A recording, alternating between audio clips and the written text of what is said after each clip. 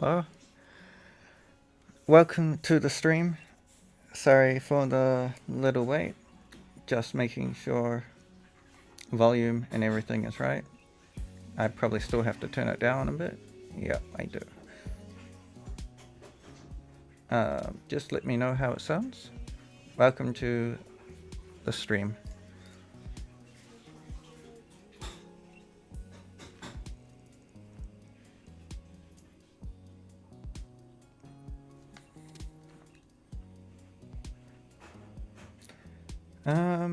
This is the first time I've played this. But yes, welcome. Actually, just one more moment.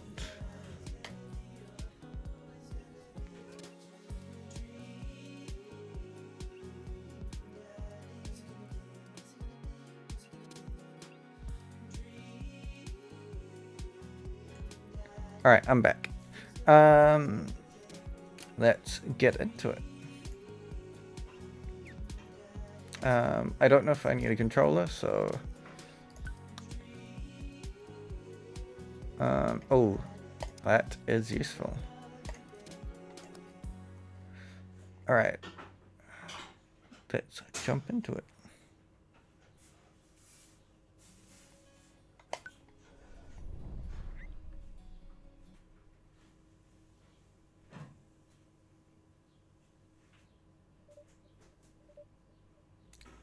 Z.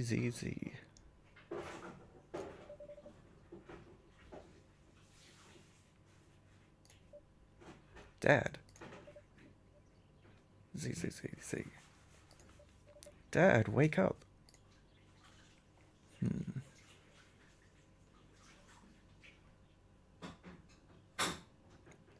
Pretend to be dead. I let my tongue roll out of my mouth and stop breathing. Amanda shakes me. Come on, Dad. This hasn't worked since I was 6. I'm sorry, Amanda. This is the end for me. Dad, I swear to God.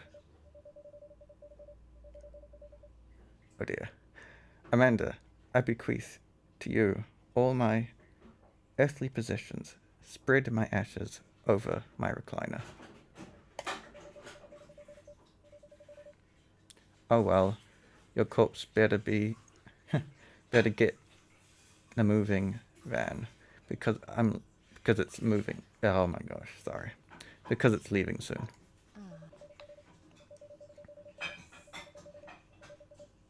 I finally opened my eyes and sat up.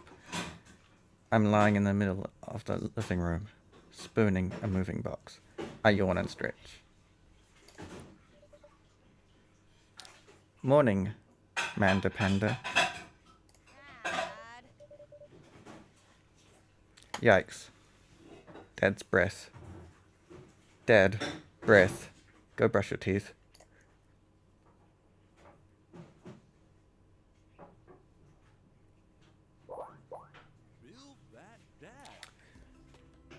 Always the funnest part of any game is creating your character.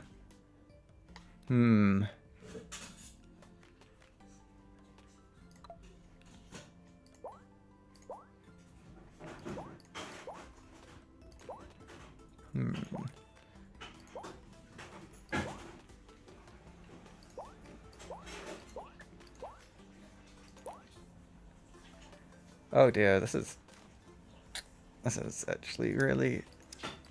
Well, I am pale.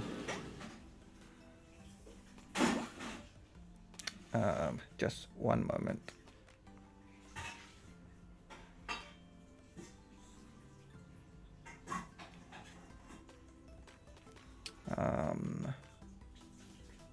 Oh yes, turn off here. There we go. That makes me feel less weirded out.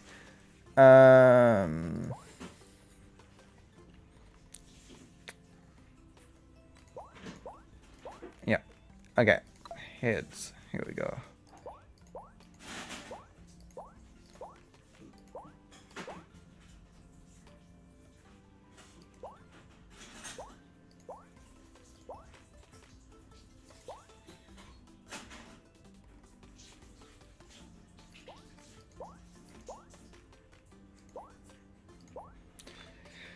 Huh. What type of chin do I get? There's the difference between that. Oh. I think that one. That one's good. Hair. That one.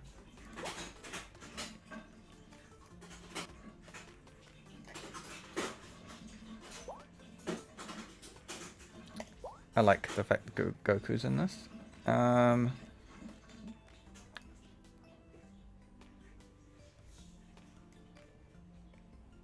Sure. Let's see if there's any other better colors.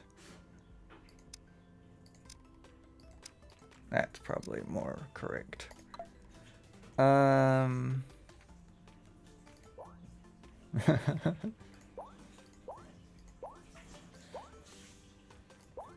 That's how I draw my anime eyes.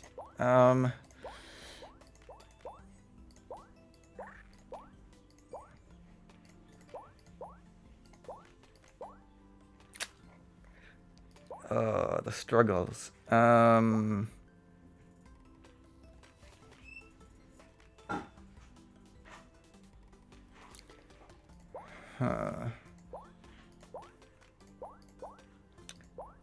If anyone has an opinion, I'm gonna take it. Not that.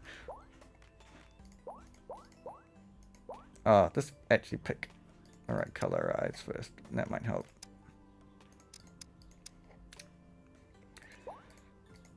Nope. Nope.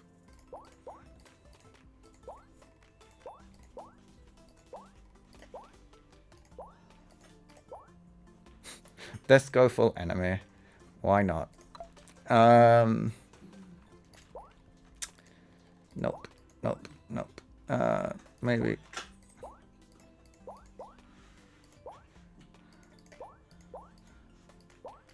Yep.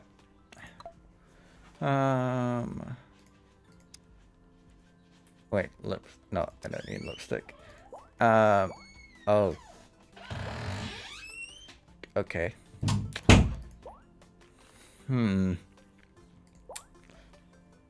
This is...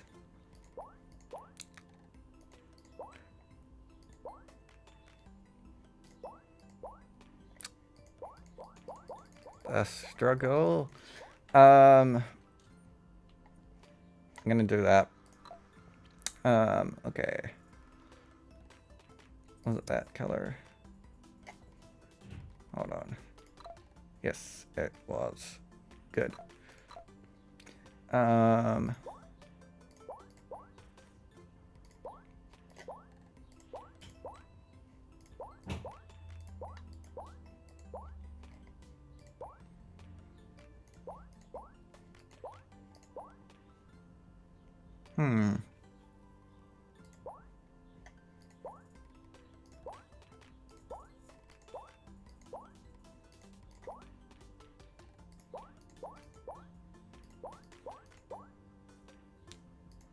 It's difficult. And we haven't even started properly.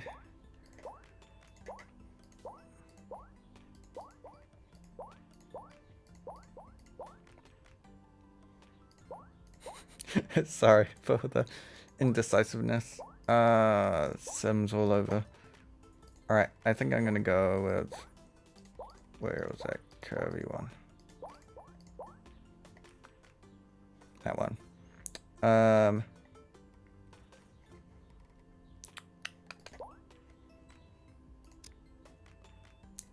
That looks really bad.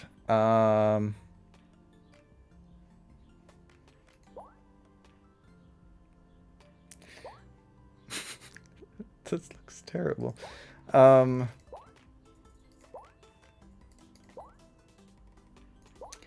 This looks really bad, actually. I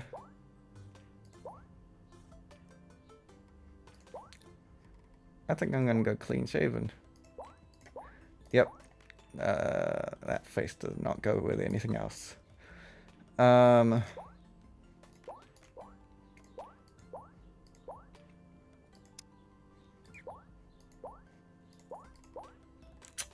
No glasses. And I'm gonna do piercings, but let's check them out. Nope. I'm good. Clothing. That is amazing. If you're new here, this is made by the Game Grumps, and that's Danny's band's clothes. Danny Six Bang, I think he calls himself. But yep. Oh my gosh, the suits. Yes.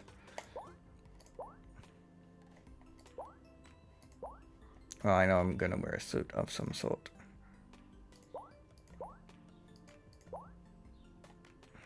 Do I go with what I'd like to wear? Or what I have?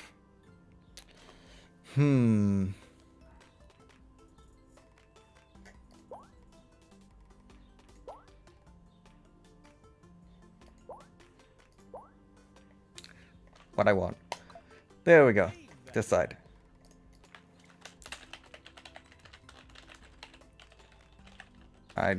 Yep, I'm putting my real name in.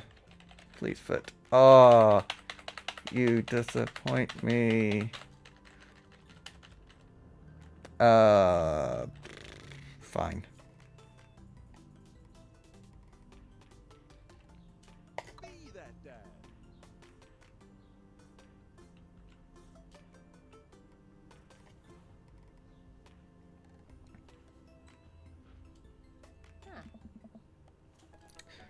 Did you fall asleep packing? Oh god. I got most of it done, I think.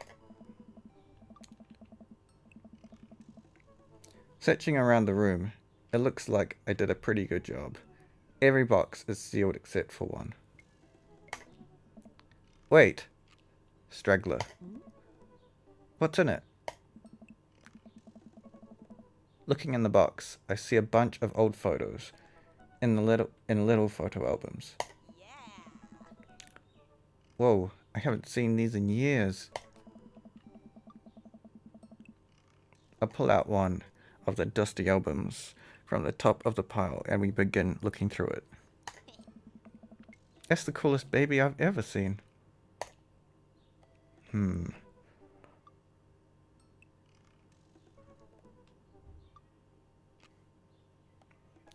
The only way your father and I could get you to stop crying was put the sunglasses on you. But whenever we tried to take them off, you'd start crying again. You spent the first 2 years of your life with sunglasses on. Nice. Halloween? When you were maybe 4? Oh god, that dragon costume. You couldn't decide between being a princess or a dragon, so you went with both, Princess Dragon. Why do I remember crying in that dragon costume?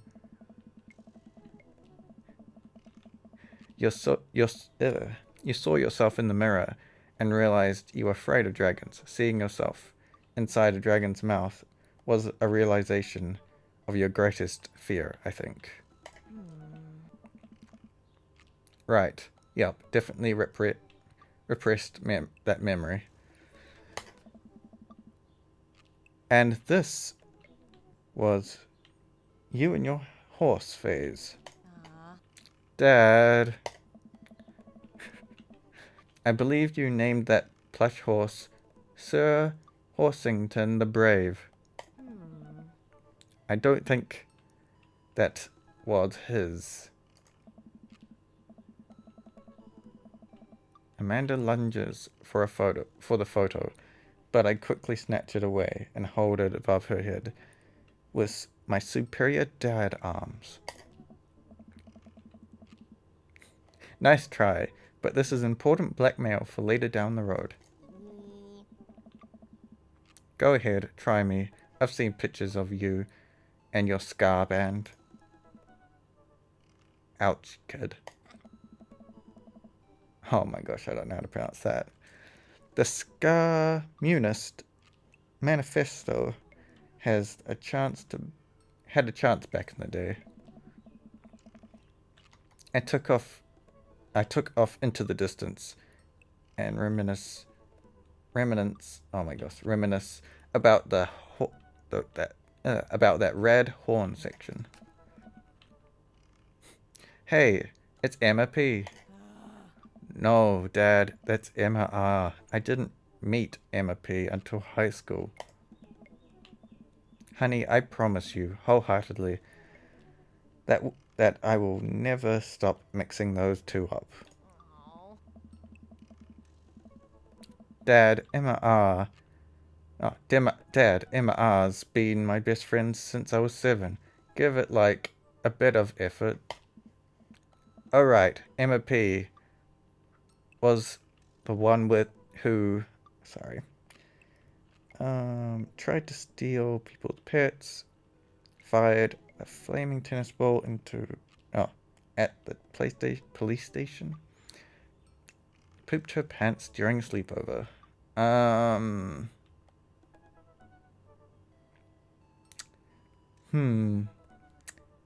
Tennis ball. Lighter fluid, tennis ball, tennis racket, right? Dad, that was you. Oh, right. I was a wild child. I was 6 when you did it. Oh, okay, Amanda. I wasn't aiming for the police station. It just happened that there was a police station in the vicinity of where I wanted to hit a flaming tennis ball. Yeah, I remember explaining it to the police.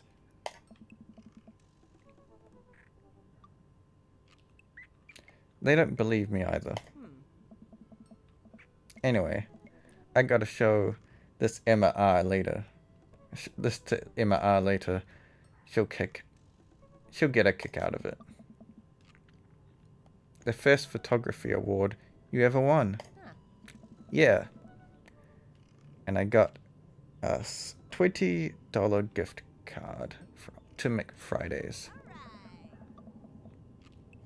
And then you got food poisoning from the cheesy tostadas blasts. I think you mean food poisoning, with a Z. Dad. Still can't drive past McFridays without gagging. Still proud of you, though. Amanda reaches down into the box and pulls out one last photo.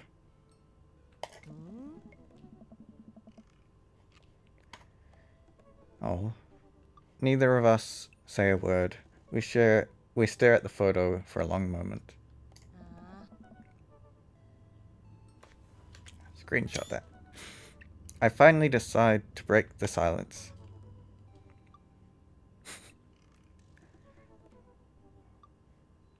This was the day you were born.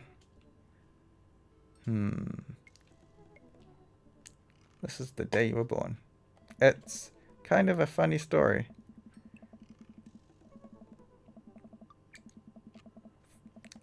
Okay. We got into a car accident right there at the hospital parking lot. It wasn't anything big. Just a fender bender, but of course I was freaking out. And the little old lady who crashed into us was freaking out. I didn't know what to do. But your father, oh man.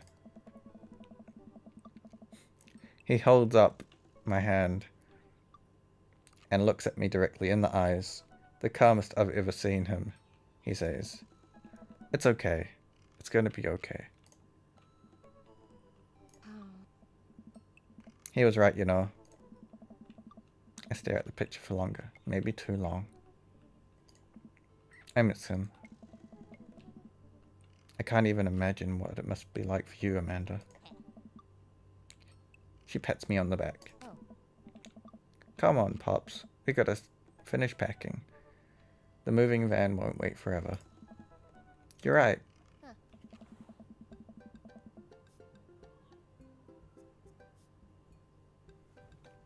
Amanda and I pull Oh, I'm sorry. Amanda and I pile into the car and take one last look at the old house.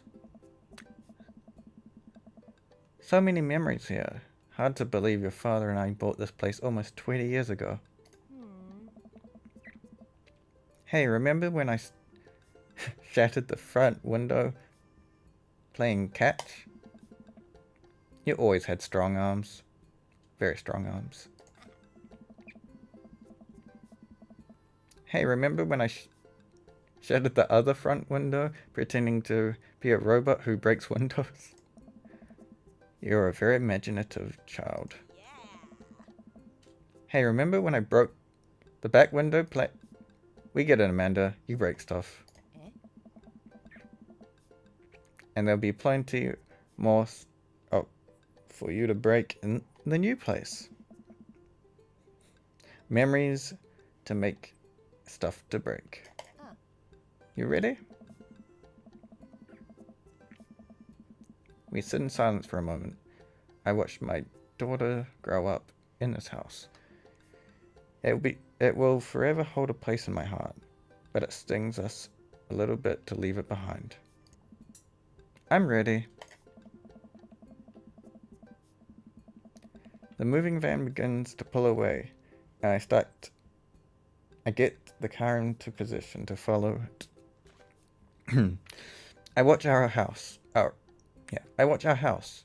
your old house, disappear into the rearview mirror. So what? So sell me on our cool new pad. I clear my throat and do my best cheesy announcer voice. Oh dear. Nestled in beautiful, scenic downtown Maple Bay, our new house features.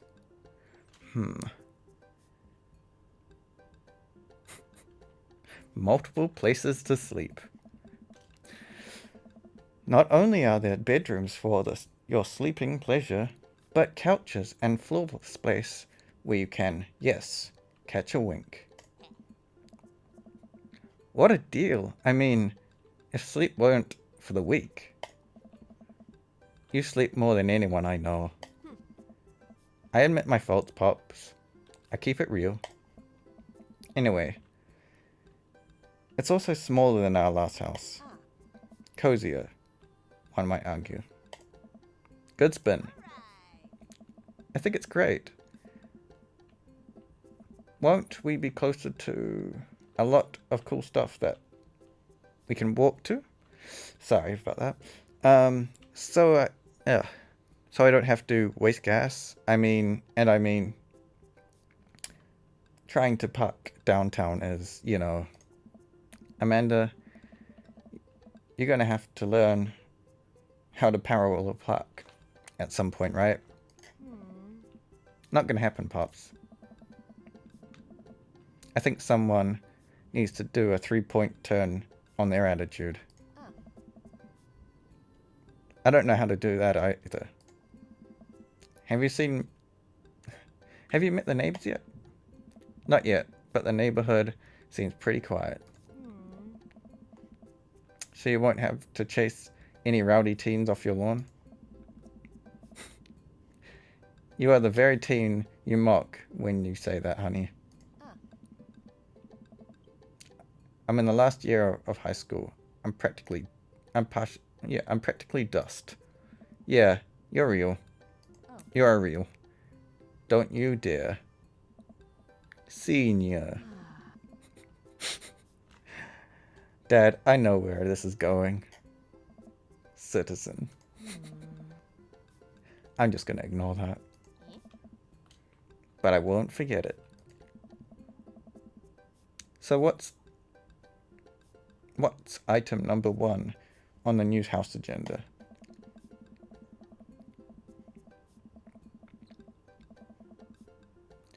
Well, first, you'll need to forge a path through the solid wall of boxes that's blocking the living room. I still have to install the washer and dryer. We need to go grocery shopping. Pops, Cool your jets. You have to promise me that you're gonna break the exposure. Wow. You have to break and explore the neighborhood. Okay, okay. You're right. We'll get some work done and then check the area out.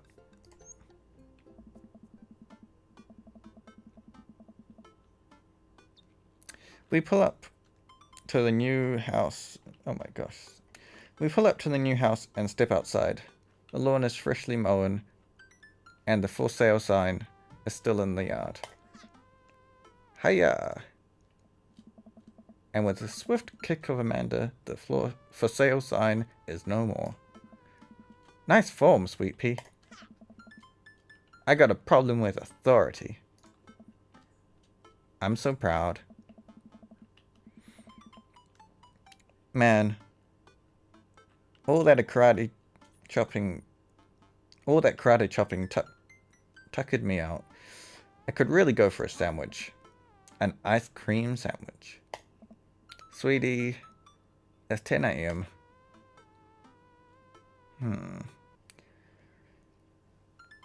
Did you even see the dogs? I need coffee as soon as possible. I gotta get my hands on a nice hot cup of old bean juice, or I'm gonna be useless all day. Mood. I think we passed a coffee shop on the way here. Maybe we could check that out. Let's do it.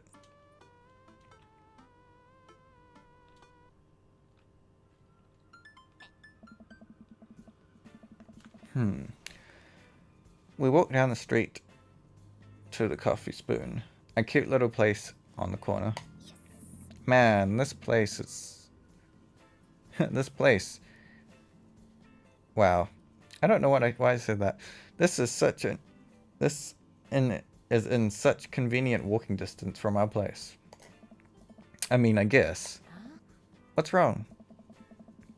Why would I go somewhere else to drink coffee? On a couch. When I could just drink better coffee at my home. At home. On my couch. And not have to make an awkward eye contact with other people. At least when I'm home, some random guy isn't going to come up to me and sit on the recliner. Oh my gosh.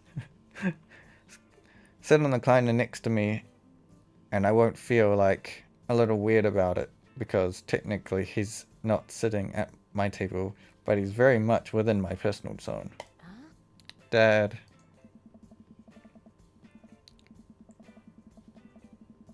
And what's the etiquette when you have a dirty mug?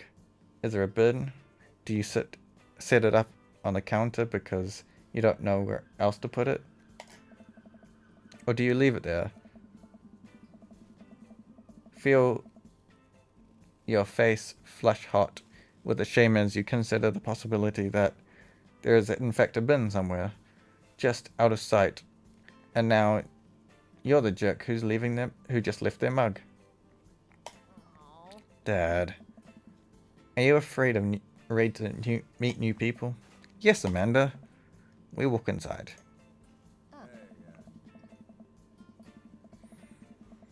Inside of the coffee shop is incredibly warm and inviting. Vinyl records line the walls, and patrons lounge around the well-worn. Oh wow. Patrons lounge around on well-worn-in couches. Some cool tunes spin on a record player next to a little stage. Welcome to the Coffee Spoon, guys. How's it going? What's with the name? Oh, it's kind of dumb. It gets mentioned in this poem I like, and I thought it was a good idea at the time. And I suppose it's a little, it's still a good idea because, like, the business is still running. But people ask me that question all the time, and I give them the same answer every time. And now I'm standing here, rambling. I'm sure all getting more and more uncomfortable the more I keep talking. But man, we're in we're in it now, and I can't stop. Dot dot dot dot dot dot dot dot dot. So, what it will be? I scan the chalkboard menu and immediately and am immediately overwhelmed. I'll have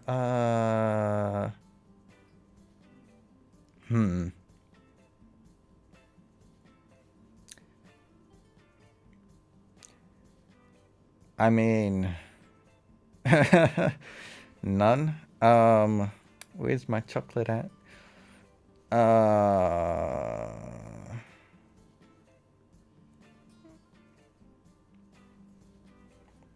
I will do that. Iced. Good choice. I don't get it.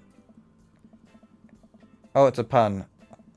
Tegan and Sarah are this really awesome Canadian indie band, formed in 1995. They were nominated for a Grammy in 2013 and were known for being masters of not only pop hits, but meaningful lyricism. Dot dot dot. I'm doing that thing again. But coming right up. And for you, I'll have a macchiato de maco, please. Coming right up. Do you want that in small, medium, or bigger smalls? Medium. Wait, is bigger small big or small? I should change that, shouldn't I? Matt sits to making out our drinks, and Amanda and I take a seat on the couches. What's the deal? Let the man make his puns. They're cooler bands than you listen to anyway. Hey, Scar was cool once. This couch is pretty comfy. Maybe not comfier than our couch, but it's alright. Good lumbar support. You sink right into it.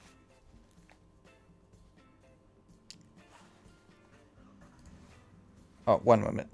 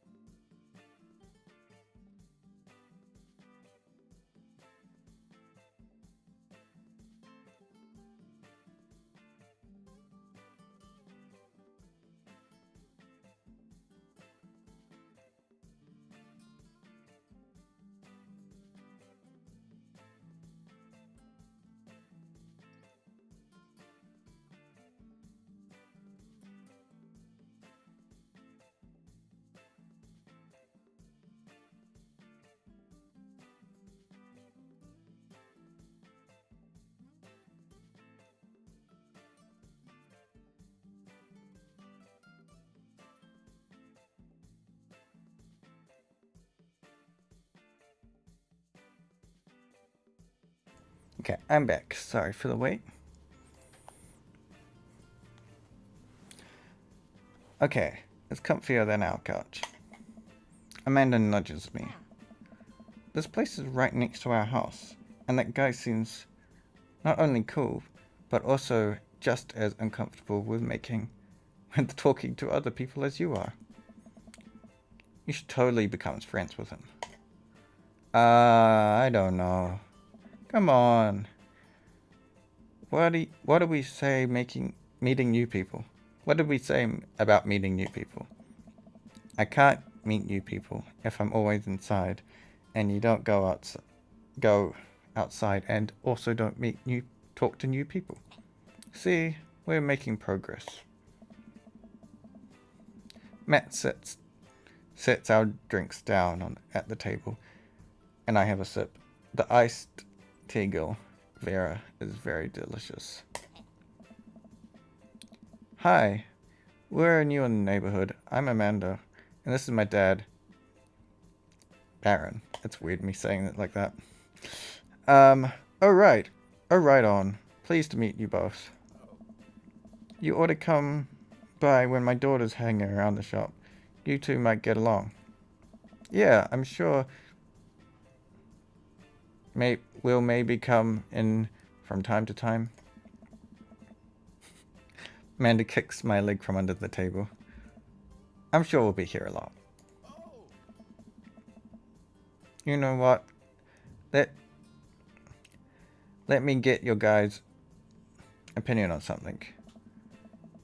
Matt goes into the back and comes back with a fresh plate of something that smells amazing. Alright, I will be right back. My friend has arrived. Sorry about that. My friend's just arrived. He's going to join the stream, and yeah, so I'll be a couple seconds.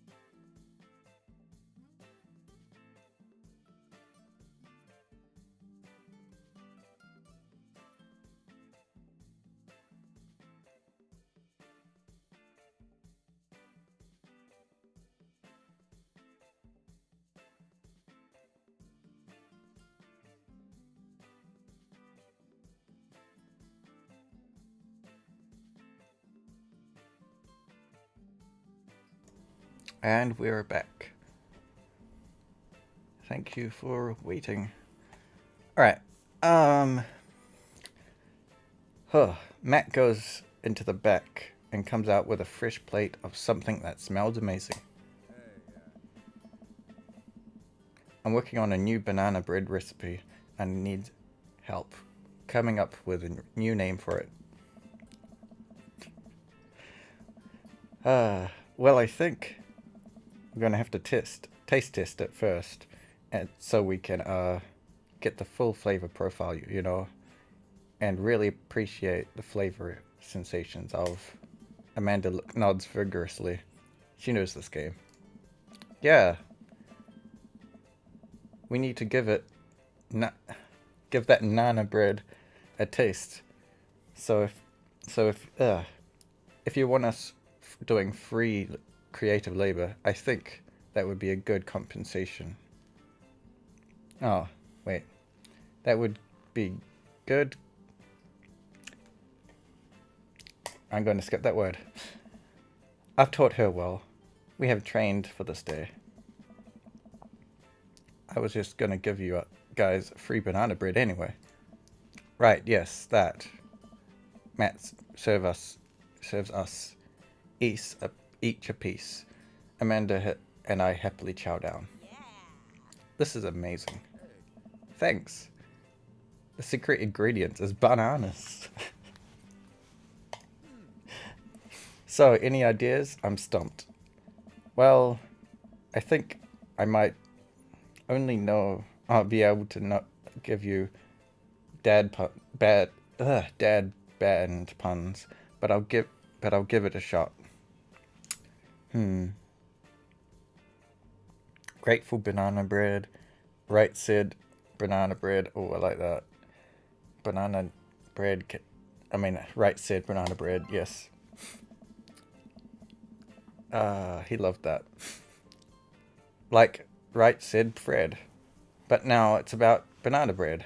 I think the youngsters would like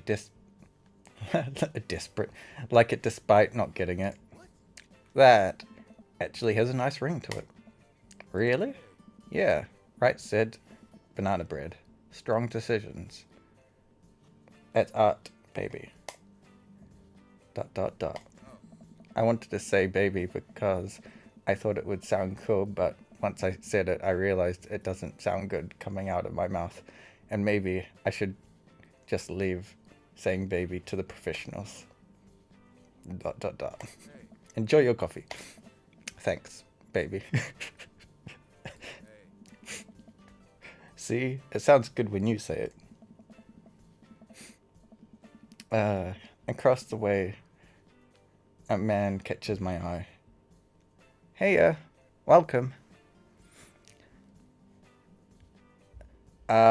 Sorry if I'm not the best reader. I am dyslexic, but I'm gonna try my best. Across the way, a man catches my eye. He sits by himself, brooding over a cup of coffee. Our eyes meet, just for a moment. ... I hastily look away, hoping he didn't catch me staring. Who is that? We finish up drinking and head out. Thanks for stopping in. Take care. Okay. Now we're full of caffeine. Where to?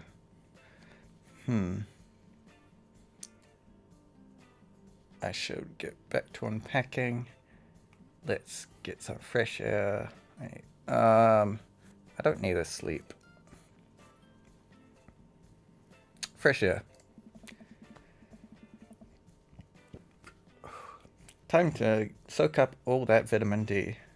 Make our bones nice and strong. Yeah, our skeletons are going to... Yay, thank you for the follow. I appreciate it. Yeah, our skeletons are going to get so strong, they're gonna hop right out of our bodies and crush cars with their bony fingers. Amanda, I already have an irritation, irrational fear That my skeleton will one day escape this flesh sack and run amok. Please don't encourage it. Yay. Right, sorry. To the park.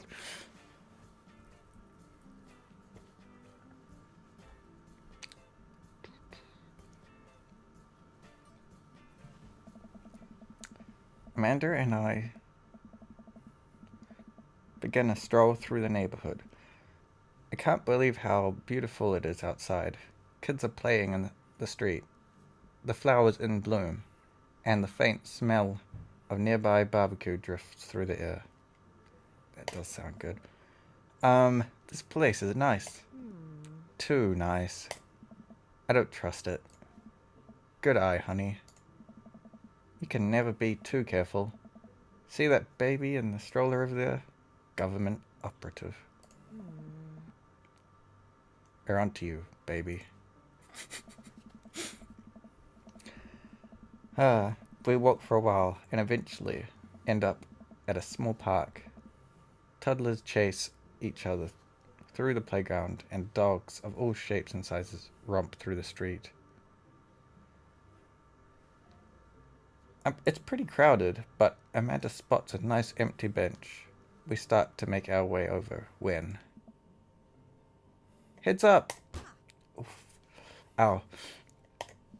A frisbee suddenly hits me in the face. Woof. Oh my gosh. A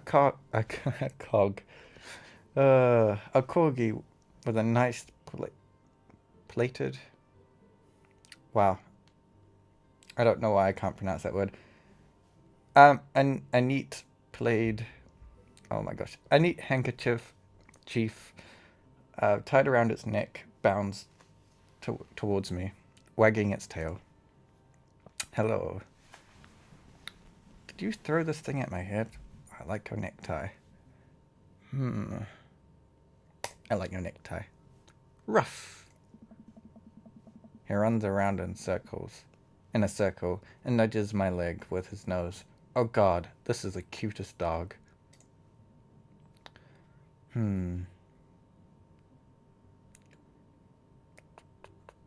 Pet dog. Always pet dog. But where do I pet the dog?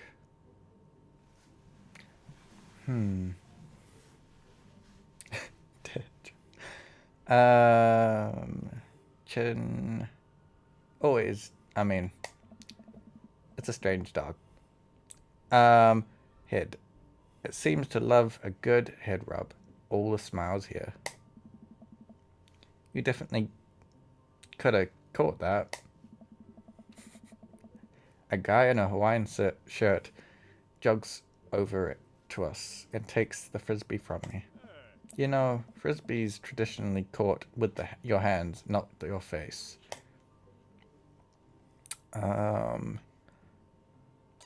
You're not traditionally supposed to aim for people's heads. It's a new technique. That's a new technique. Hello. How are you?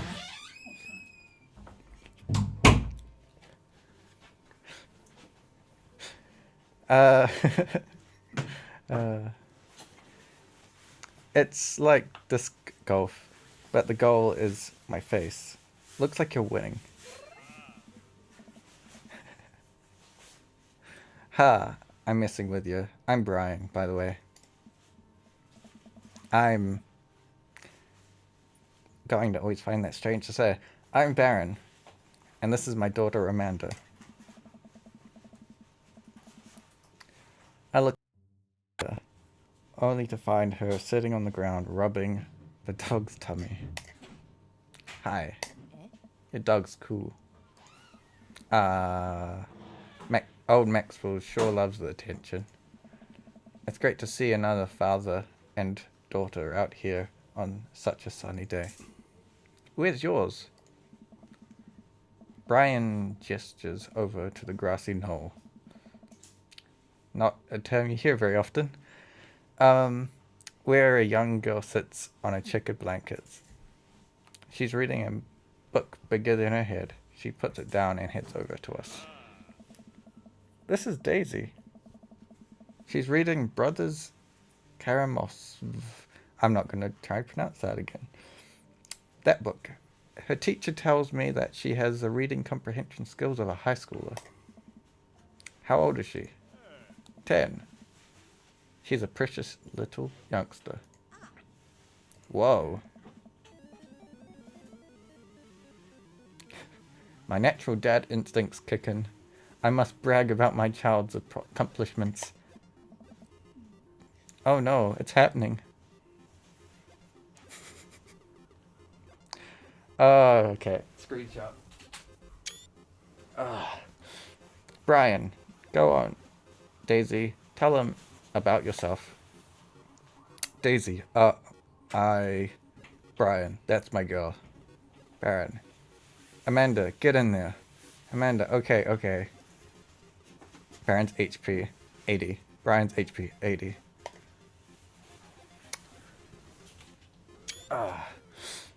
Oh wow. I don't know what that means. Oh, daughter, maybe? Brag. Amanda here just recently won a local photography award. Brian, wow, congratulations. Brian loses 10 HP. Brian, Daisy actually won a state world poetry contest. You lose 15 HP. Uh-oh. Item. Why is there no back button? Oh. Oh.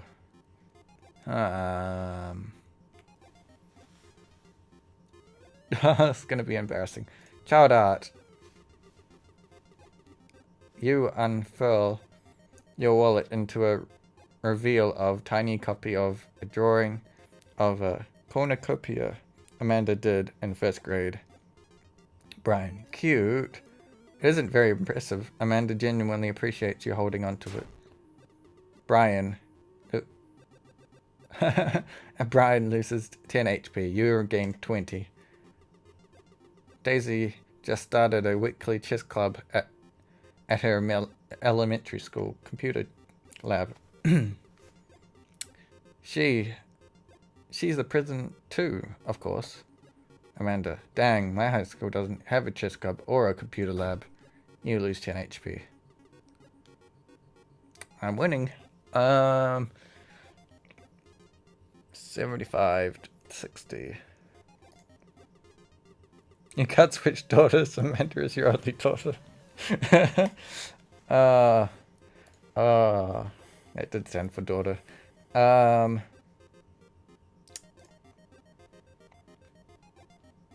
Spelling bee photograph. Fumbling through your phone's browser, you managed to pull up a photo of Amanda winning her 10th grade spelling bee. Brian, wow, congratulations, Amanda. Daisy is getting prepped for her annual spelling bee right now. Hopefully this will be her 3rd win in a row. Yikes, you lose 5 HP. Daisy holding off candy bars this year alone to top the prize. Oh, prize a kernel? I have no idea what that is. Daisy, we're taking it out next week. How is this even possible?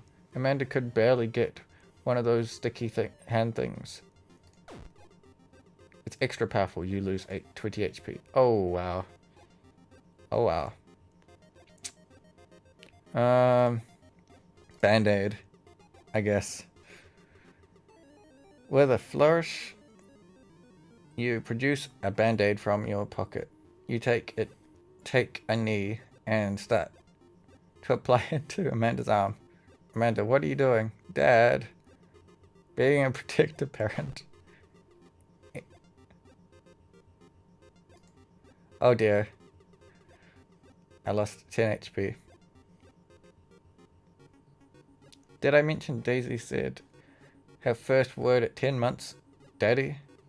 Amanda's with Potty, still cute. But this isn't the time to bring it up. Oh, I lost 10 HP again. Okay. I'm gonna have to brag. Last week, unprompted, Amanda helped an old woman with her grocery bags. It's extra powerful. Brian loses 20 HP. Daisy here has all of her adult teeth. Never had a cavity either. Amanda self-consciously pushes her lips to hide her teeth. It's extra powerful. You lose. Okay. This is not good.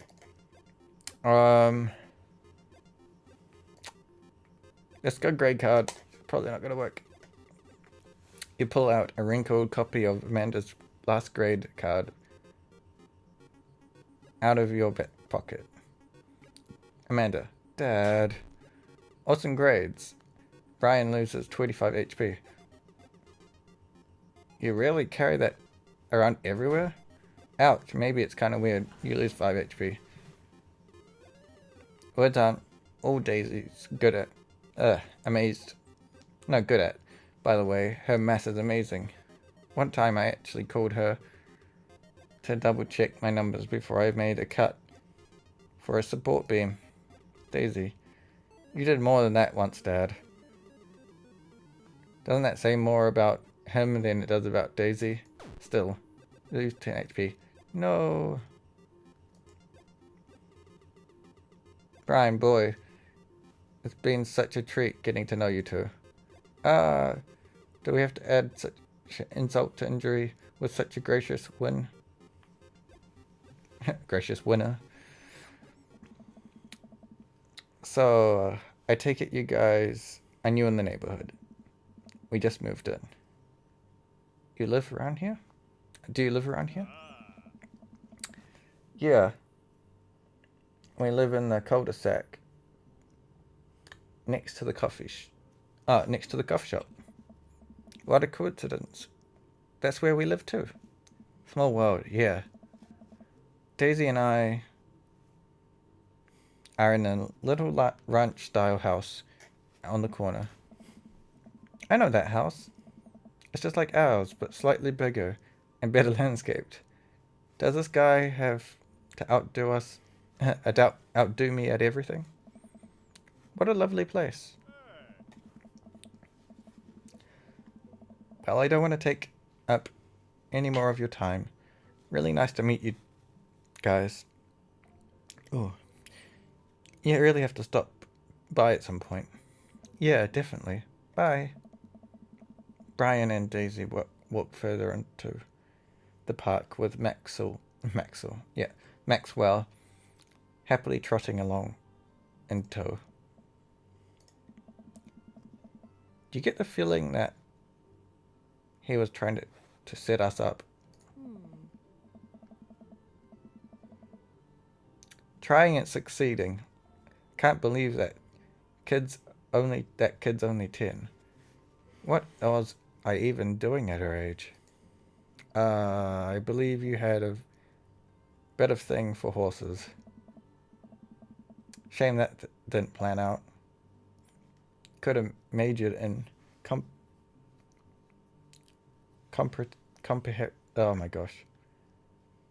comparative horse studies.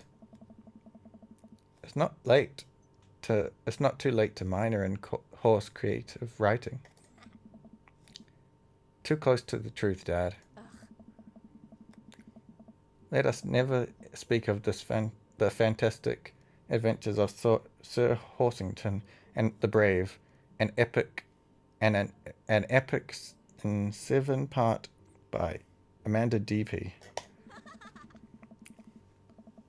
We laugh off the horse epic and walk down to the park a bit more, enjoying the day. I want to do everything, so go unpack. We should head home. I'm gonna need 4 hours in minimum to figure out how to build my new bed, and I'd like to not have to sleep on the floor tonight. Oh wow, I would have slept on the floor if I clicked go nap. Whoops.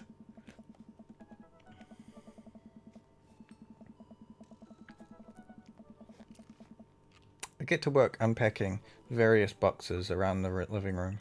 A couple of hours pass and I get some good work done.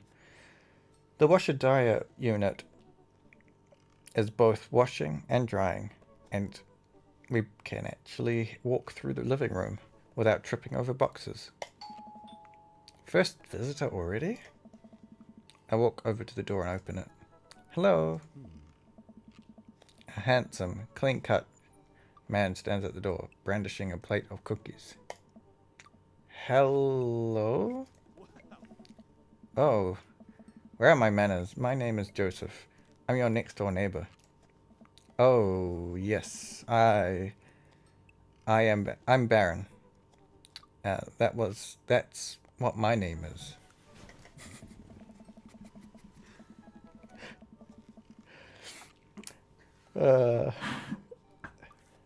I saw the moving van and thought I'd bring over some cookies.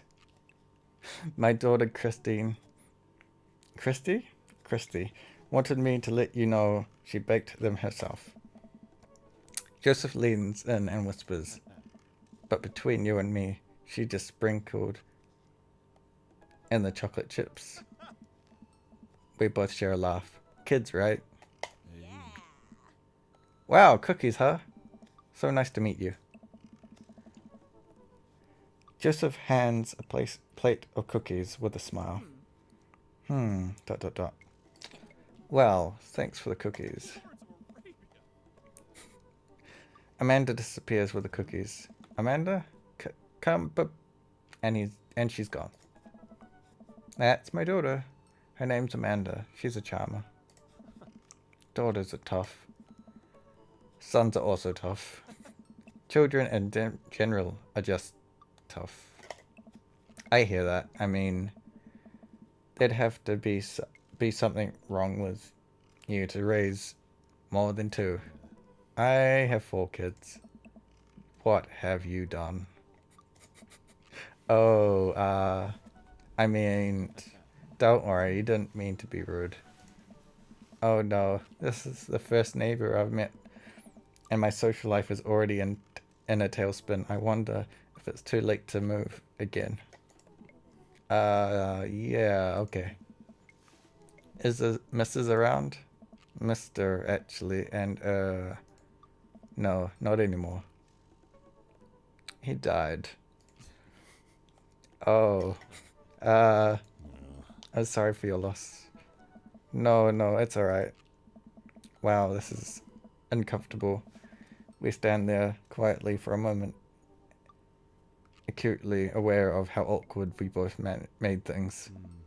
I'm sorry. Can you close the door real quick? I look at Joseph quizzically, but comfortably. Comply. But comply. After a second, I hear a knock on the door. I'm opening it. I see Joseph standing there with a huge smile. Hey, I'm your new neighbor, Joseph. I promise to not talk about your dead spouse at this time. I'm throwing a barbecue for the cul-de-sac, and I'd love for you to come by and meet the rest of the neighbors in our community. What do you say, pal? That sounds great. My daughter Amanda and I would love to stop by. Also, 4 kids is perfectly normal amount of children to have.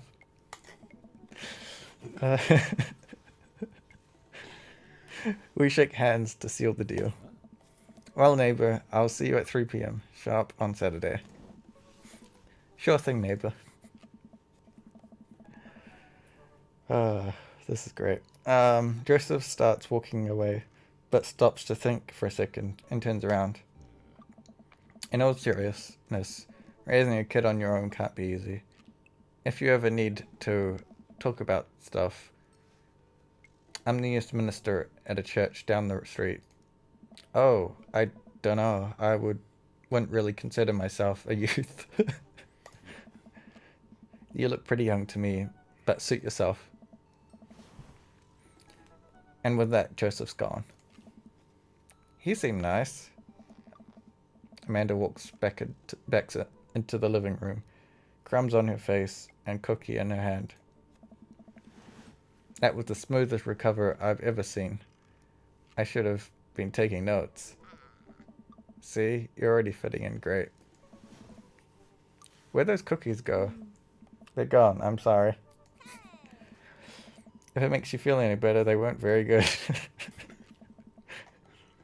So you ate them anywhere? ... I guess that makes it break time. Any ideas?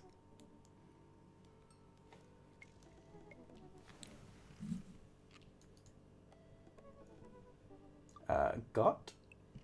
Ah. Yay. Chocolate cookies. I need a zoom in. I just saw the word got and I'm like, did I say that wrong? Chocolate cookies.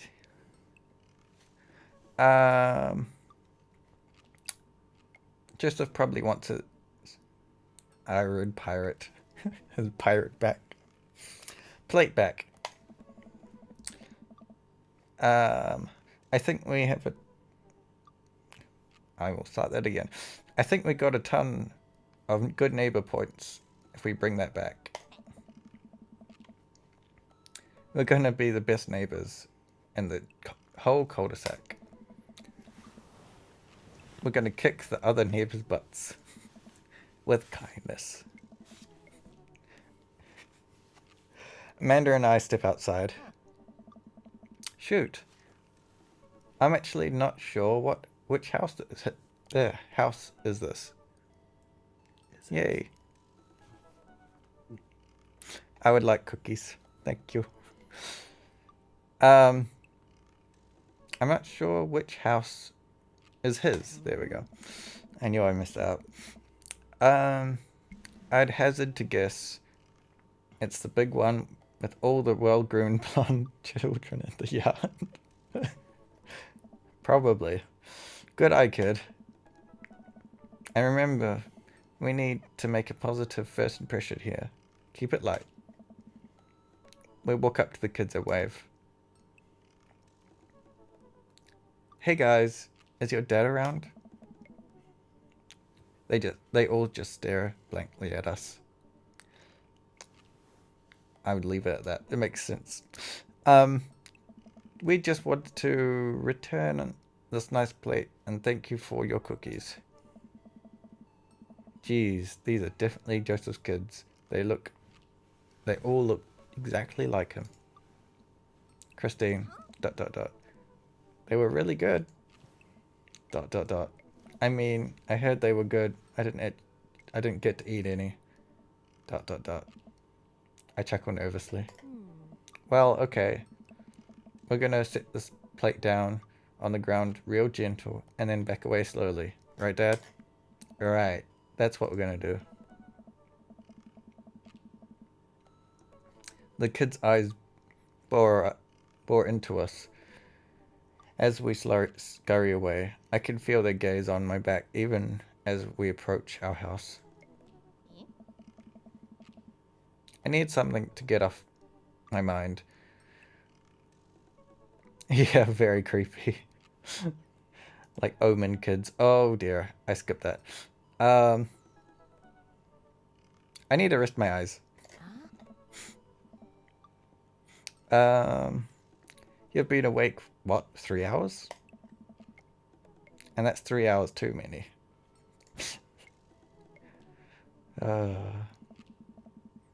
As we're walking home, I hear heavy footsteps come up behind us. Baron, bro. I turn around and I'm greeted by a familiar face jogging up to us. Craig? Bro. Holy. Wow. I haven't seen Craig in forever. It's been too long, dude. Yeah, wow. You look great. Hey, yeah. I cleaned up my act. Cleaned up his act? Are you kidding me? He's ripped. Amanda, this is my friend Craig. We went to college together and we were roommates for a while too. Yes, exactly. Twins from The Shining. That's actually probably much more accurate. Um, Amanda, dude, you probably don't remember me, but you're big, so big now. Hello, hello, cute baby. Oh, thank you. Last time I saw you, I think you're about his size. Her size, my bad. This is River. Say hi to River. He picks up her tiny wrist and waves it around. River gurgles happily. And are you babysitting? Nah, dude, River's my kid. Man, it has been a long time. Feels like 1 minute you're rolling up to exams with bad hangovers, and next with both fathers. What have we been? Where have we you been, man? Nice. I was working out in California and just relocated the business back to Maple Bay. No kidding. Amanda and I just moved to this side of town. How's Smashley doing? I don't know. I mean Ashley. Ashley's her name. Oh. She actually still goes by Smashley, and we got divorced last year. Oh dude, I'm so sorry. It's old news. We take turns taking care of River and the twins. It's all cooperatic? Cooperatic? Yep. Twins? You have 3 kids? Ain't life something, bro, right? Kickstand Craig is Kickstand Craig is a father of 3. Kickstand Craig? Oh, haha. Yeah, it was my old college nickname. He got it because he did a lot of kickstands. It's that thing where you do a headstand on a keg and then drink from the keg. Right. He was very good at it. Bro, I hate to be that guy, but I'm in the middle of my daily jog and really got to keep up my heart rate. Brought River along, along for, resistant training. Your daily jog. I jog yearly. That's about me. On January 1st, when I promised myself I was going to jog daily for the rest of the year, but gave up after 30 minutes and just walked home. Well, it's never too late to get back into it, dude. You really should join me sometime. Haha, I don't know. Come on. It'd be fun. We could grab breakfast afterwards, catch up. We could do a bro brunch. Like good old days. Alright, sure. Sounds great. Great. Let's get that going soon. I better get moving. Good to see you guys. Craig gives us a little wave, puts his earbuds back in, and jogs off. I can't believe Craig is ripped and has kids. I'm reeling. Why is that? That Craig I knew is not fit to be responsible for any living thing, including and especially himself. One time I watched him drink an entire jar of marinade. Oh my gosh. I know what the word is. Sauce for dinner. Amanda. He opened up a new jar. Oh my gosh. Marinade. Oh my gosh. I don't know why I can't read it. Sauce, and then drank it like it was just a thing, like normal people do. It was unholy. And then I asked him what the hell he was doing. And he said, I quote, "It's basically a smoothie, bro." I mean, technically he's not wrong. He jogs. He was jogging. He's like a totally different person. Anyway, we better get home. I'll have plenty of time to reflect on how old I feel later.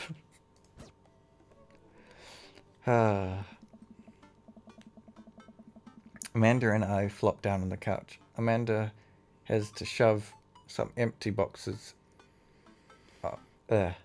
out of the way before she could sit on it. Too bad we're going to be putting my stuff back into the boxes in a few months. No, don't say that. Oh, Dad, it's gonna be okay. It'll be fine. I know. It's just, you're my little girl. It's gonna be weird not having you around. I'll visit, and I'll text you every day, and I'll take a lot of pictures. I mean, obviously, I'm a photography major. You promise? Of course. Are you going to be okay on your lonesome? By your lonesome? Oh, come on, I'll be fine. I'll get a dog or something. A dog. Forget art school. I'll stay for the dog. Is that what it's gonna take? Medium-sized dog, handkerchief around the neck, and I get to name it. That's what I'll call that's what it will cost for me to give up my dreams. I'm a woman of simple wants and needs. Well, a dog is a lot cheaper than college. Amanda laughs. Suddenly, a pile of envelopes slides through the mail slot. Speaking of college, Amanda darts over to the envelopes and shuffles through them. She pulls out one and throws the rest back on the floor. This is from McGowan College of Art and Design. Open it. But I'm scared. It's just an envelope. Yeah, it's just like my entire future. Not a big deal. She takes a deep breath, and rips the letter open with her teeth. We have a letter opener, but okay. Hold my breath. I hold my breath while Amanda's eyes dart back and forth, scanning the letter. What does it say? The admissions community has reviewed the application, blah, blah, blah. Her face drops. ... Regret to inform you that we are unable to offer you administration to McGowan College of Art and Design. Amanda throws the letter on the coffee table. Oh, sweetie. It's okay. I kind of saw that coming. I knew I shouldn't have put that experimental stuff in my portfolio. The admissions officer told me they just want to see portraits or whatever. I put Amanda in for a big hug. You're an amazing photographer. I know how much work you put into your portfolio. Some other school is going to want to snatch you up, for sure. Yeah, I know. It's fine. You're actually fine, or are you just saying that? I'm fine, really. Her face says opposite of that, but I probably shouldn't push her on this.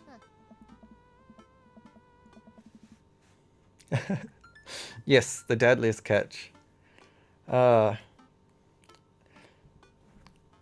do like Octodad, so... But this is a different dad.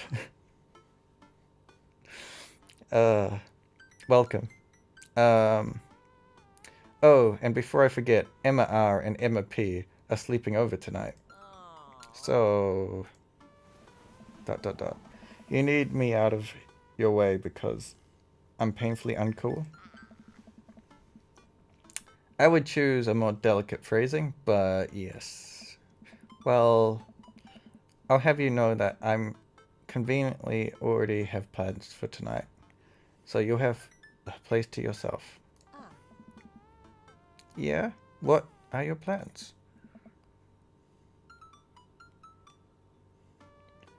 Quack. Oh, quack. Quick, think of plans. Hold on. I would have thought Monster Prom would be more up your alley, but I don't know what Monster Prom is, but I'll check that out. Quick, think of plans. Going clubbing.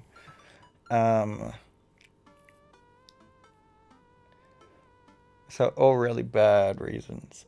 I gotta attend the union meeting, I guess. Boss man's been raiding up the prolies too hard. It's time to raise up for our rights. Dad, you're not even gonna invite me to the riot? I'm sorry, sweetie.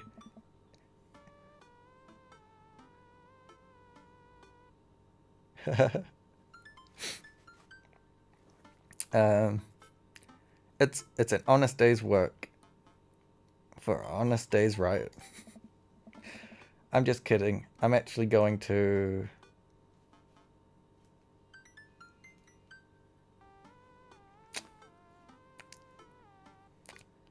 I mean, I think if I go to bed, it's probably gonna just stop. So I'm gonna go out and watch the game. Nice. Which game? Hello. Yeah.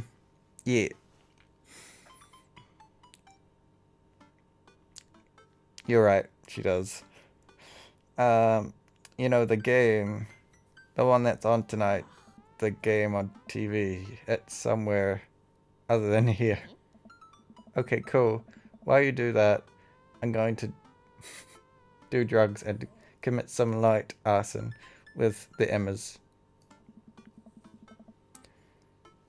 I'm concerned you're hanging with the wrong crowd. Amanda shrugs.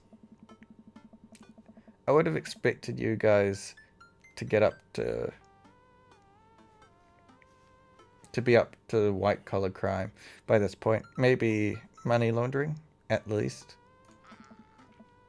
I'm a street rat, Pops. You're kidding about doing drugs and crime, right? Yes, Dad. Just making sure. I give her a pat on the head. Have fun with your sports. Are you being sarcastic? No, making fun of sports is played out. Alright then. I do some light cleaning around the house and decide to clear out before Amanda's friend arrives. Before I leave, Amanda stops me. Hey, don't forget that you have that meeting with my English teacher tomorrow. Alright, Mr. Vega. Yep, totally remembered. I'll be there. Everyone needs to know how to use a power tool.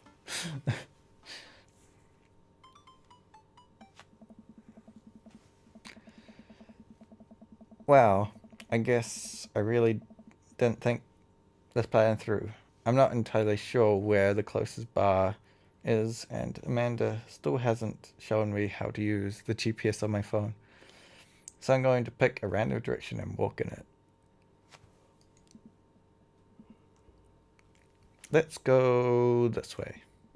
Cool. Okay. We're marching in the direction of the game. Any game, really. In the distance could it be a big burned out neon sign above a tiny dive bar.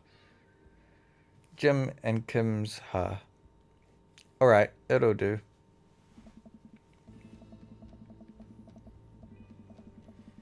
The bar is small and dimly lit.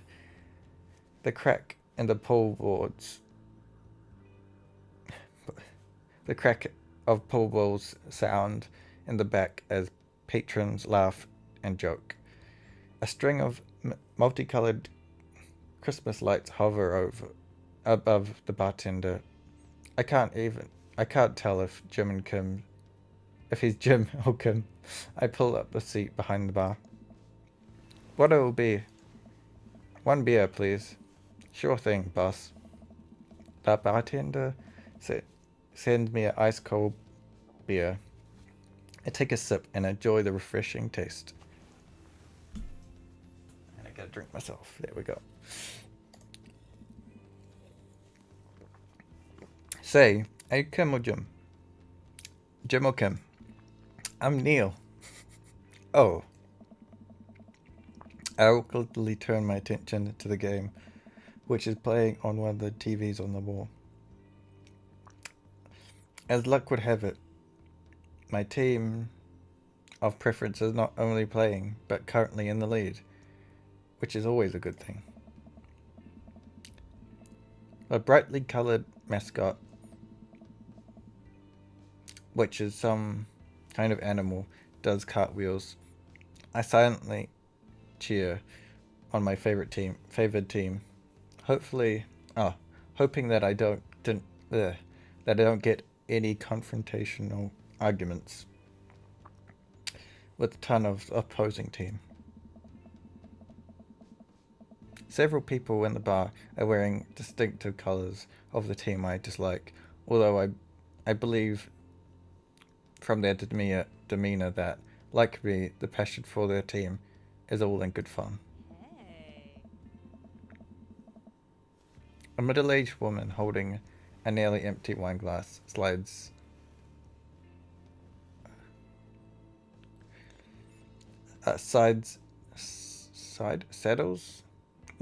up to the bar and sits uncomfortably close to me.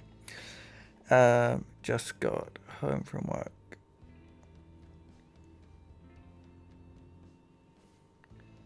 Oh, what movie was it? Oh, I just saw it. I do not know it. Hey, sailor. Oh, hello. Good to see fresh meat in here. I'm Mary. Come here often. Oh, no. I actually just moved to the part of the town today. I'm Baron, by the way. Are you watching the game? Yeah. My preferred team is in the lead. If they keep it up, they'll win the game with ease. Oh, I love that team. I also love that game.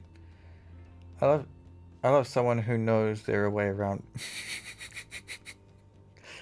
around balls. Ah, that's great. I'm getting the impression that she's a little drunk. Buy a girl a drink.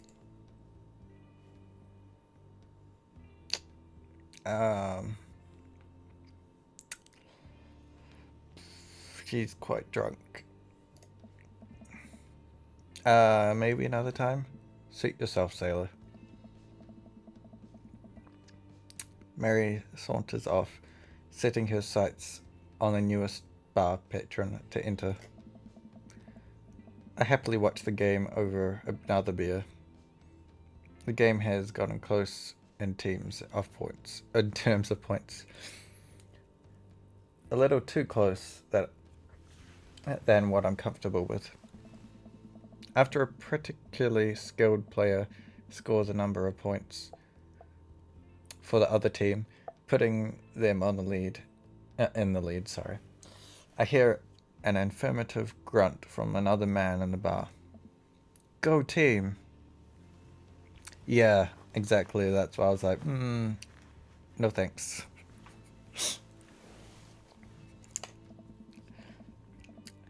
It's a brooding man from the coffee shop. Coffee spoon. He sits alone, sipping whiskey and watching the game as well. Enjoying the game? I am now that we're winning. Oh, we must be rooting for other different teams. In my opinion, my team is far superior. I have to disagree with that. Based upon our win-loss record, I'd say that my team is superior. That's where you're wrong, since as it stands right now, my team is beating yours. The conversation ends there, and we both go back to silently rooting for our respective teams. The game is close, with both sides playing the hardest to win. But in the end, my team prevails. Quiet cheers ripple throughout the bar. I raise a respectful glass at the man drinking whiskey. He raises his in response.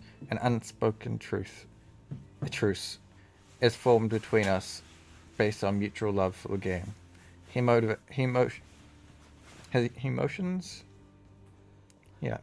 to the bartender, who pours 2 glasses of whiskey. The man slides one over to me. My name's Robert. Thanks. I'm Baron.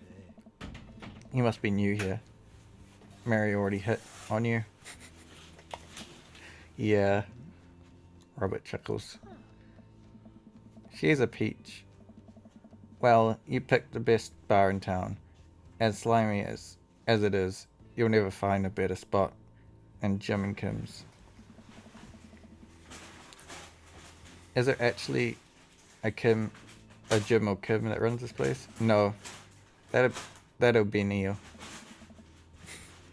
Neil waves from across the bar. Good guy, Neil.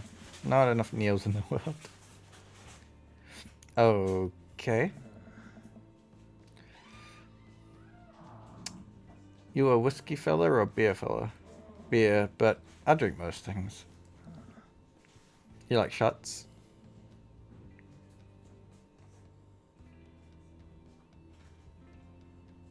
Do I go my way or... Okay. Yeah, I didn't think he'd like that. Well, that's gotta be a problem. Robert nods to Neil. He serves up 2 shots of whiskey. He hands one to me. Here's to your health. You take shots. The whiskey burns going down, but I try my hardest to look tough. Wait, I think this is what making friends is. Okay, Baron. This guy's out of my friends' league, but I think if I play my cards right, we'll be pals in no time.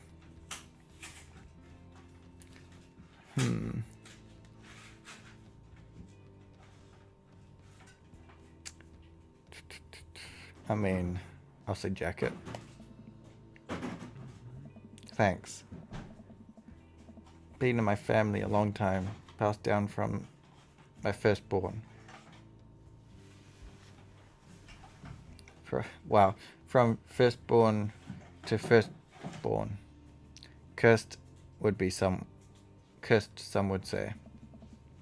Man, this guy is mysterious and cool. Way cooler than I am, at least. Robert signals to the bartender for another round. What are you doing here tonight?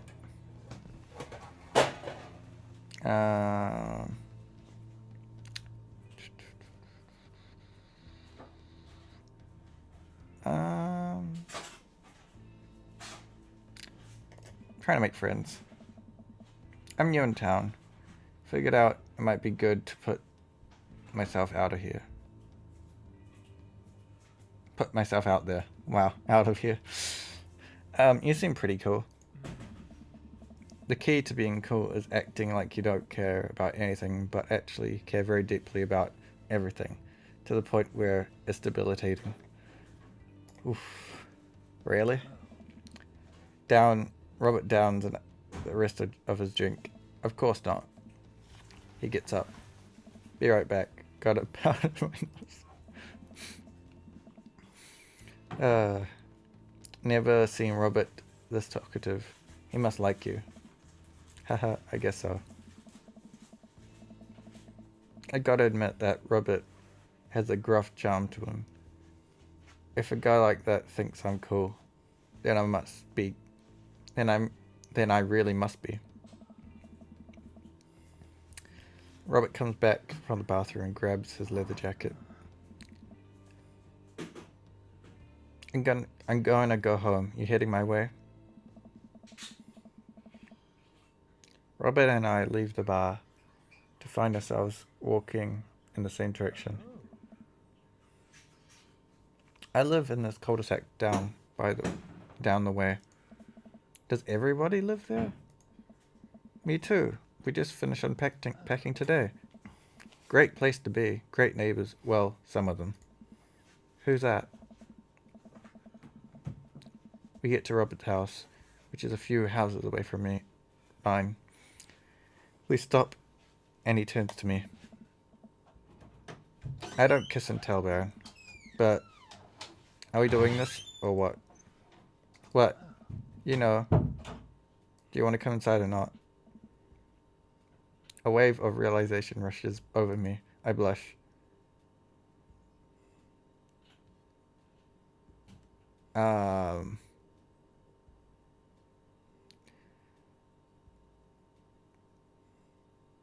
Two of those saying yes.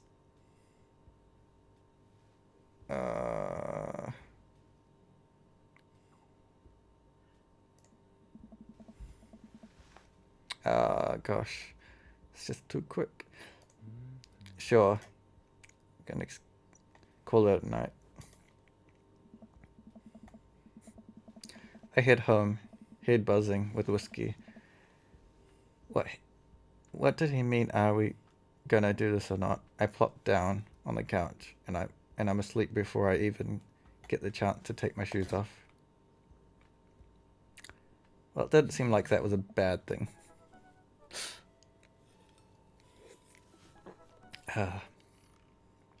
I wake up to a text from an unknown number.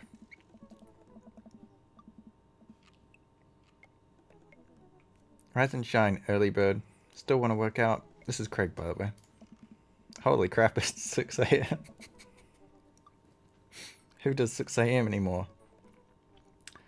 Without realizing, I drift back to sleep. Whoops. Must have winked back out. I check my phone again. Hey, bud. Still want to get your swirl on? I'm ready to tear up the track. Hit me up. God. The last thing I want to do right now is work out, but it is Craig. I do want to catch up. I mean... Yeah. Hey, my man. I need a few minutes to wake up, but let's meet in 20. Gosh, he can get really quick if he's still gonna have to wake up. After a few seconds, another text comes in. Sure thing. Meet at the gym. I stretch and my bones creak. I gotta stop falling asleep on the couch. I throw off my blankets and hey, wait. I don't remember falling asleep with a blanket. Amanda must have tucked me in after I fell asleep. Bless that child. I reluctantly brush my teeth. Throw on the only clothes that I own that are even kind of gym appropriate and head out.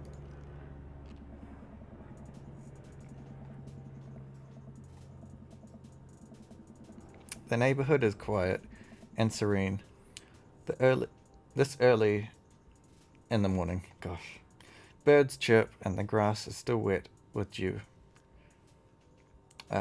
Surprisingly, the gym is pretty crowded. I spot Craig out in the front, stretching, of course. He spots me and waves enthusiastically.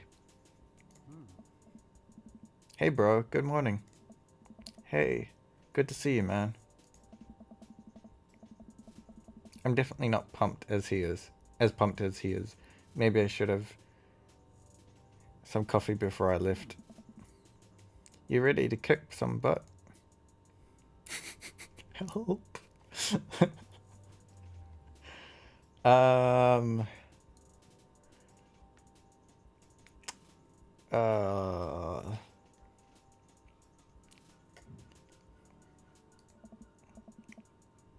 This is it. This is how I die. Oh gosh.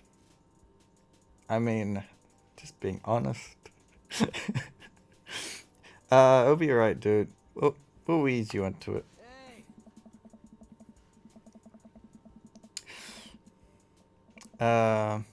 We'll head into the gym. And I'm immediately intimidated. All of these people look like they could break me in half. It seems like Craig is friends with all of them.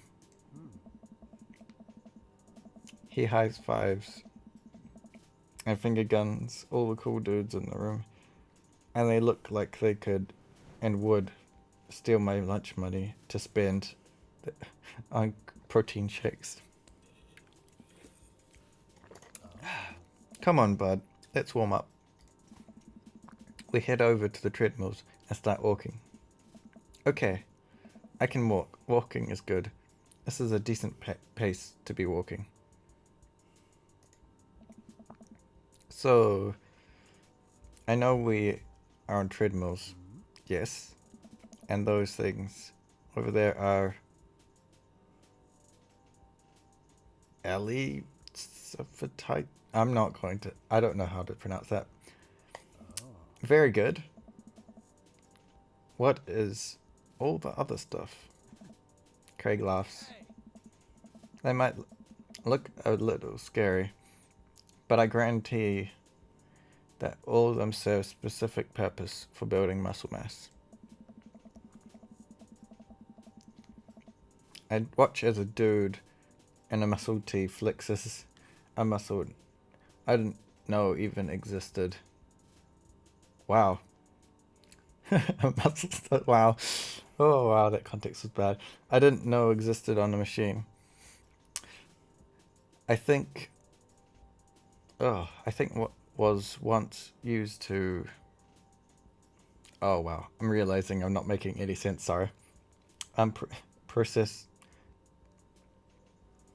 grain into flour.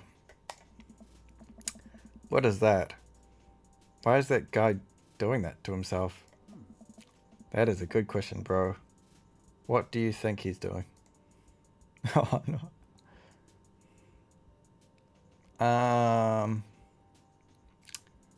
Trading to crush people's skulls with his thighs. I mean, probably this one. He is trying to make his thighs so strong that he could crush people's skulls with them. Yes, that's pretty much the only reason I work out.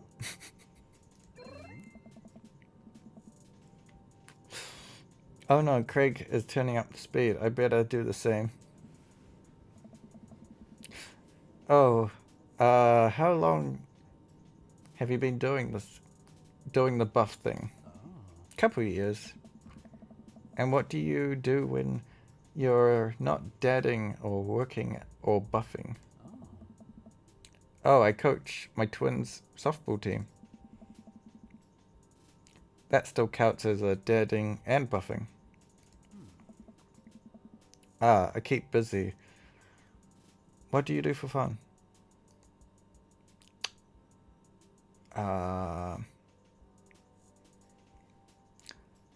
live my life. Oh, gosh. The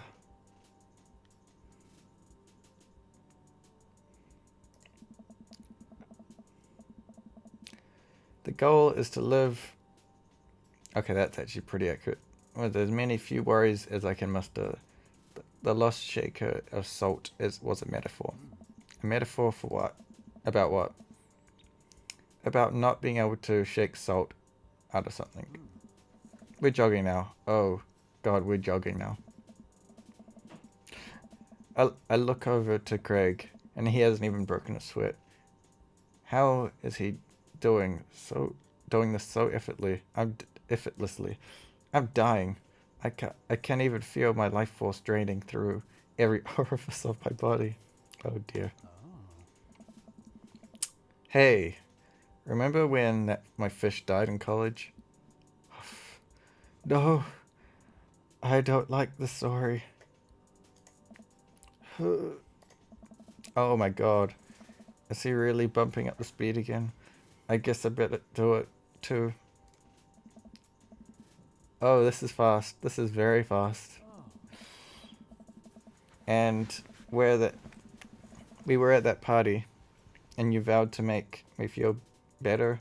You you tell me to create a distraction. So of course, I do a sick kick and get everyone cheering.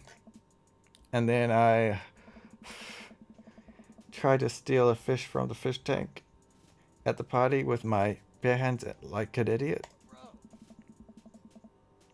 And then you drop the fish and it's flopping around as you panic. So you run up to me post keg stand and with a dying, dirty fish in your hands that you scooped off the ground, and you're yelling at me that you have to leave. Nice. So we're running out of the frat party with a fish and trying to give it mouth to mouth resuscitation. And that, and we get him home and get him into a bowl of water but the prognosis was grim. And the next day, he was, well, alive at well. They never did catch the great fish thieves of Grand Ridge U. They never will. I shoot off the end of the treadmill and crash into the walls. Jesus, that hurts. Dude, bro, are you okay? Craig offers me a hand and looks me over for injuries. I'm fantastic. I managed to stand up and rub my back. It doesn't hurt now, but I'm sure it will hurt later. Oh, man. You don't have to push yourself like that. Always know your limits. Well, I think I might call our gym adventure here. You sure? Yeah. Alright, well, here. I brought you this. Craig hands you a shaker bottle of thick green liquid. I stare at it with what must be an apparent distaste. It's a protein shake, bro. Oh, thank you. He wants me to drink it. Oh boy, here it goes. I take a small sip. It's actually delicious. Wow, this is really good. And good for you. It's my special recipe. I'm pretty proud of it.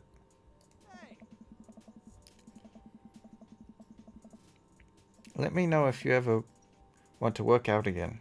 Maybe we can try running around the neighborhood. If treadmills aren't your speed. No pun intended, bro. Good one. Well, I'm going to put some ice on this. Everything. I'll see you. On this. Everything. I'll see you around. I leave the gym feeling ashamed. Craig used to order delivery food from pizza place across the street from our dorm, and now he runs circles around me. Literally, man, I gotta work out this dad bod.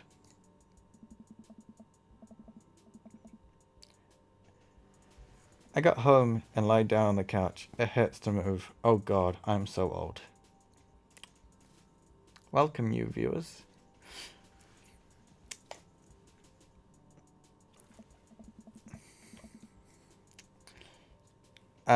Oh no, I must have fallen asleep. What time is it? Oh, that's so me. Shoot, it's 3:55. I'm supposed to be in Amanda's school in 5 minutes. I frantically put on some clean clothes, apply a generous amount of deodorant, and run out the door.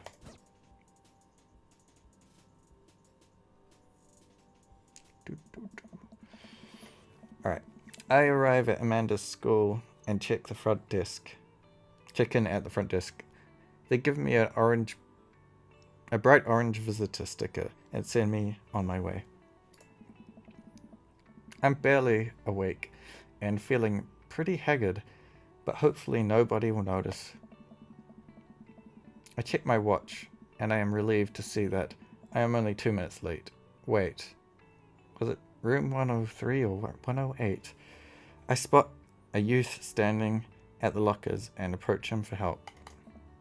Excuse me, do you know where Mr. Vega's classroom is? The youth turns around and looks up and down with heavily lined eyes. Sigh. Come on, kid, I'm late for a meeting.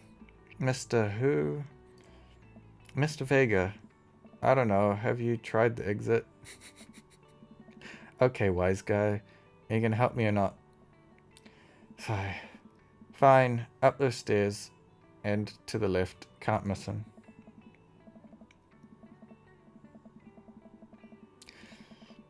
I head up the stairs, walk around, unable to find Mr. Vega's class anywhere. A couple of minutes of searching, I head back downstairs.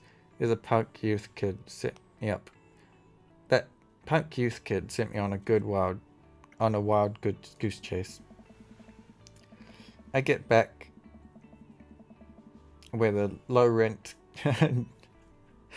Jared Way standing, and I'm fully ready to give him a piece of my mind when suddenly a head pops out of the classroom next to his locker. Oh. Lucian, don't you have a third period to get to? Sigh. Fine, Mr. Vega. Wow. Now I'm officially 10 minutes late. I glare at him as he walks away.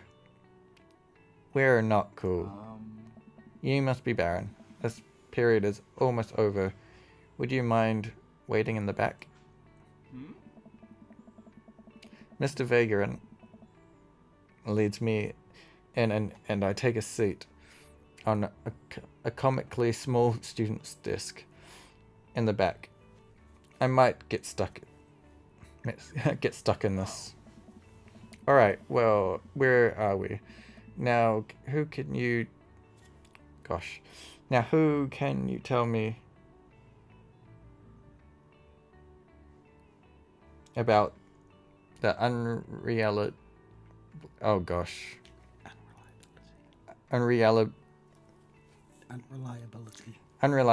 of narrator.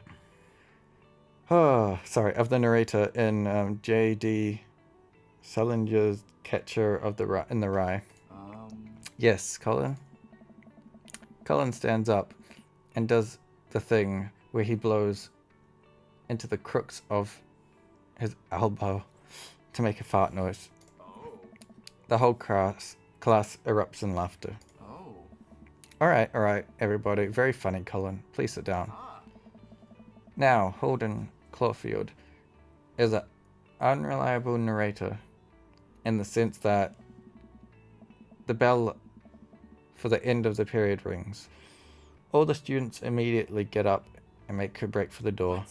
Remember to do your reading and answer the response questions on page 194 in your textbook. Nobody's listening. Or not, I guess. Mr. Vega turns around and turns to me and sighs. Middle schoolers, right? Don't you teach high schoolers? Both, you know. Budget cuts. Right. Thanks so much for coming in. No problem, Mr. Vega. Please, call me Hugo. I don't normally do these impromptu parent-teacher meetings, but as I'm sure you know, Amanda is a very bright student, and I'm concerned about her recent behavior. What's going on? I don't know. Amanda has been most engaged. Has never been the most engaged student, but I know she cares. Cares. Recently, though, she's been falling behind. She's not completing assignments and has been doing rather poorly on tests. I'd normally chalk this up to seniors, but this is strange. I thought Amanda always shared everything with me. It hasn't crossed my mind that something might be wrong. I just wanted to ask, is everything okay at home?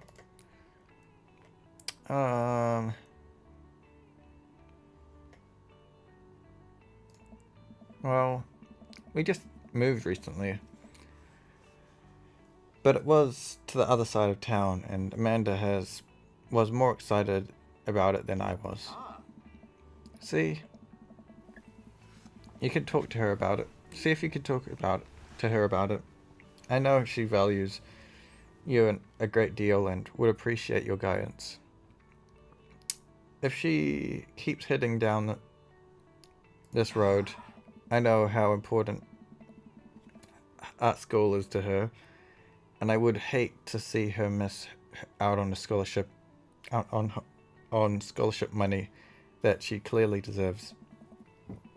Pardon me. I'll make sure to talk to Amanda. Thanks for letting me know, Hugo. Oh. Anytime. On my way out, I stopped thinking for a moment.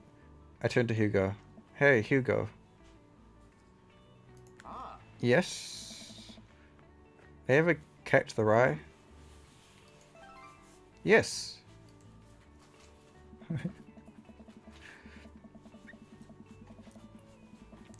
I leave the classroom and make my way out of the school.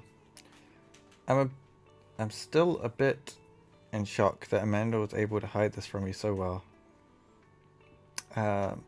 She's always been such a force for positivity in my life, especially after we lost her father. Amanda must be done with classes for the day now. I'm sure she would appreciate a ride home, and maybe I could talk to her about what's going on. I pull up to the carpool, and Amanda hops in the passenger seat. So did you have fun gossiping about me? Mr. Vega and I just gossiped about celebrity crushes. So you talked about Mario Batali the whole time? It was a very productive meeting. I'm pretty hungry. Can we grab some dinner? Sure thing.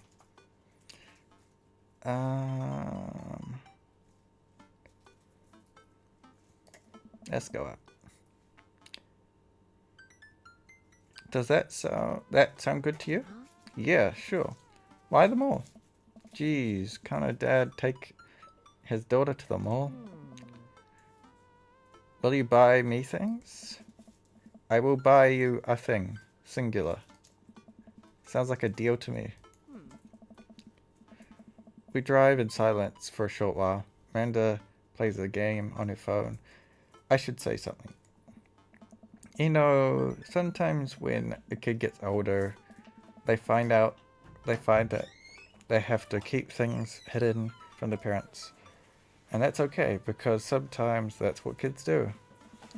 And that's okay, but sometimes it's good to have the parents' perspective, because, you know, maybe the parents have also dealt with similar situations. And maybe they're a little cooler than they give you credit for. Anyway, what I'm trying to say is that it's good to share. Love you. Have you been reading my tweets? You have a Twitter? What? Never mind. Look, sweetie. Mr. Vega said that you haven't been participating in class and that you've not been turning things in. Oh, I'm fine, Pops. senior tourists, and that's all, all that. I thought you liked Mr. Vega's class. It's fine. He's fine. Pull up to a stoplight, and I Amanda, and she's still texting. Just, I want you to know that you can talk to me about anything. Uh-huh. I could tell that whatever it is, she doesn't want me knowing about it. That's frustrating. I heard Emma R is going to going to that fancy art school in California. That's exciting. Yep. Are you bummed out that you guys aren't going to the same school? Yep. Amanda keeps texting. She stifles a laugh. That's so funny. I don't think you'd get it. Okay. ... Who are you texting? Noah. Who's Noah? My friend. Does he go to your school? Yep. Do you like Noah? What? No. Dad. Ugh. Can't believe you would. Dad. I mean, jeez. Why would you? Ugh. Gross. Sorry. Just asking. Dad, he's just my friend. Girls and guys and girls can be friends. He's just my friend. Okay. Jeez. This is going well. Well, good talk. Love you, kiddo. She leans forward and turns up the radio. I guess that conversation is over. To the mall then.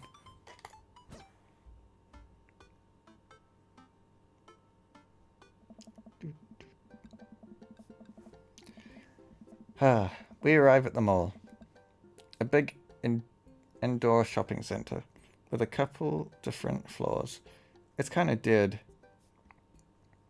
but that doesn't stop the mall security guard from yelling at a group of loitering teens. Let's eat something disgusting for dinner.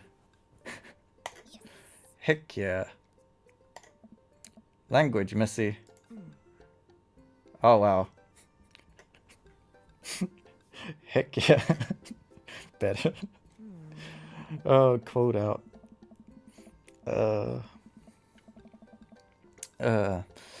We'll approach the food court and evaluate our options.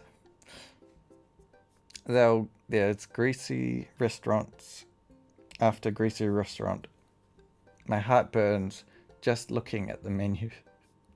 Nobody looks happy to leave. To be here. To leave. What are you in the mood for? Bread dipped in sugar bread with cheese on it, or do you want me to inject some fat directly into your bloodstream? I extend my hand to her. Would you like me to do the honor of sharing nachos? She takes my hand with a grin. It would be my happiest, cheesiest grin. It would make me the happiest, cheesiest girl alive.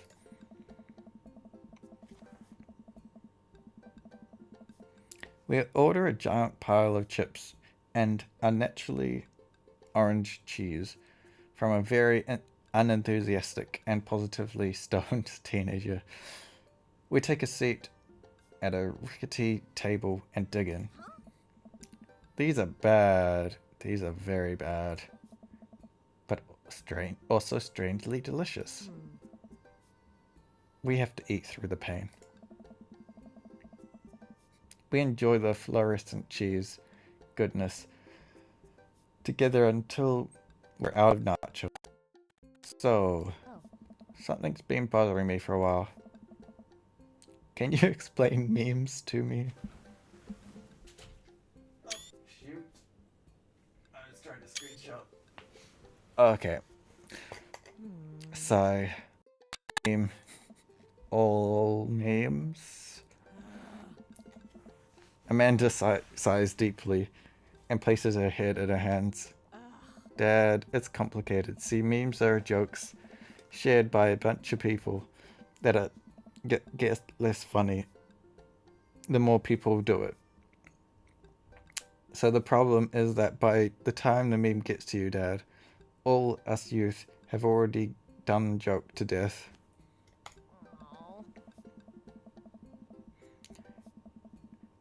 And what's worse than is that movies and TV and video games will try jump into the meme train, and just based on how long it takes for them takes uh to make them, the meme will be long dead by the time it comes out.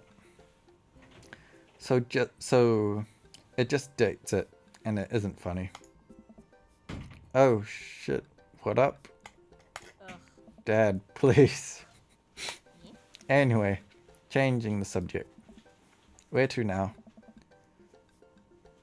Want to go to the goth store? What? You know, the one that's all black and tries to establish itself as an anti-establishment, despite that being an exact representation of that establishment. I don't know the store you're talking about. You know, the one where you can buy chain wallets, and it's basically assault on what people fought so hard against in the punk and hardcore movement in the 70s and 80s. Dude, you gotta be more specific. The one you threw up in that one time. Oh, that one.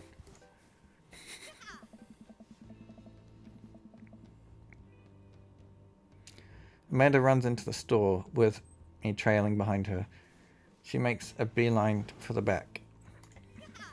Yeah, there it is. You can see the outline, kinda. I'm so proud. Speech. Amanda. Speech. Alright, I'll do it if you stop chanting. Amanda stops immediately. I clear my throat. Thank you all for joining us today to commemorate. Oh my gosh. Oh, my brain.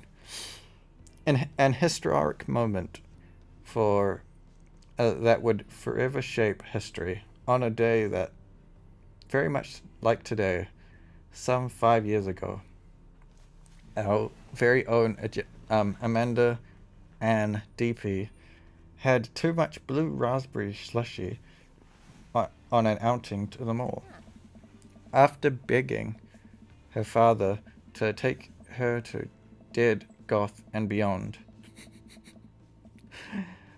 to buy rainbow suspenders, she proceeded to throw up all over a display of My Chemical Romance merchandise. Her loving father then had to pay for said merchandise, which to this day remains among possessions. Thank you. Amanda is moved. She begins clapping, slowly at first, then faster, and more vigorously. Several other patrons turn their heads. One of them also starts clapping. I bow my head. Hey! Oh hey, chain wallets. While Amanda busies herself looking at band shirts, I try to find something of interest to myself. Not much for a dad to look at and Dead, Goth, and Beyond.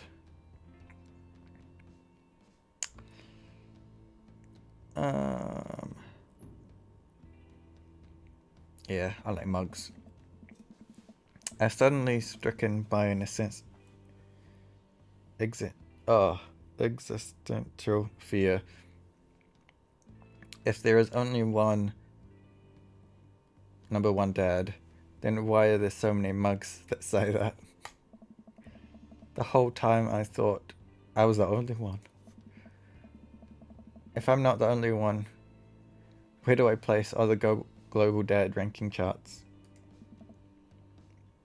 I have to do work. I have work to do. Look, this is very important to me. I overhear a stifled argument over a cash register. Over at the cash register. An older gentleman is carrying a garment and showing it to a bored-looking cashier with pink hair. I could see that. Don't know what to tell you, dude. I just work here. Listen, when I bought this online, the website clearly said this blouse has Victorian inspired. This was Victorian inspired. However, when I received it clearly held the trademark of Edwardian dressage. Do you want a coupon? I could give you a coupon. Will you leave if I give you a coupon? Is there a manager present? People have to know what they're buying. I am the manager. I see. Well, it would seem that I have outstayed my welcome. Good day, shopkeep. Your superiors will receive a strongly worded letter by post. Whatever, dude. A man whirls around and storms out. His literal coat-tails trailing behind him. I could tell that they are Victorian-inspired or Edwardian in nature.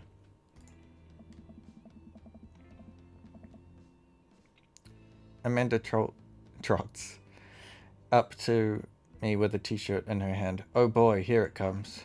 Hey, Deadtron 5000. Yes. I'll buy it for you. Wow, that was easy. Thanks. At least only one this time. Amanda plops the shirt onto the counter and grins at the cashier. I love your hair.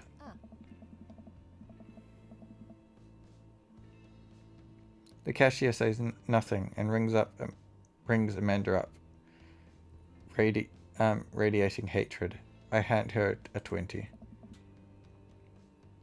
So, what's that guy's deal? The cashier rolls her eyes so hard I was worried she'd pull something. That's Damien. He's in here all the time. He's obsessed with Victorian fashion or whatever. She hands Amanda her bag, and it's clear that the conversation is over. We make our way out of the store and head home to get some rest.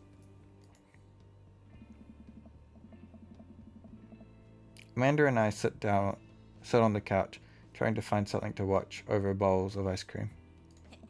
Oh, cool. Long Haul Paranormal Ice Road Ghost Truckers is on. Your favorite, right?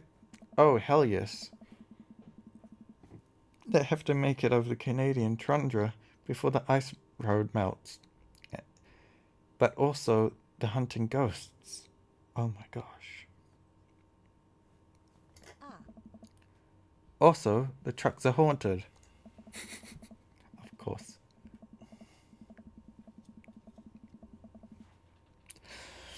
This is an episode I've already seen, but it's one of the best. Callum and Flint Dogbone, the two twin brothers, truck driving and ghost hunting duo, find themselves in the greatest peril yet. Oh no, the ghost's drone got out of control.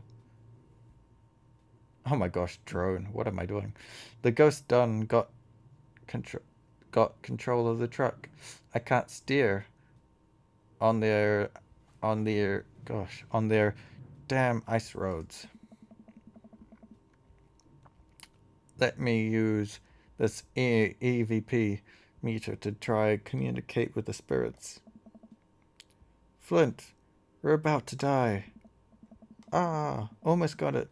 If you listen carefully, it sounds like it's saying you're going to die.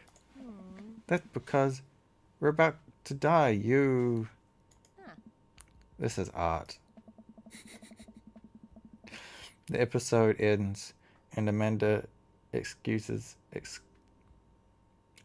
her to go start arguments on the internet. I stay up a little longer, curious about the exploits of Callum and Flint Dugbone. After the disastrous ice road incident afterward I crawl into bed and get a good night's sleep.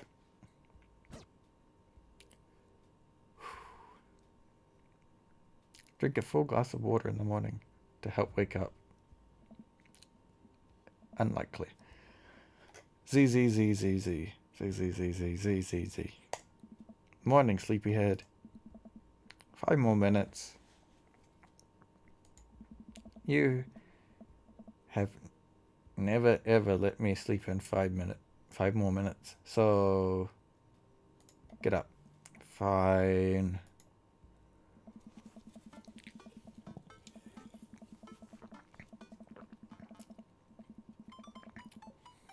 Okay. We have cereal for breakfast and spend the morning putting together furniture. Amanda is much better at interpreting the tiny manuals. We're able to put together a few shelves and one desk, but I'm pretty sure it was supposed to be a bookcase. So, excited for the cookout today? Alright. If there's food, I'm excited. Excited to beef up my grilling skills. I mean, food. I'm all over those terrible store-bought cookies that everyone brings to parties. Yeah, those are bad. Which means there are more for me. Don't you want to meet some of the people in the neighborhood? I'll probably end up standing uncomfortably in the corner with a plate of food and hope nobody talks to me. That's me. Dad, you're a beautiful work in progress. We will get that butterfly to emerge from the cocoon. The social butterfly. I like that. Oh, one moment.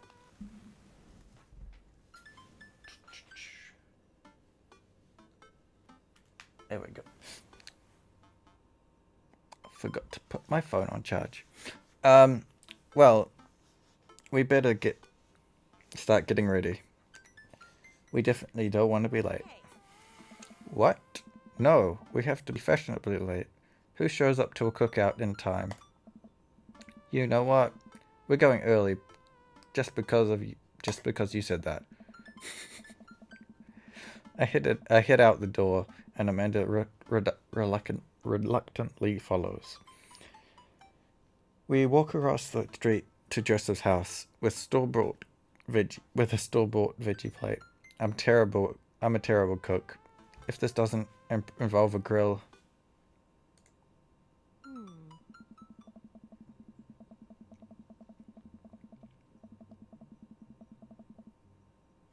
I guess we're not as early as we thought we were. Joseph's backyard is already packed with people, and the smell of hot dogs wafts through the air. Small children run through a sprinkler, and adults chat in small clusters. I set the veggie plate down on a table next to other veggie plates. Hey, there's Joseph. I wave to get his attention. The moment he sees us, he jogs over, arms open wide. Welcome.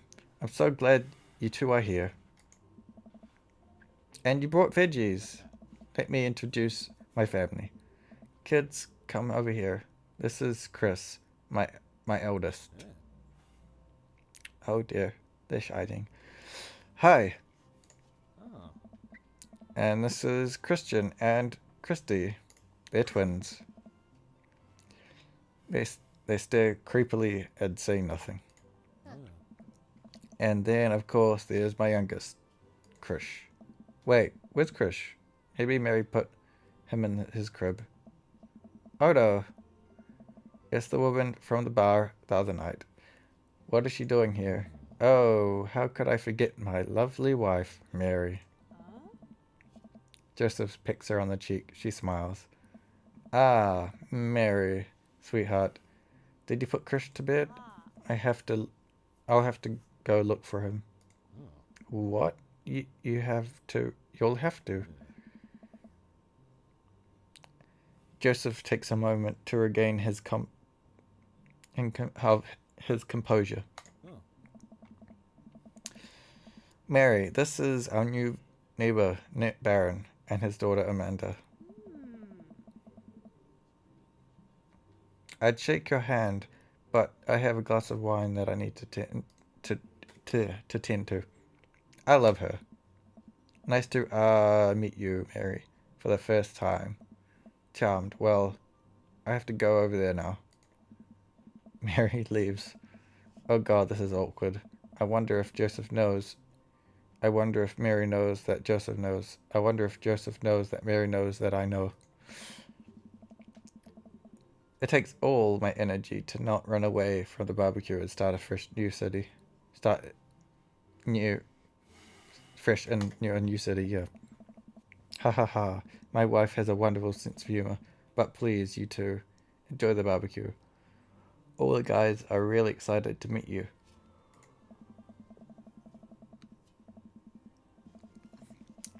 Amanda and I mill around and try some of the food to spread out on the table.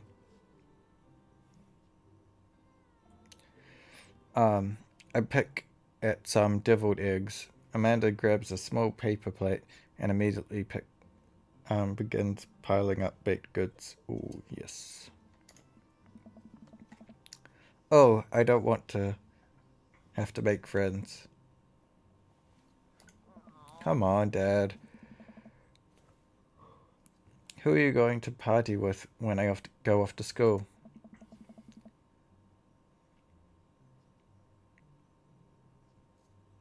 But I don't have to do pleasantries. Dad. Ugh. We're going to talk about weather. Go, do it. Make a friend. But how could I possibly abandon my only child at a social function? That's bad parenting. This plate of cookies is my new dad. Bye. Amanda shoves me into the center of the yard. Well, here goes nothing. I'll look around the party, and surprised to see that some familiar faces.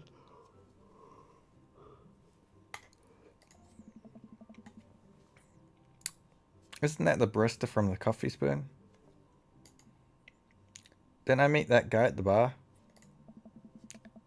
Didn't that guy throw a frisbee at my head? Isn't that the guy who was throwing a fit and did goth into Beyond? Isn't that Amanda's teacher? Hey, I know Craig. But wait a second. All these people live in the cul-de-sac? That can't be right. I'd better investigate.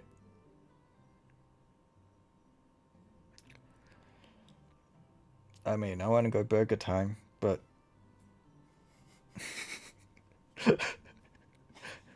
burger time.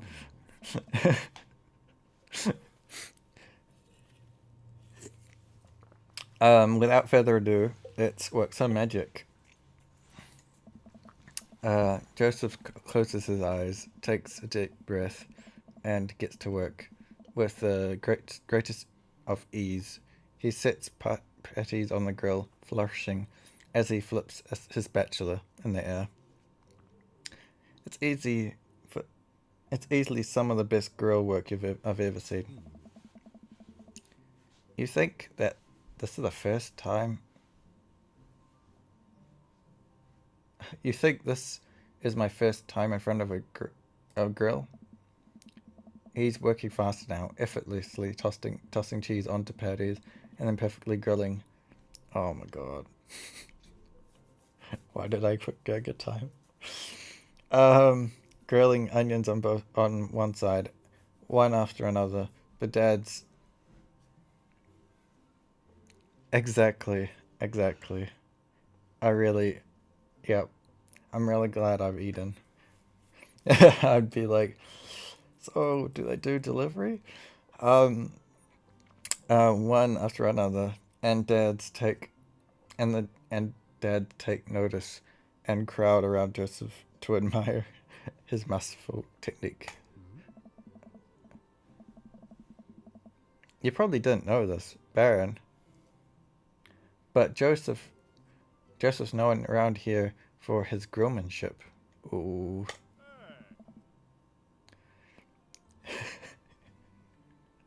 He's ungrillable. Yes. Um, I tend to get. I've tried to get on his level, but I can't catch up. Oh, this is amazing. Let us keep studying. Uh, he has a rare quality about him. Mustard, we keep talking about this. Can't we just appreciate the artist? I've never seen him make a mistake. Okay, we need to stop. This is getting too cheesy. Please stop. Oh my god. Okay. All of the children at the party boo, but the glorious display of puns. Oh, at the glorious. Oh no, boo the glorious display of puns in unison. Oh, that was amazing. Alright, guys. The food's ready. Please form an orderly barbecue. Amanda groans. We'll all have to grab our food and hang out, enjoying perfectly cooked cheeseburgers. Hey. Damn, I did think I missed everything. Oh, I wanted burgers. Why did I... Okay. Man, this is so wild. How all our dads live in the same cul-de-sac. Kinda nice, isn't it? It feels like there is a real community here. Totally helps when a single dad is trying to raise a kid. I'm really happy you're here, man. I think you're gonna like this neighborhood a lot. Oh. Plus, Amanda seems to be getting along with you, with all of the kids. If she decides to get into the babysitting game, she'll make a real killing. Hey, why don't you add us on Dad Book? Dad Book? Oh. Yeah, it's a great social network for dads trying to keep in touch with each other. We're all in it, so if you ever need to reach out to anyone, there's the simplest way to do it. Oh. Sorry, I'm just an old-fashioned dad. Social media goes over my head sometimes.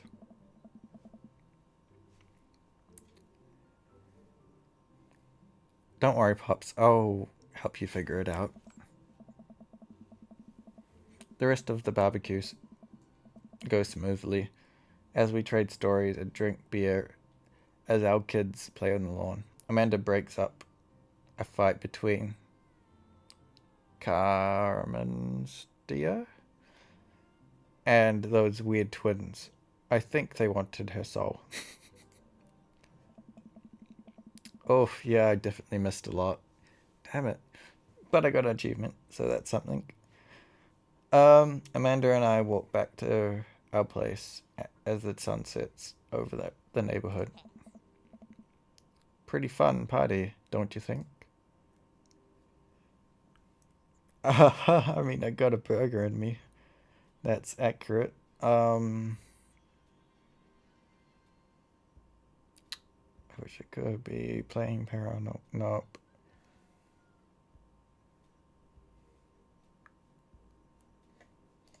Burger. When in doubt, burger. Sweetie, if I could can impart from any other wisdom upon you right now, it's that not, and it's not that, that this was a bad situation, but if you're ever in an uncomfortable situation, always look for the silver lining.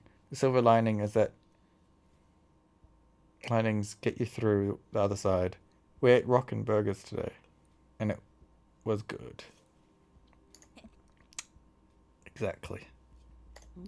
Amen.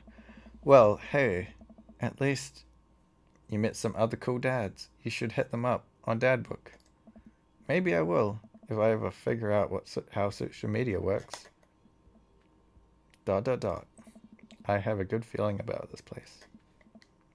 Me too, Dad.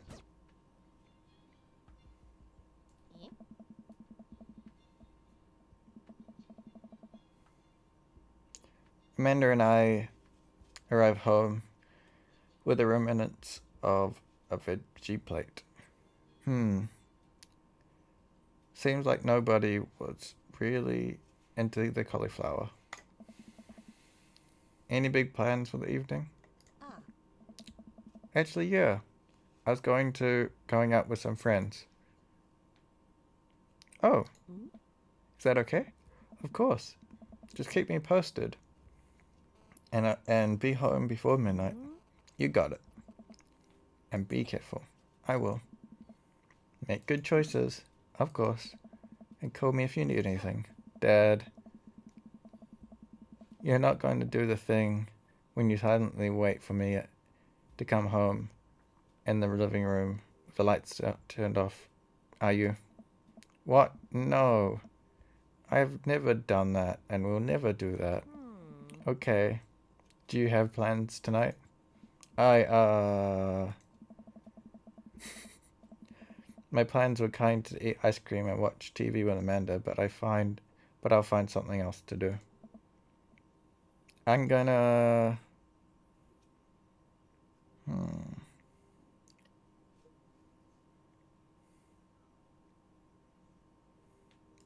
throw a party, I guess. A real rager. All the other dads in the neighborhood are invited. I'll see if I can get you a spot on the list, but honestly, it's looking tight. And you might have to just wait in line. I know the guy at the door. I'll get in, no problem. I'm just relaxing tonight. Have fun. Great. See you later. I watch Amanda drive off into the night. I really do hope she has fun. I plop down in front of the TV and turn on Wine and Dine Mastermind with celebrity chef Galvin Chapman. Looks like Galvin making a roast rack of lamb with rosemary mashed potatoes. Ooh, sounds good. I'd love to be able to cook like that, although I think I was actually good at cooking. If I was actually good at cooking, I'd use my powers for evil, like making bad Alaska's all day. Oh, baked Alaska's all day. Instead of any food with any real nutritional substance. Man, Gavin Chapman just caught that thing on fire and he meant to do it. What a professional.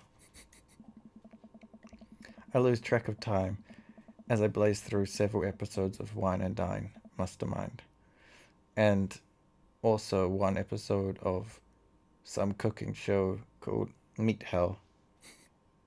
I'm not even sure what that one was about. It was just a lot of yelling. I glance with my watch. It's almost midnight. I should check in with Amanda. I send a text. Hey kiddo, you good? I wandered into the kitchen as I wait for a reply. Amanda's phone is almost always in her hand, so I'm sure she'll respond soon, unless she's driving home, which in case I hope she doesn't respond because I definitely taught her better to not text and drive. I reach into the freezer and grab an ice cream sandwich. It's a little late for this, but I think I earned it after a long day of socializing. I check my watch again, and then my phone. Nothing yet. Okay, see, now I'm worried. Do I call her? Do I call the cops? No, it's too soon for that. I'll just send her a gentle reminder text. Now, half an hour passes. Now I'm really worried. The episodes of Gavin Chapman Meet Hell are not only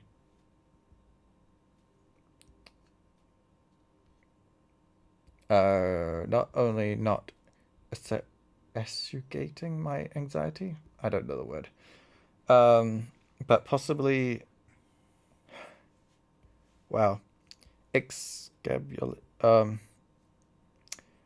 making it worse. With all the yelling. So I keep pacing around the house, waiting for her to come back. What? Why didn't I find out where she's going? Who is she even with? Why don't I know any of her friends' phone numbers? Why don't I even know any of her friends' full names? Who is Emma P? Dot, question mark, question mark, question mark. I decide to send her another text. Amanda, please text me and let me know you're okay. I can't help but think of all the awful things that could have happened to her. Oh God. Oh, thank God, it's her. Amanda opens the door and shuffles in. Finally, she's back home and she's okay. Sup? Sweetie, thank God you're safe. Yeah. But now that I know she's okay, I'm really mad. Why didn't you answer my texts? Amanda pulls her phone out of her pocket. Oh, whoops, I guess I didn't see those. She starts to walk to her room. Amanda. Anne. Whoa. You're pulling out my middle name now? Amanda, you came home an hour and a half after your curfew, and you didn't respond to any of my texts. You realize you really freaked me out. I was about to call the cops. Dad, you're seriously overreacting. You're not going to be like this when I go off to school, are you?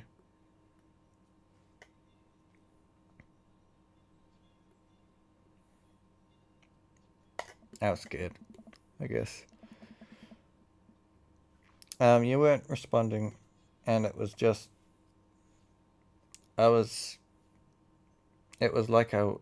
like when your dad. I have to stop myself from tearing up. Oh, Dad. I didn't mean to. I sit down on the couch and put my head in my hands. I feel very tired all of a sudden. You really scared me. Just please don't do that again. Alright. I'm gonna go to bed now. Amanda closes the door to her room, and I head to mine. Geez. As I'm falling asleep, the one thing she said keeps echoing in my mind. You're not going to be like this when I go off to school, are you?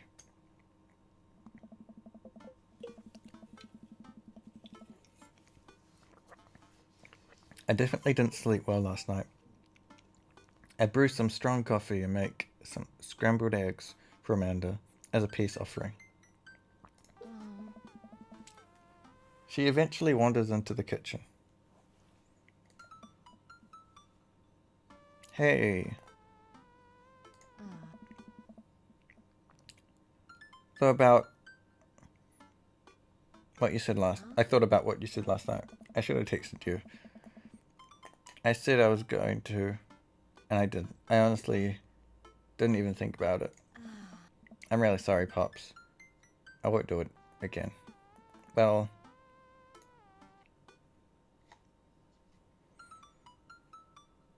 I'm sorry for freaking out on you. You're an adult now. I shouldn't have got so worked up. Team DP? Team DP. Amanda gives you a hug. Want some eggs? You know it. Sprinkle some cheese on them. Already did. Bless you. Amanda scoffs down the eggs and the time that takes for me to wash the pan. Alright, I'm off to school. Smell you later. Wait, one more thing before you go. What? What's Dad's book? It's a social media platform. Wait. What? What's a social media platform? Dad, I have to go to school. Come on, Amanda. I'm an old man. I can't put together a dad book profile on my own. Alright. I'll help you sound interesting on the internet. Amanda spends a couple of minutes setting up a profile on Dad Book, which, as it turns out, is a place where dads can talk to each other about fatherhood. Alright, Pops. You gotta fill out your profile and let's get some likes and dislikes.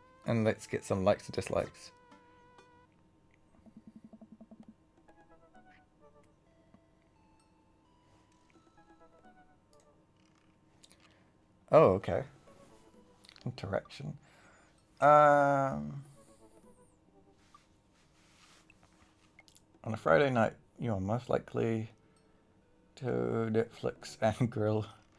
Polish. Nope. No coin collection. Fall asleep watching. Nope. Dad puns. If you had one thing to take with you onto a desert island, what would it be? I wonder which one the grill goes towards. I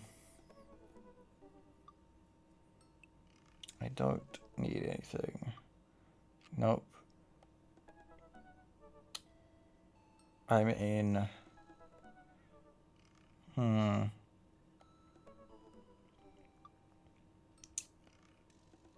I would normally say Castaway, but Castaway's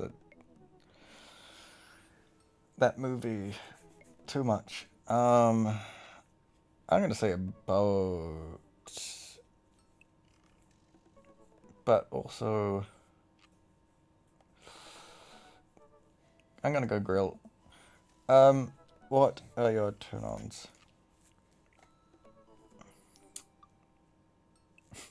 Oh God.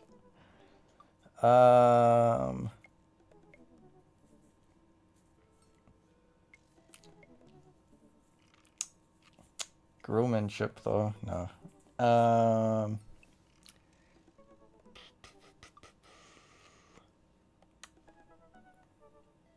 Huh.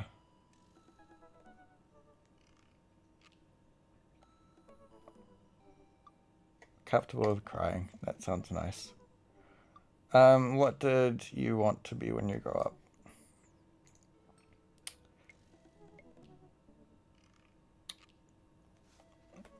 Oof.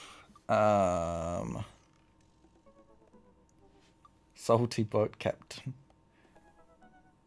Um,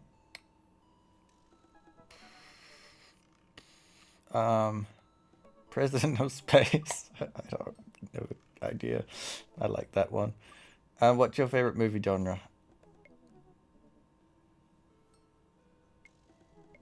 Old comedies that haven't aged well.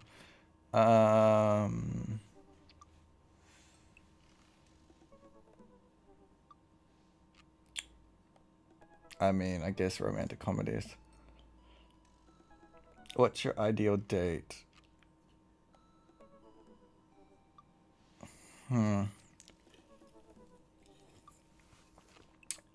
Arson. Not arson, but I like that answer. Napping together. Wow. Doing eating a healthy dinner. Nope, not 4 p.m. 4 a.m. sounds great. Oh, geocache. Oh, I like geocaching. Oh, damn it. These are actually really good ideas. That's pretty much just playing Pokemon Go.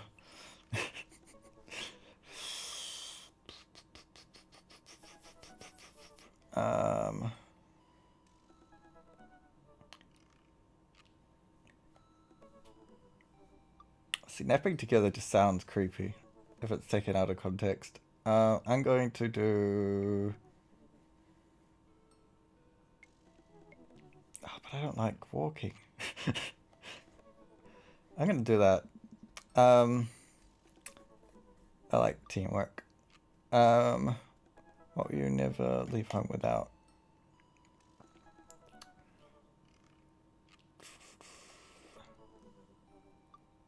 A cool knife.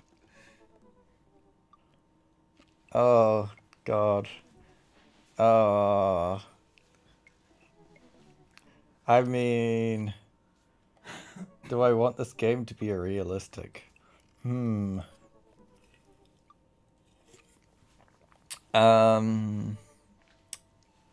gonna go self-esteem. Because accurate. I spend a lot of time thinking about conspiracy theories, how proud I am of my child, potential ends of the world. If I ever find myself as much as I love my grill. Oh man.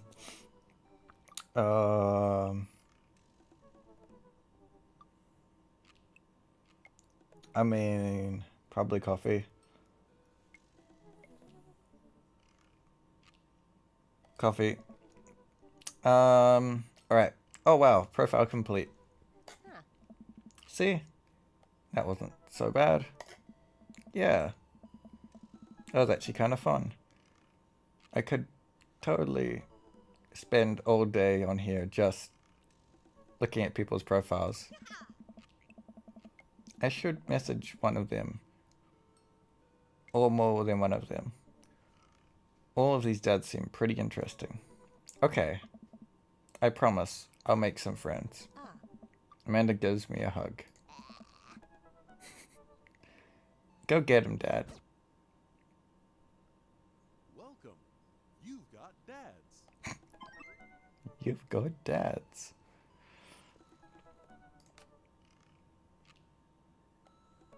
Dad Amanda. I like that. Hi, Baron, it's me.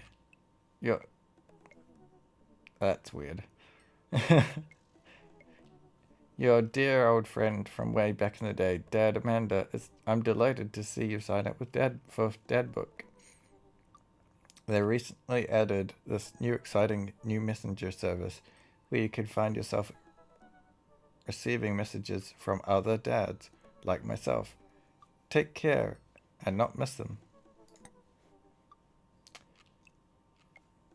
Oh gosh, I actually have choice now. I want some puns. Oh dear, I have to remember things. Alright. Oh wait, does it tell me who I'm actually... who I get along with? I think they're all 0 at the moment. Either that or none of them like me. I think it's 0 though. Okay, good.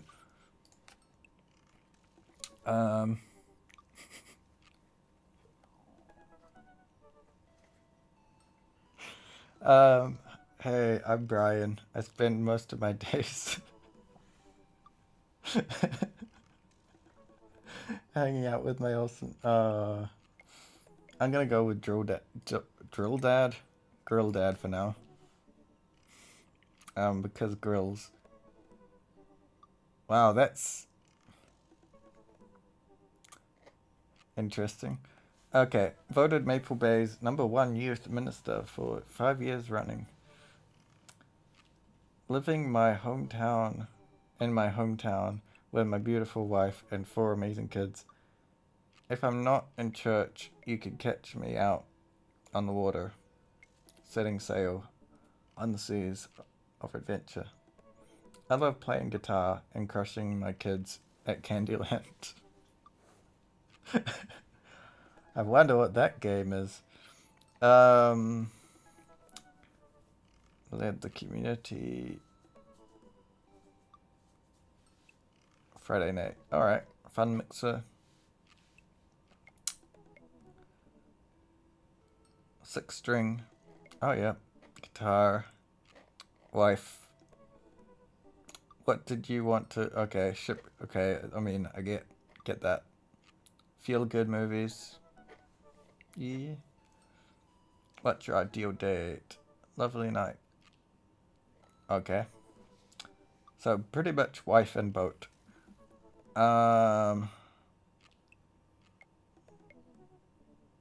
Books.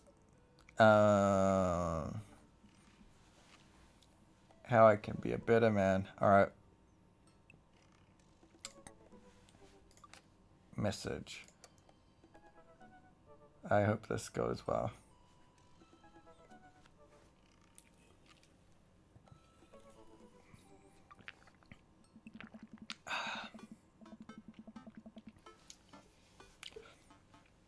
His family is a little weird, but Joseph seems cool. I should take him up on his offer to hang out. Wait. How do I hang out with a priest? Don't go to church. Should I be Jesus-y? Oh my gosh. Imagine Joseph's family staring at me as I fumble through some sort of prayer attempt. Maybe not too Jesus-y. A light smattering of Jesus. This is great. Will he want me to pray? Is he going to pray at me?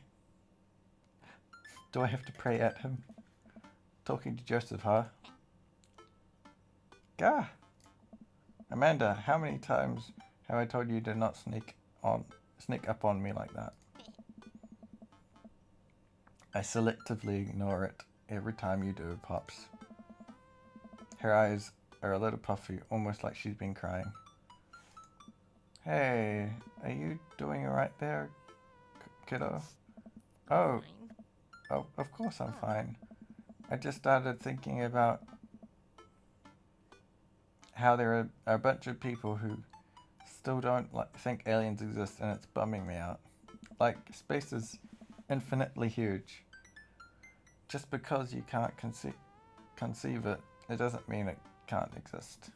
And I understand the Fermi paradox, But to completely write off aliens, there's just so much stuff we don't know. I'll be okay. I'm glad. Oh. But aliens are definitely out there. I hope they'll one day be my friend.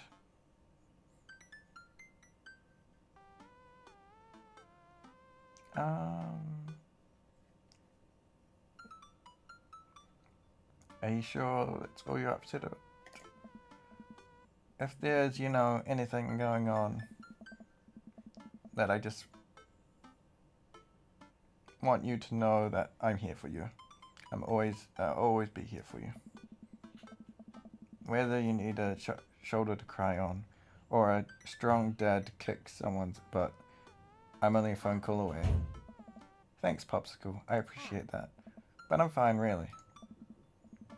I'm unconvinced, but I'll stop badgering at her about it. I'm sure she'll tell me when she's ready. Amanda looks over my shoulder at the screen. Joseph can't read your mind, If you want to message him, just message him. But I've never been friends with a priest before. What do I talk about? My favorite Bible passages. Ice cream socials, kayaks. What? No, it's not kayaks. But I'm gonna say kayaks. It's car keys, I know. I want to talk about kayaks. First of all, he's a youth minister with a tattoo, not a priest. There's a difference. You're overthinking it, Dad. Listen, just put it like this. Hello, neighbor. Thanks again for the invite to the barbecue. I'd love to hang out soon, if you're not too busy. Isn't that a bit too business casual? Fine. Give me the keyboard. I got this. Amanda focused on the keys.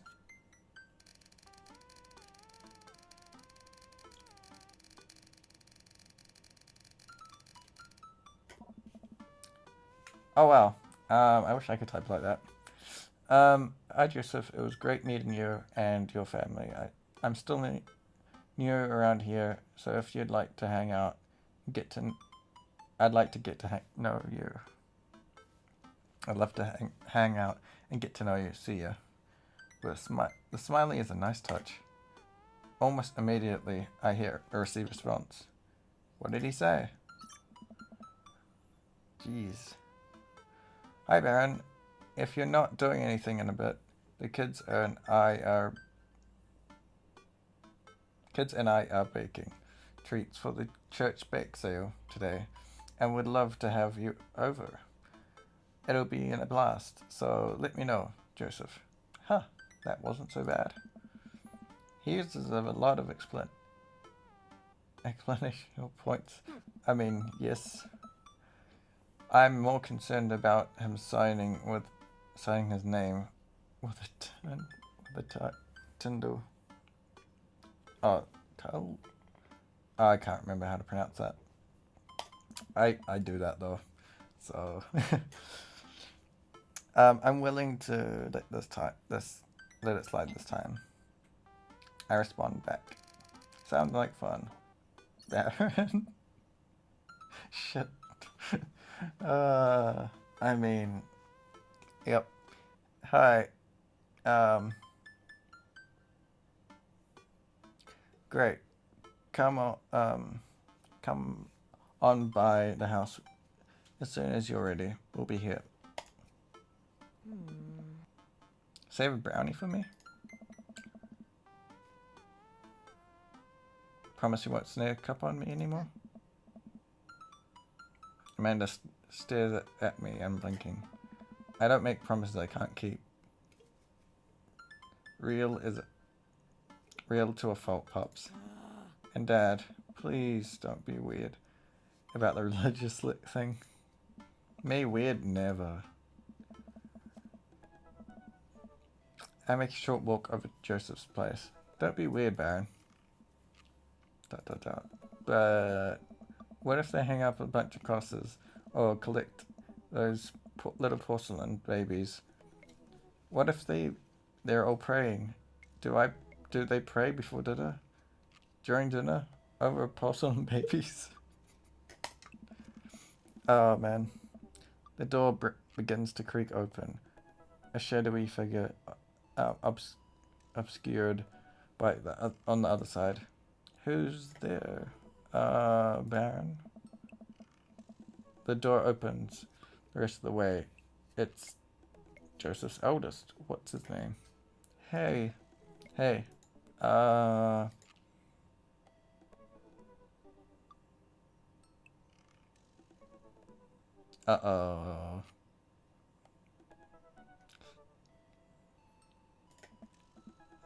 Yes, I'm Baron. I know what your name is. Oh yeah, we're at the barbecue. How was please don't say it. Jesus. Oh gosh, his name was Chris. Yeah, I got it right. Chris blinks slowly. Maybe he didn't hear that. You're weird. As your dad. Before I finish, Chris walks into an adjacent room, leaving me in front of the open doorway. Home. This was a great first impression. For a moment, I wonder if I should just go in, further subjecting Chris's family to my winning attitude and awful charisma. Mischievously, Joseph he peeks his head around the corner. Baron, you made it. Joseph approaches me with his arms wide. So glad you could come by. Are you ready to bake? I am not. I'm as ready as I'll ever be.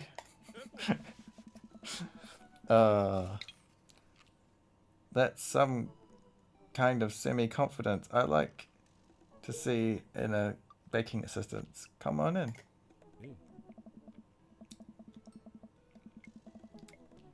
Joseph leads me into a bright, spacious home, full of nautical knickknacks. This isn't what I imagined at all. It's actually pretty charming. I believe you've met Chris, who left you outside. Dot dot dot. Chris. Dot dot dot. Are you going to apologize? Oh right, sorry. I try to make eye contact with Chris, but he keeps looking away. He must be really shy. It's alright. Next time, just be a little more inviting to my guests, okay? Dot dot dot. Sure. Chris seems to relish the chance to escape the conversation, and quickly vanishes into his room. Joseph turns to me apologetically. Don't take it personally. Chris likes to keep to himself. I mean, we didn't start off on the best foot in the world. Plus, being the eldest in a big family can't be easy. We try and cut him some slack when we can.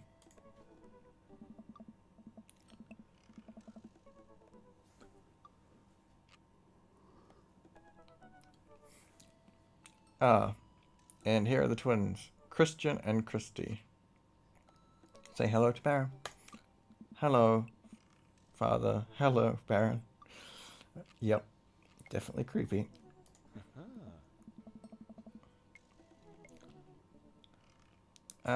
Kids, come on. Dial back on the creepy twin shtick. Creepy twin shtick?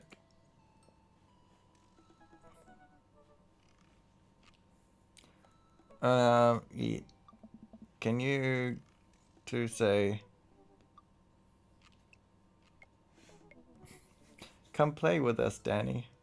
Oh. Oh no.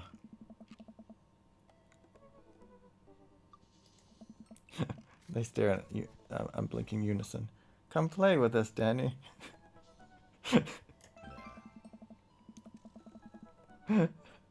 Joseph covers his mouth and looks away, but he clearly isn't holding a big laugh. This is my dad world series.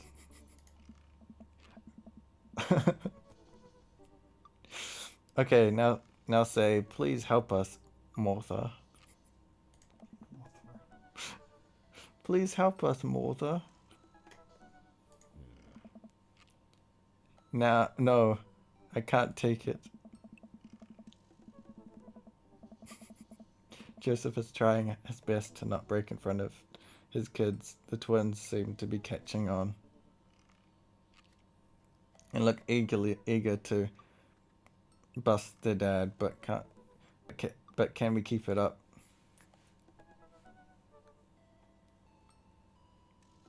Obscure, creepy.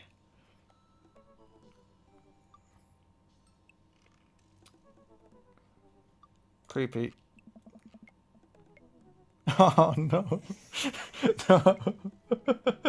No, sir. They all float down here.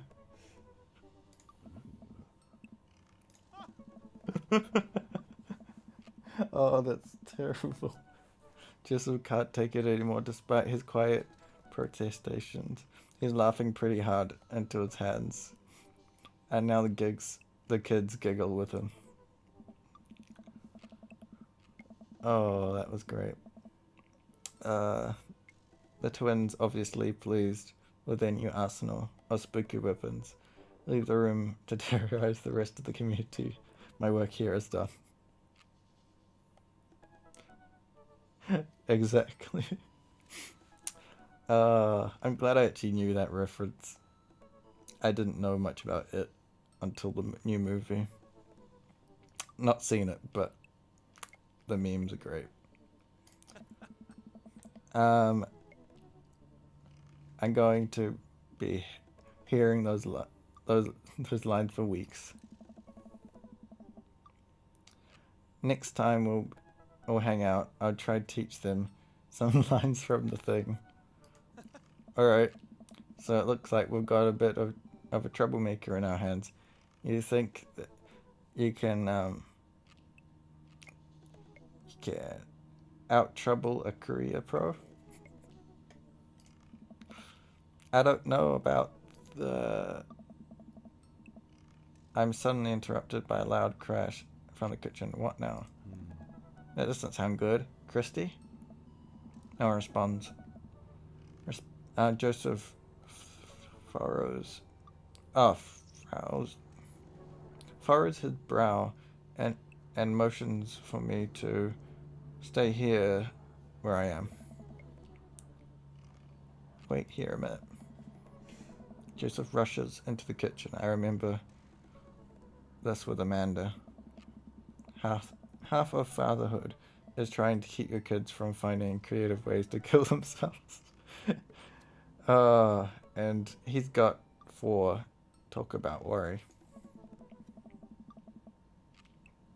I take a seat on his surprisingly pristine couch and twiddle my thumbs.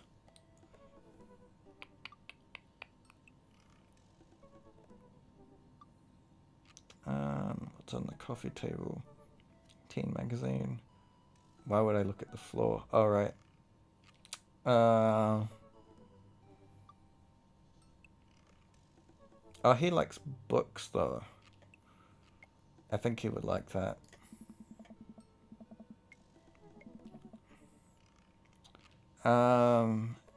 It's pretty sturdy wooden bookshelf, but it looks handmade. Did Joseph build this?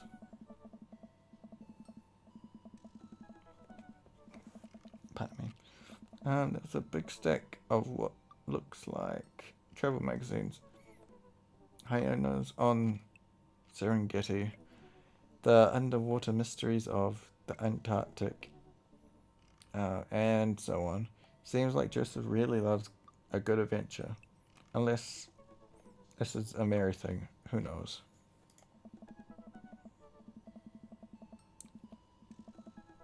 Maybe to them a couple of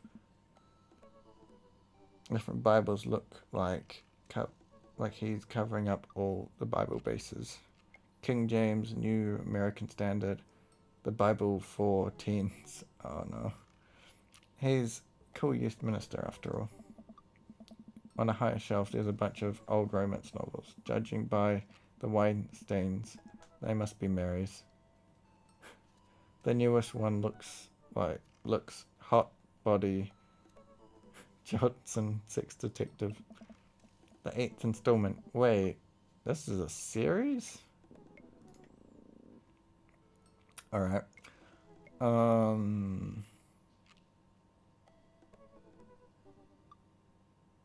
Examine floor, why not? Well, you have this many kids. And things are bound to end up on the floor, no matter how hard you try to keep it clean. Oh dear. I spot a terrifying cloth doll that appears to have had its arms both pulled off several times. It seems to be stitched back together a lot. A tag says C plus C, of course. I see that. I sit that down and spot a houseplant. Hey, little guy. Keep being you, tiny houseplant.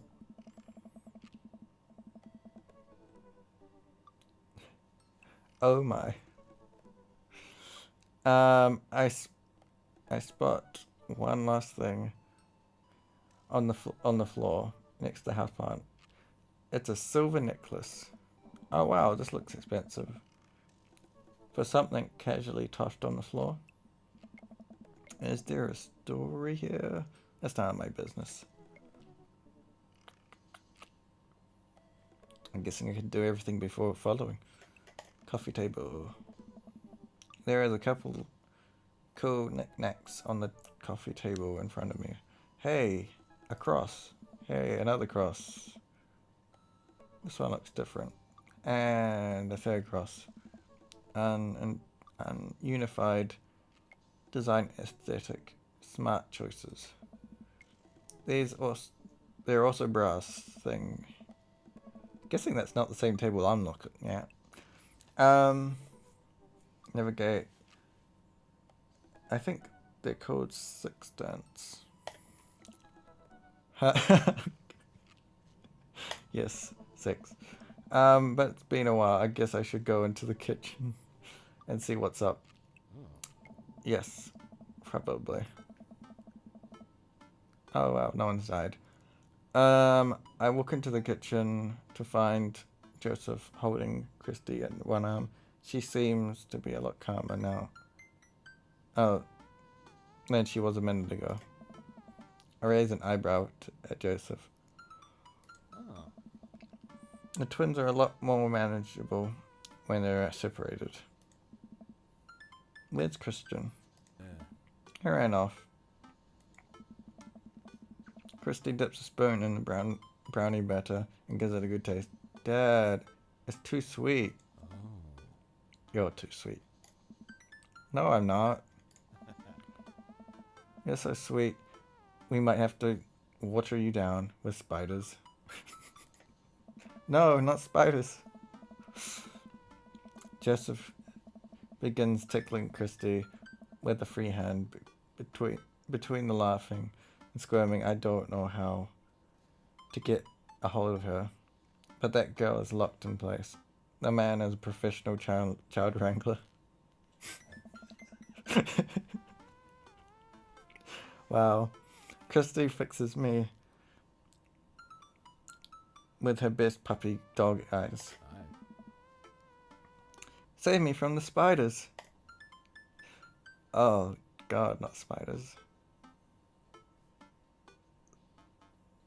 Um I grab a wooden spoon and point it at Joseph's direction. Unhand her, foul beast. Okay, Baron, the valiant. Let's see what you've got. I don't make this actual game. You have to. You may have defeated me at Tarantula Ridge, but I now have the upper hand. Joseph gently puts Christy down behind him. Have you come to squash me, knight, or have you merely fallen by my into my web? I'm no mere fly, Spider King. Now on guard. For a minute or so, Joseph and I mock duel with the two dumbest looking spoons in the room. Eventually, I strike with a killing blow, and an invisible heart between his arms and mere body. And Joseph recoils in horror. Lawrence of Arabia! Blast! I'm defeated. You could never beat me, Spider King, for I have the power of. I sneak a taste from the brownie batter. The magic. Oh man, that is way too sweet. Christy begins jumping up and down excitedly. My hero! Christy hugs my leg before making a surprising fast exit. Hey, wait. Don't you want to make brownies with us? Christy hesitates, then shakes her head no again. Sparkle Pony. Sparkle Pony? Joseph looks confused. You don't want to bake with Dad now? You want to play with the Sparkle Pony? Yes. Okay, go. Before Joseph can even finish his sentence, Christy is out of the door and down the hall. Ahead. Joseph sighs deeply as he stares at the chocolate batter and he tastes it again, face twisting. And that is still way too sweet. So what made that crash? Egg beaters on lino floor.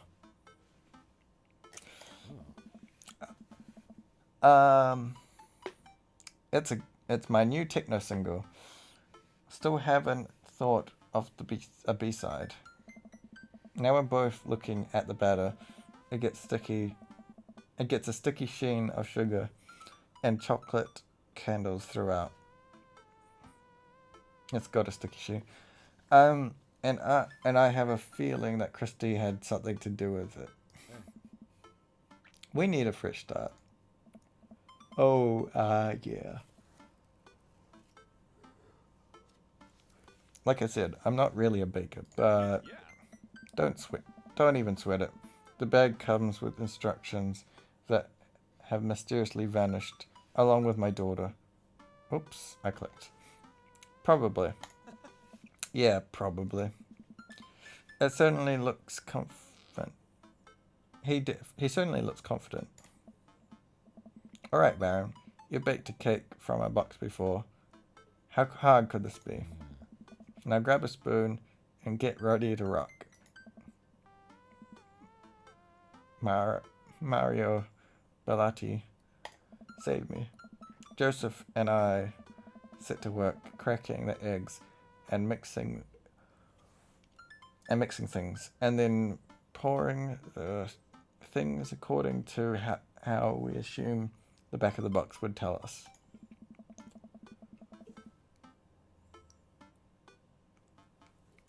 Things according to the pan go accordingly into the pan, and soon enough we have a solid batch of brownies. Ooh. Phew. Wait. Joseph has a little dot of batter on his nose. Wow, Baron. Way to use those dad skills. I bet you've baked a few box mixes in your time. His nose. Joseph. Oh.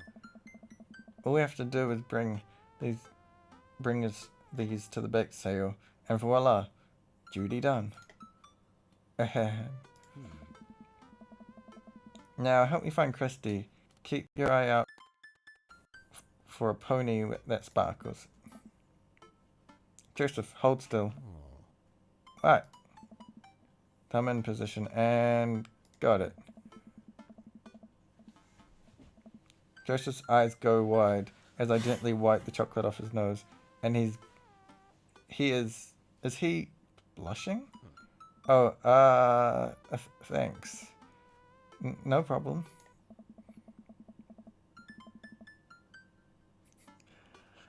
Of course. In less than a second, I've licked the batter off my finger. It's really good batter. We, should find Christy. Yes, we should do that, Baron. Baron quickly composes himself. Alright, he can't be far. You take the delta position, and I'll watch your 6. Do you even know what that means? Nice. Alpha Tango Sparkle, Roger.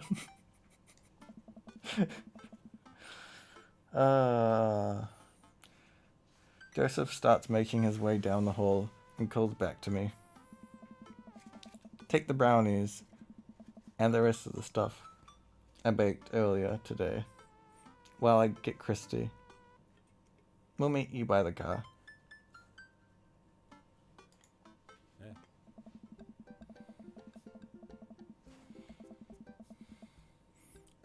Joseph, Christy, and I arrive at the church parking lot to find fold-out tables and pop-up tents already set up. Looks like the bake sale is already in full swing. Wow, this place is packed. This is packed?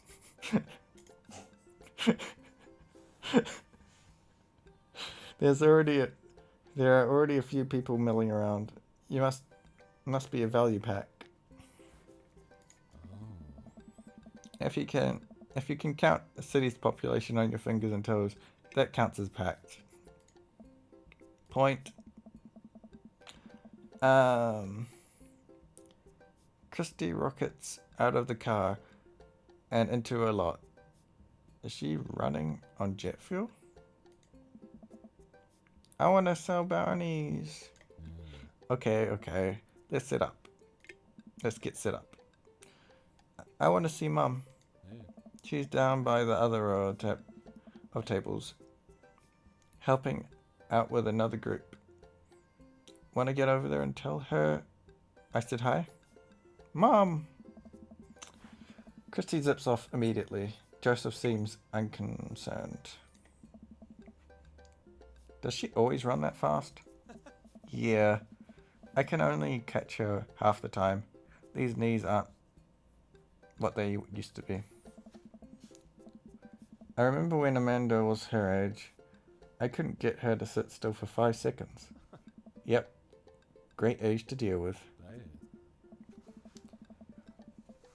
While Christy is gone, Joseph and I arrange all the baked goods on the table and settle in.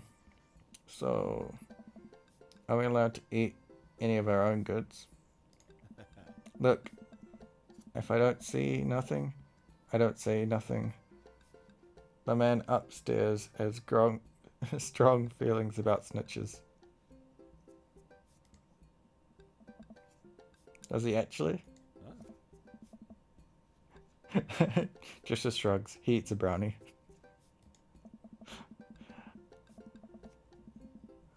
It looks like some of the other stalls are selling drinks, little handmade crafts, and other sweets. Whoa.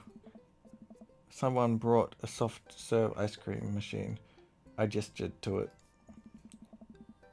How are we to complete with that? Please, this isn't my first time rodeo. The bake sale rodeo. Oh. There's actually no rodeo. It's just a bake sale. Oh. I think you and I put together can make a pretty convincing argument for those brownies, don't you?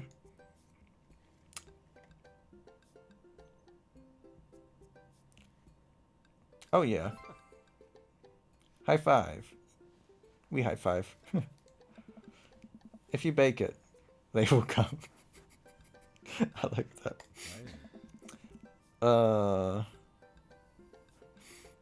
It's not long before we have our first customers. Hey, dude. Hiya. Matt. Carmencita. Great to see you guys out here. Happy to support a good cause. Plus, you know, as the owner of the proprietor. Oh my gosh. Proprietor of the coffee spoon, an establishment that specializes on baked goods, I have to scope out the competition. Joseph leans close to me. This guy knows his stuff. Stay on your toes. So what recipe did you use for those brownies? Don't say you used the box recipe. Don't say you used the box recipe.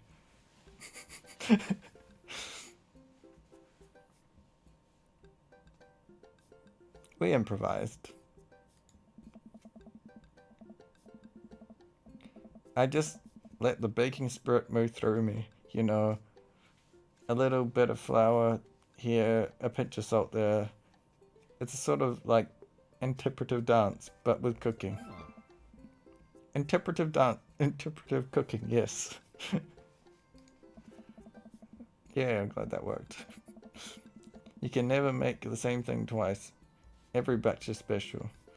There will never be another batch of brownies with that exact amount of flavor sensation that these have right here. It's a once in a lifetime opportunity, Matt. Alright, we'll take 2.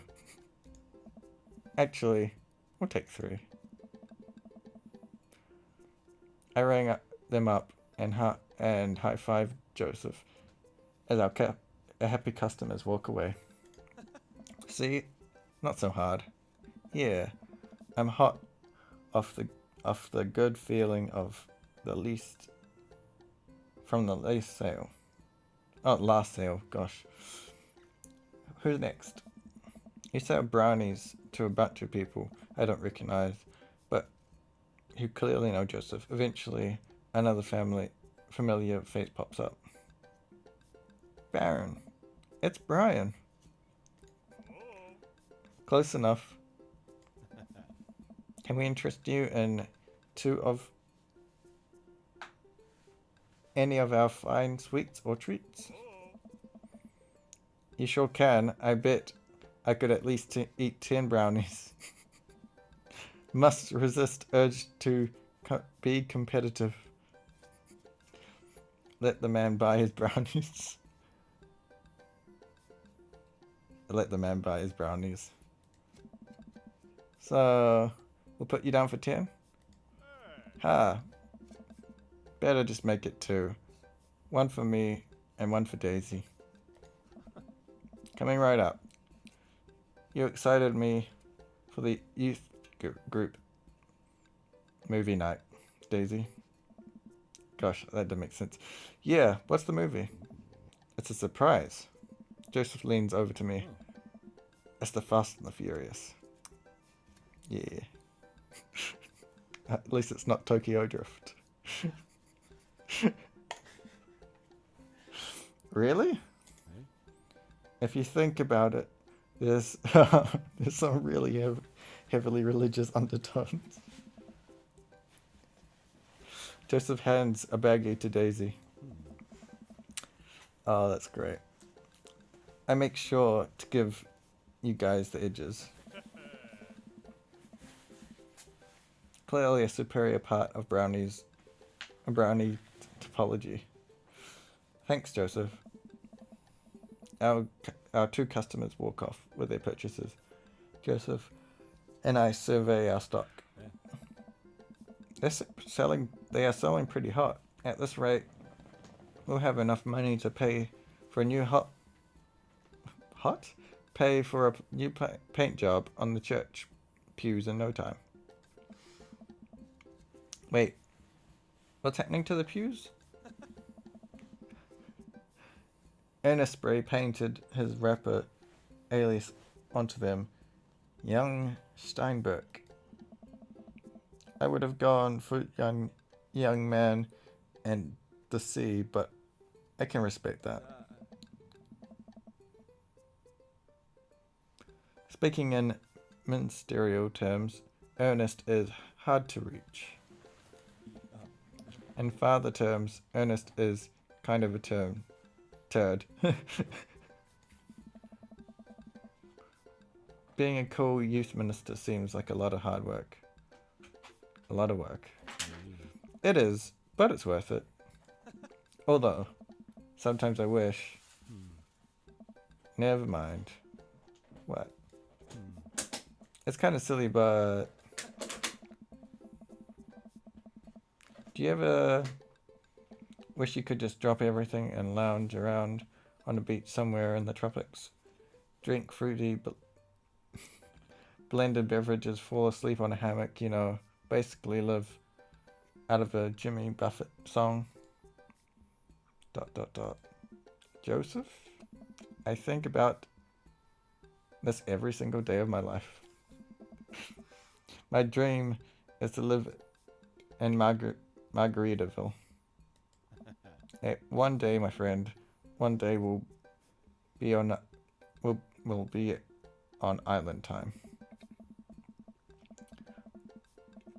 We'll make a couple more sales to the church patrons. Everything seems to be going smoothly. Yeah. Off in the distance, I spot my old buddy Craig. Oh. Craig!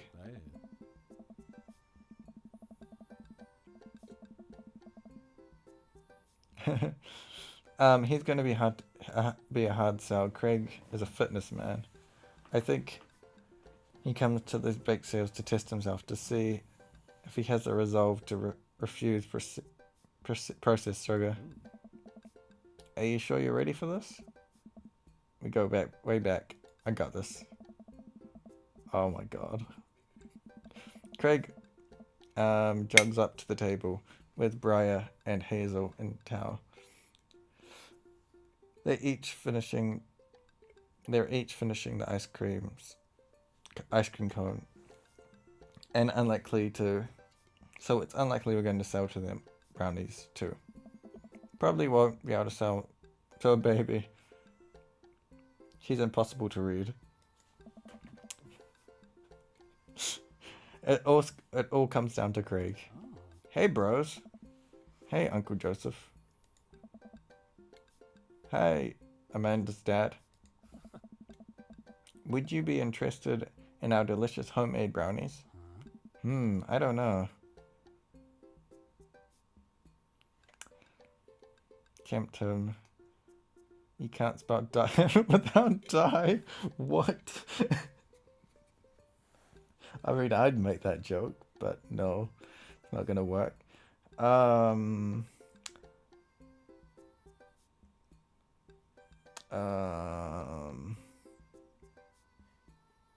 Tempt him. You know, Craig, if you really wanted to, you could have a couple of these stalls and craft yourself a brownie sundae. Get some soft serve, a brownie from your good friend Baron.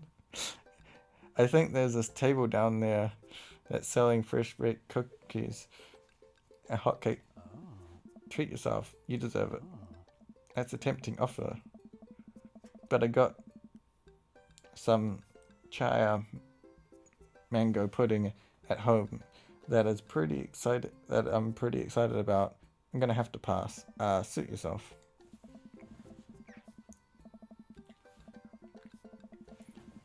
I'm gonna have to pause for a moment. I will be right back. My friend's just leaving.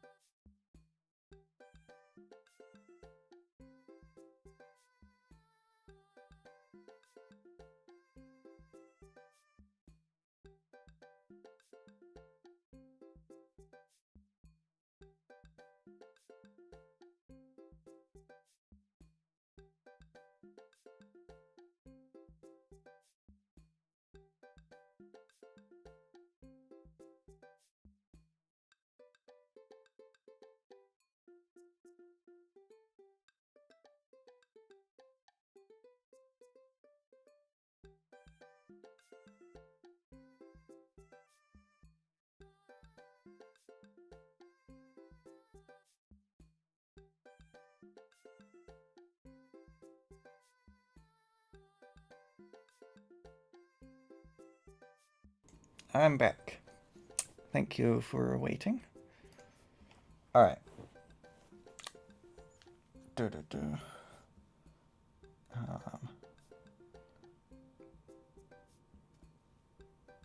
Making sure everything is working again.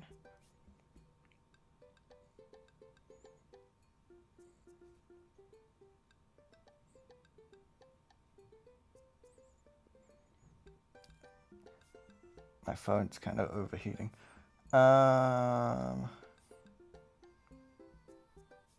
Okay, all seems to be good.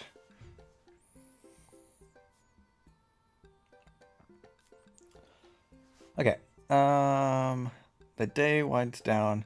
We're pretty much out of items to sell. Everyone starts packing up. Christy eventually comes back and immediately falls asleep in Joseph's folding chair. Boxed mix, huh? Come on. Mary saunters up to us. She looks like she'd rather be anywhere else than here. Oh. Oh, hi, honey. Yep, they're selling like hotcakes, which is actually just brownies. Cute. And boring. And safe. Hey, Mary. Mary's eyes dart over to me. Oh. What's the rookie doing here? I was just hoping to introduce Baron to the rest of the community. Uh-huh. You get a load of this freak show? What? Weird folk, is all. Holier than thou types. Don't you think, Baron? Mary. Let the kid answer the question. They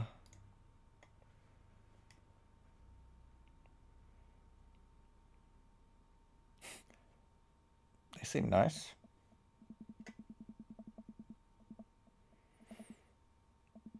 They all seem like they're really excited to help the church. That's pretty cool, I guess. Mary, can we talk about this later? Give it a rest, buddy. Ugh. Oh, am I embarrassing you in front of your new friend? Joseph doesn't respond, trying his hardest to keep cool.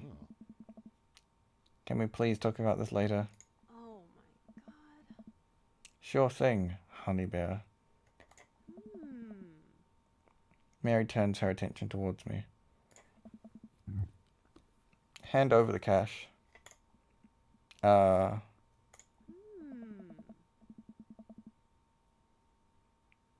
Jesus. I'm not trying to rob you. I'm in charge of refunds here. I hand over the cash we've made. It feels like a hefty wad, if I do say so myself. Thanks.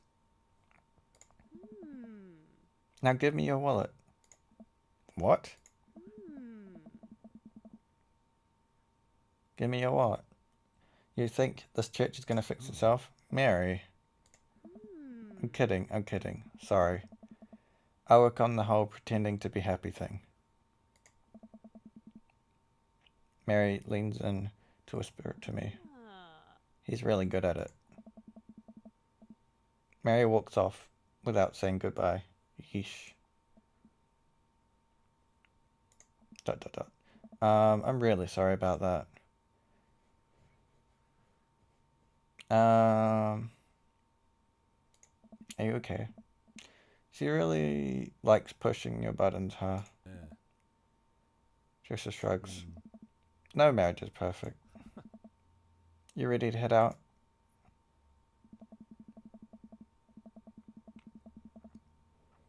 Joseph and I load the folding chair tables into my car.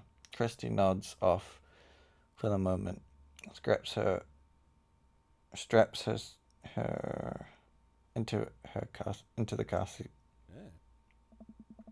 I drop Joseph off in front of his house. A small yawn sneaks out of me. Looks like I tuckered you out, huh? I'm a sleepy dad. I think I might finally be crashing from all the sugar. Oh. Huh. I won't keep you then. Thanks for helping out today. Happy to do it. Also, happy to eat brownies. Well, next time I promise we'll do something a bit more exciting and less free labor. I'm really sorry about the whole thing with Mary. You shouldn't have had to see that. It's fine, really. Yeah. I know. But first hanging out domestic problems aren't a good look. You barely know me. Oh. Let me make it up to you next time. It won't be Margaritaville, but we'll do something fun, promise. I smile. I'd like that. Yeah. Oh, and one last thing.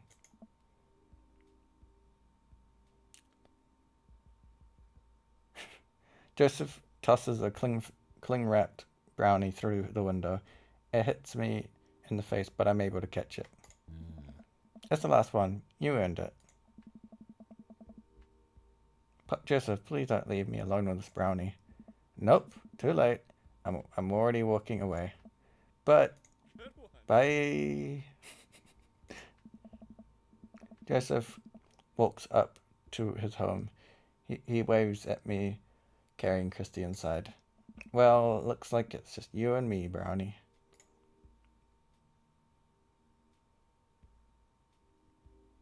I'm saving it for my daughter, 'cause she wanted one.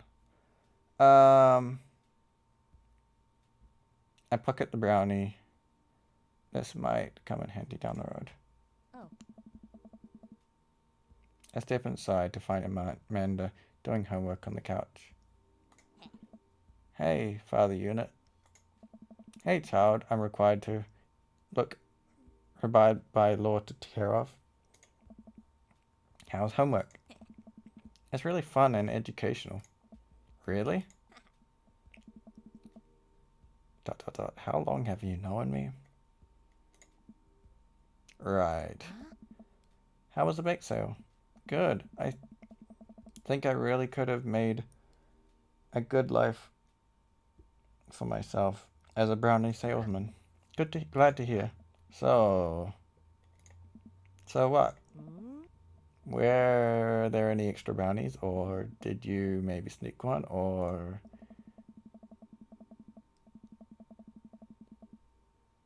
Yeah, it did work. I think for a moment and realized that I still have the brownie that Joseph gave me. That would probably do better.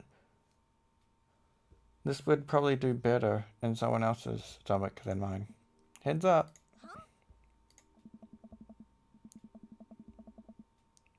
I hurl the brownie across towards Amanda. It hits the wall behind her and falls to the ground.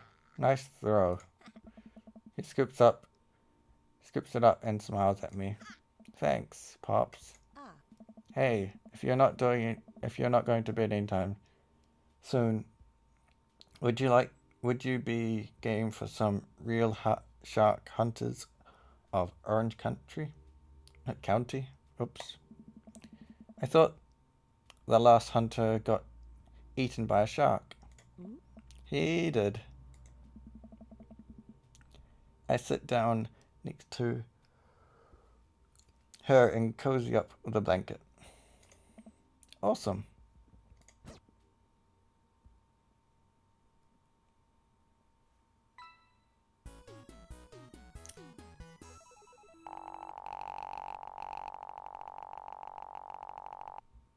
Yeah, I mean, you look great. I think I did good. I didn't know there was scoring, but now I do.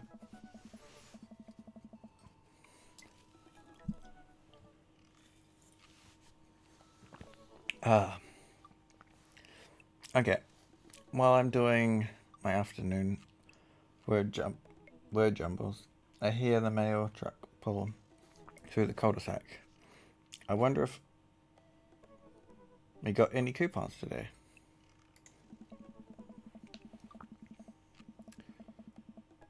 The nice mail person slides a couple letters in a large yellow envelope through the mail slot. It takes a couple of tries, but they get it in. Hey, my coupons! Take a closer look at the large yellow envelope.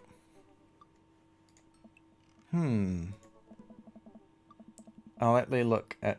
I lightly knock on Amanda's door. She probably has her headphones on. Amanda? She yells through the door. What? I have something for you. I'm kind of busy right now. Can you come back later? Okay. Just thought you would want this big yellow envelope you got from HIA. Immediately, Amanda pushes the door open. Horn Institute for the Arts? I mean, if you're busy, I could come back. Father, please. I hand her the envelope, which she tears open with her teeth. That's probably bad for your teeth. She doesn't seem to hear me. And spits out a piece of the envelope. She pulls the letter out and unfolds it. And the suspense is killing me. This is her dream school.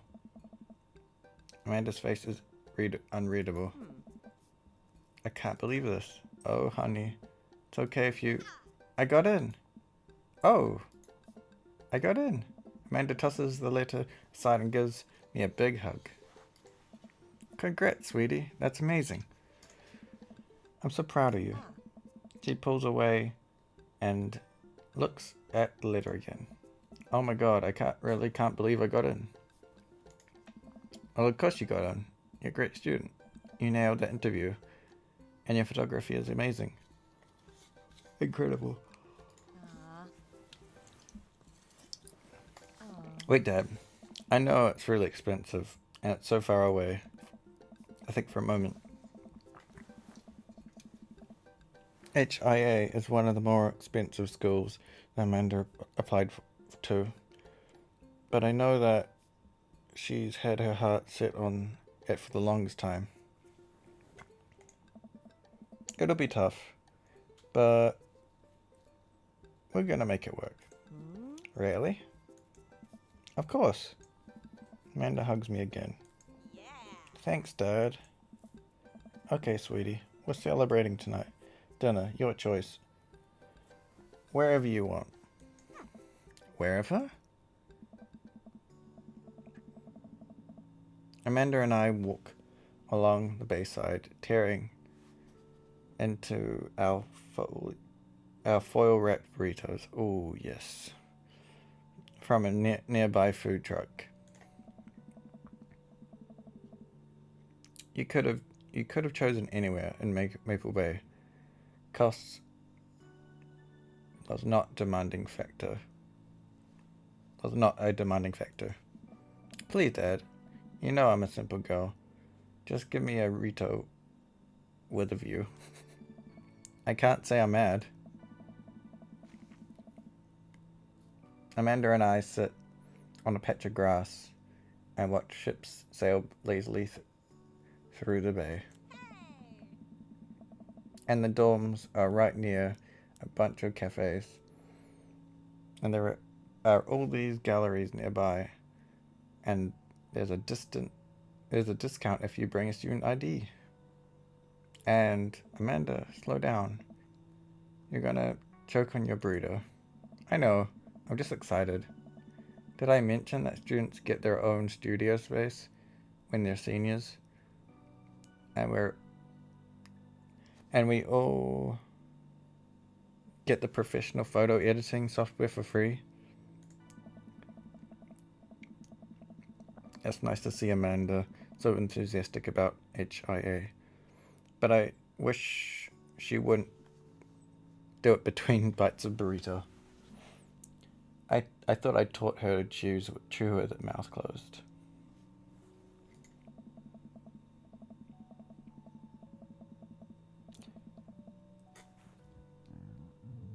I wonder who my roommate's gonna be.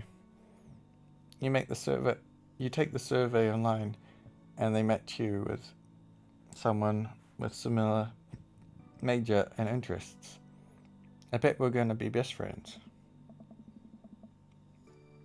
Craig and I were a good roommate. Can be a long life friend.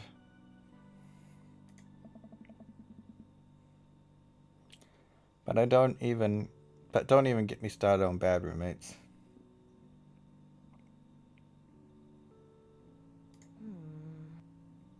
Oh no. I'm just kidding. We didn't have a bad roommate. Our only roommate was a puppy. Oh yes. That Craig brought home one night. We spent a semester fabricating a story about our new foreign exchange student who had a really bad cough and sounded exactly like a dog's bark. Carl ruled. Oh, that's great. Oh, they let you have animals in the dorms? If you get a side note saying you need one. Get a side note? If you get a note saying you need one, I bet I could forge one. I think I'd get a rabbit, or maybe a snake, or maybe both. Will a snake eat the rabbit though? Probably. Oh boy. I think I will leave that up to you.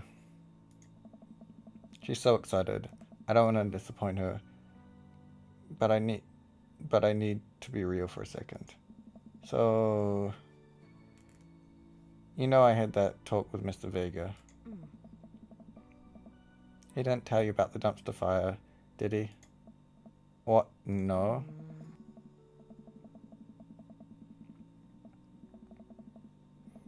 I don't want to be a dampener on the good news, but I need you to knock it out of the park these last few months of school, okay? If you want to go to Horns, you really need that scholarship money. I know you can do it. Okay. I promise I'll try harder. I pat her on the back. Think you can handle a 14-hour drive to come for the holidays? There's going to be some treacherous ice road cross.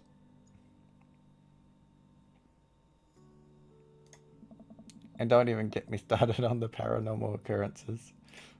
Well, it'll be worth it if I get to see you. Oof. My eyes immediately well up with tears. Oh, Dad, don't cry. Sorry, I'm just very proud of you. You've all grown up now, and you're such a good person, and I hope you know how important you are to me. Dad, stop. You're gonna make me cry too. It's too late, honey. It's happening. Dad, I can't get tears in my burrito. It's gonna taste sad. I pull Amanda in for a hug and kiss her forehead. Love you, kiddo. Love you too, Pops. Oh, that was so sweet. Welcome. You've got dads.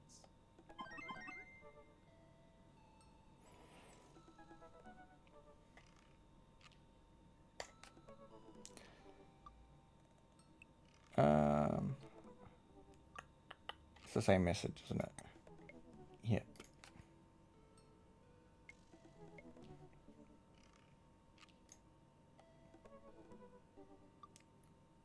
Robert okay. Hey, buddy, I have a favor to ask. Robert invited me over for dinner. And I know it's kind of a...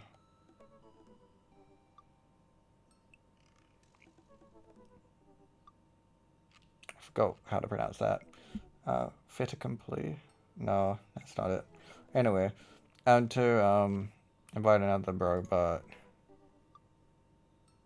I've known the guy for years, but I still can't get a good read on him, and I know that it's going to be super awkward if I go by myself. Will you please come with me? Those emoticons, though. Wow. I love food. Especially love food that's free. I don't know why it's weird to be sweaty over cooking, but sure. Yeah, dude, I'm down. Thank you.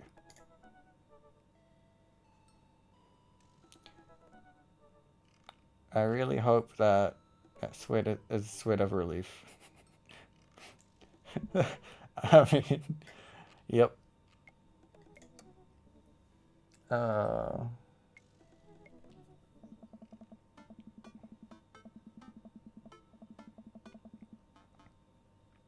That doesn't sound too bad. I could definitely go for some free food.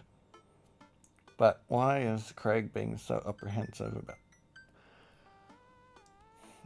Does he know something about Robert that I don't?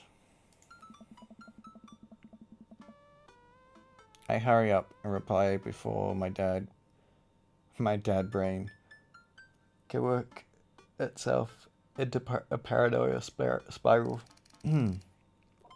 Craig, yeah, dude.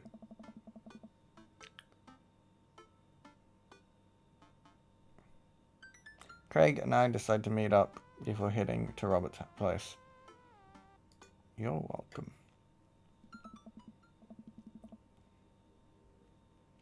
Craig's waiting on my porch. A bottle of water. Wait, water. Bottle of white wine in his hand. Baron boy, I am glad to see you. Likewise, man. Classy of you to bring wine. Oh, it's not wine. It's sparkling apple cider. Oh, I love apple cider. Actually, I just like apple juice. Robert literally has a wine cellar, so I think he's good. Wow. Or at least, I think he has a wine cellar. I'm genuinely unsure if he was telling the truth or not. I could never tell with him. Thank God. It's not just me. I never know. He's so deadpan about everything. I usually laugh it off, but man, that guy's an enigma. We start walking over to Robert's house.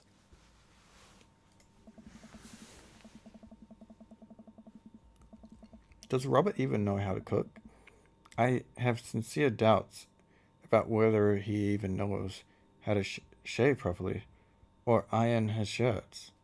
I feel like you learn to cook after you learn those two first. One time I saw him grab a hot dog out of a trash can. Oh dear. I mean, it was the very top of the line. It was at the very top of the line. Top of the trash can.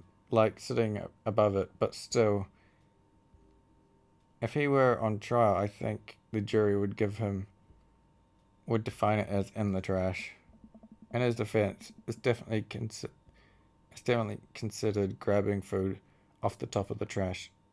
I've definitely considered grabbing food off the top of the trash before. Well, yeah, I think we've all considered it. But it's different that Rob actually did it.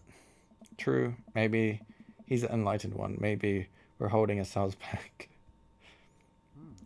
Never do that. That's not a good idea. We arrive at Robert's house and ring the doorbell, but the doorbell won't chime. Must be broken. Craig knocks at the door a few times.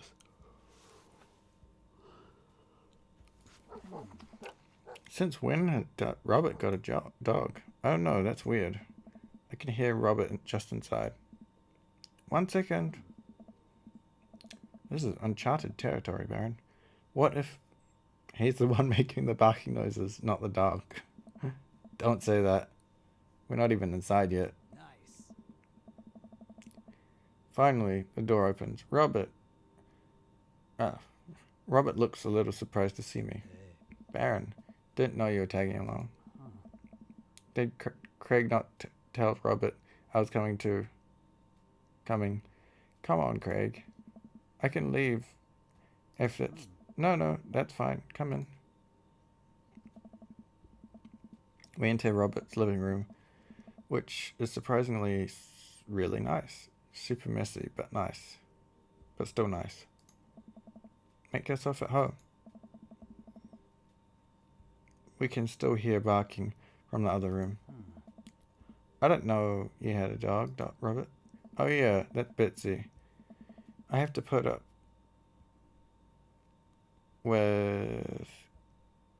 her up when guests are over. She'll calm down in a bit. Nice. What kind of dog is she? Pitbull. Rescued her from a dog fighting ring a few years back. She hates strangers. If I let her out now, I'd probably have to take you both to ER. Craig and I make contact. He raised an eyebrow at me. Okay. Anyways, dinner should be ready in a minute. I hope you guys like ossobuco. Robert leaves the room, presumably to go to the kitchen. Craig leans in and whispers, "Was that dog fighting thing real? Or is he kidding? I don't know." Nice. And what's ossobuco? I don't know. Good, that's not just me. Did he just make up a word? Until I have ossobuco in front of me, we can assume so. Only assume so. We sit in silence for a second, talking in Robert's living room. Are we about to get sawed? Nah, usually you wake up in those situations. We voluntarily walked into this one. Nice. Robert finally walks into the room, carrying 3 paper plates of steaming food like a waiter. I don't have a dining table. Don't trust them. So we're eating here. Also, I don't have real people plates. Hope that's okay. Robert sets plates in front of us on the coffee table. I still can't tell what it is. It looks like meat. Maybe lots of sauce. I can make out some vegetables. I think that might be rice, but it also could be pasta. Guess there's only one way to find out. I take a bite. Oh my god. Take another bite. The melody of flavors on the dish is amazing. The meat is so tender. And the risotto, I think that's what it is. It's so creamy. Robert, this is really incredible. You cooked this? I fished it out of the dumpster behind the restaurant. Or at least, I think it was a restaurant. Nice. Can you believe people threw this stuff away? I almost gag. I'm kidding. I look over at Craig. He looks wary, but still with a mouthful. He gives Robert the thumbs up. Glad you like it. Where did you learn to cook like this? Worked at a restaurant in Spain for a hot sec. Is he messing with us? I decided to play along for a while.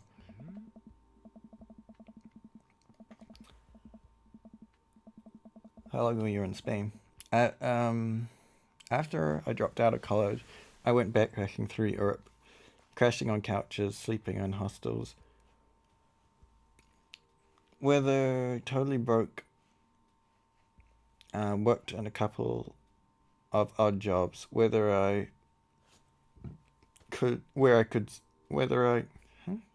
where I could scrape together some cash.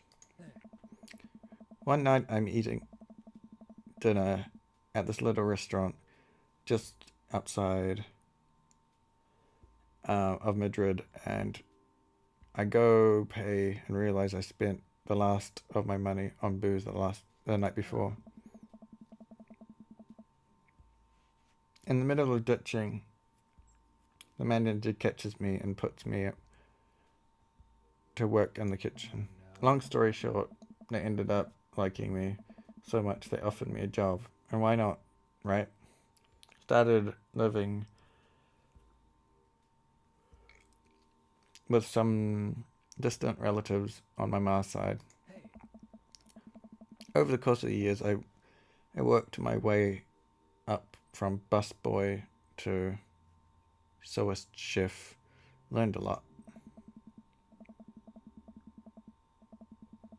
Craig and I wait for a punchline. What night watch call? What night watchman did he swindle to get back in the States?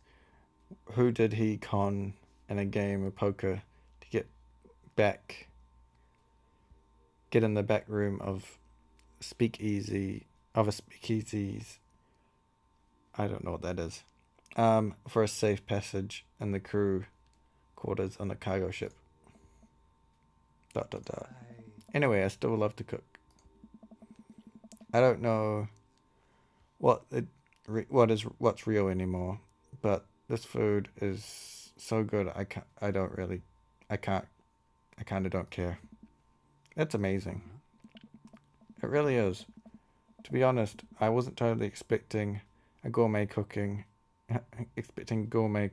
here, especially not served on paper plates.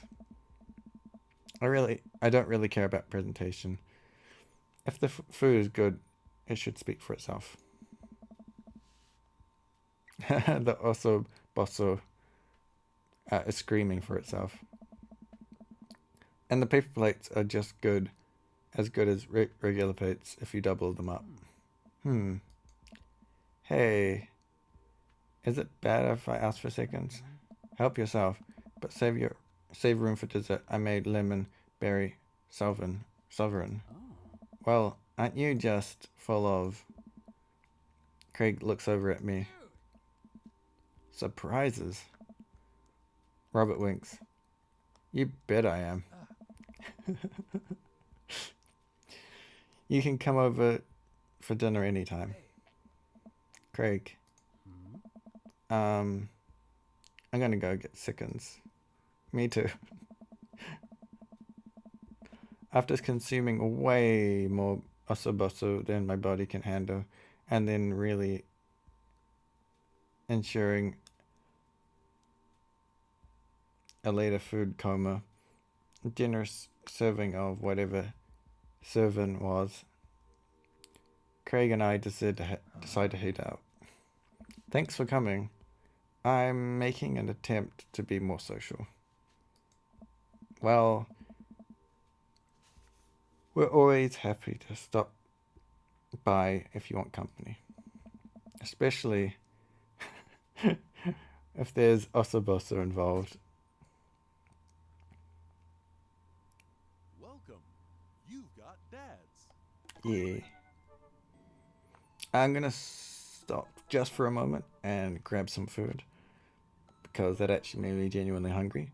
I'm not gonna be long. I hope that's okay. Okay, be right back. Thank you for being here.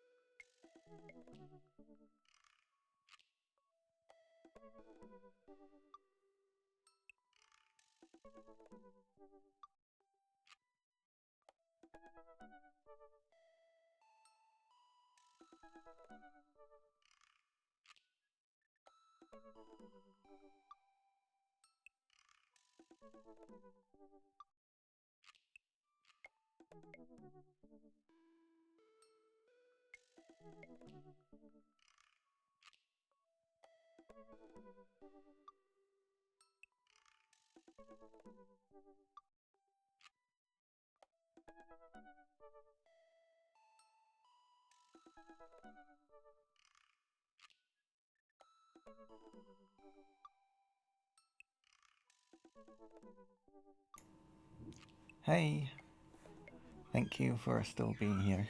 I really appreciate it.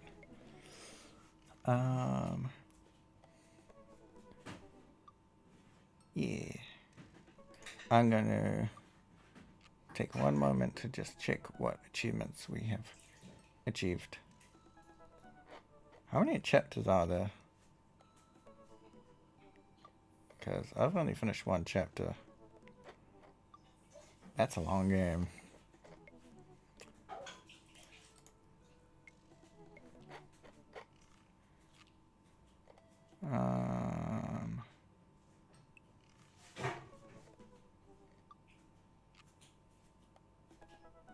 I mean, it says successfully finished chapter 1. That's a concern.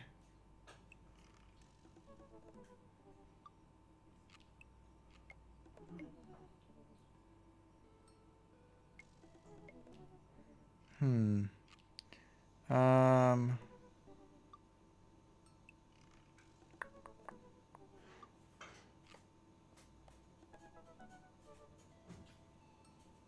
Alright. I mean, this didn't give me more information. But I have unlocked 1 out of something. Remember that.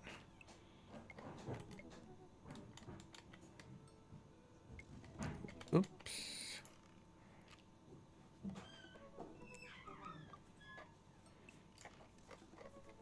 Must be one of the... I have no idea what I've done. We will find out, though.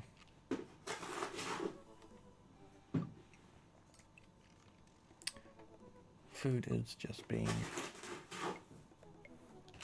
heated up and all of that. Okay.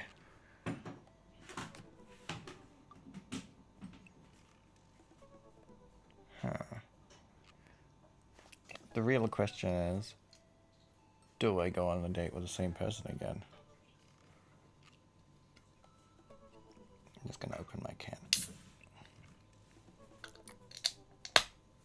Ooh,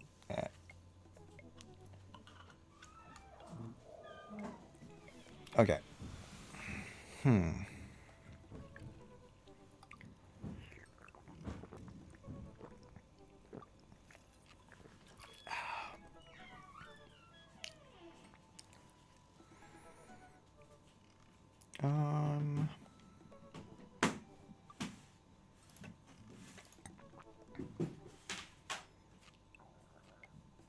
I want to go on all dates with him, though. Things that I didn't think I'd ever say. That.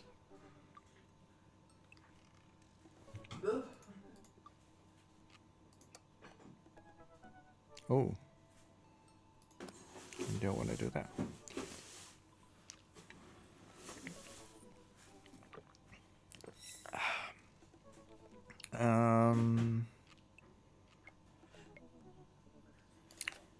We're gonna do that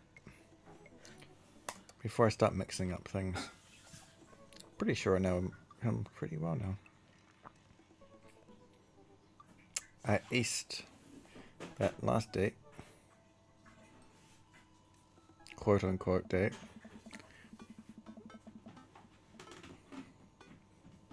Been a long day of clipping coupons. Like there's a sale on a books brownie mix. Oh, looks like there's a sale on. Oh yes. Reminds me of. That reminds me. I wonder what Joseph's up to. I should see if he wants to hang out. Or if he wants to go to the store with me to use these coupons. Look, it looks like he's online. Hey Joseph, wanna hang? It takes a moment for Joseph to respond. Woof, that's a lot. Baron, hope you have finally recovered from your brownie-induced coma. And I know I promised you a fun hang, but tonight I'm actually chaperoning a youth group mixer. Amanda's invited, of course. If you're not doing anything, you should come. That sounds nice. And be a chaperone with me, because I need help. That's nice.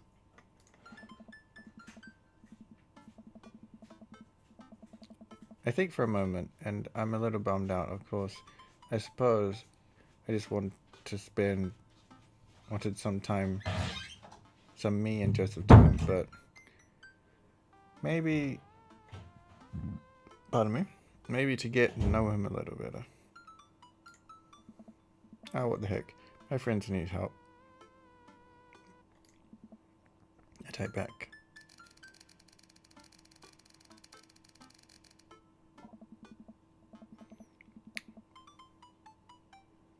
Buddy, if you need me, you got me. Just tell me where you need.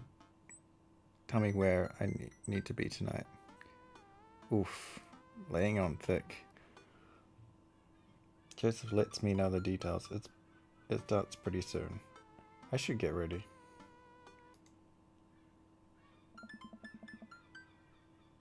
I knock on Amanda's door and peek in. Hey, Amanda.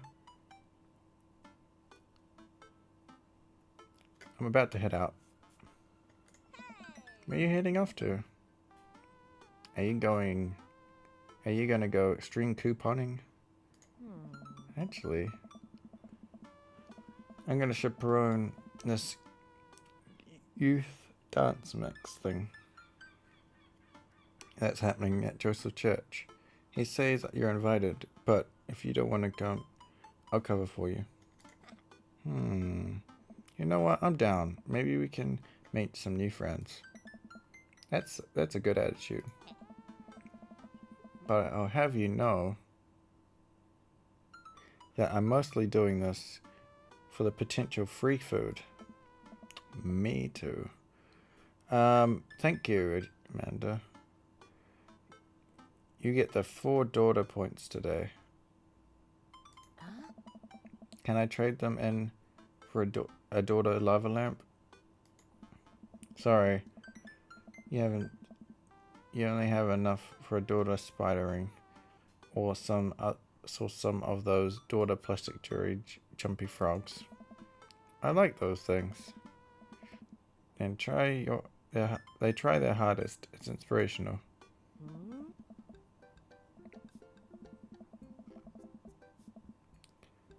Oh wow, they do not know how to spell that. That is amazing. Okay.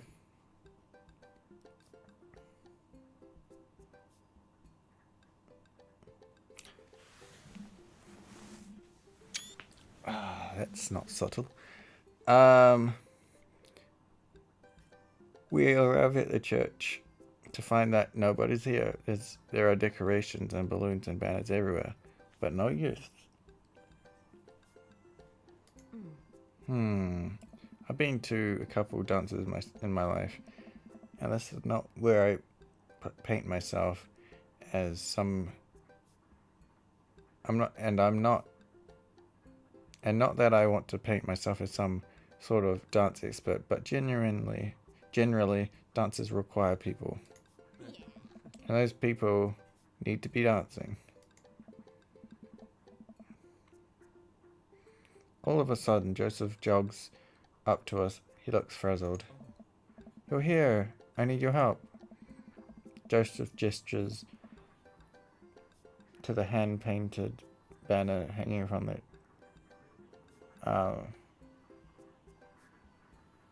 from the church doors. It reads, Jesus is coming. Yikes. Well, that's certainly a thing. God made all things, Amanda. Except for the banner. Ernest made that. I genuinely can't tell if that meant maliciously or if he can't spell good. You know what else God also does? Forgives.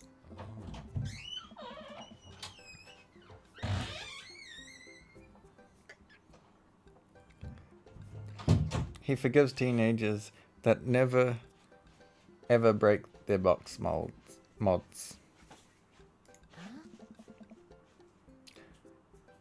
Are you ever going to break Ernest's box mod? No, Amanda. That would be a sin.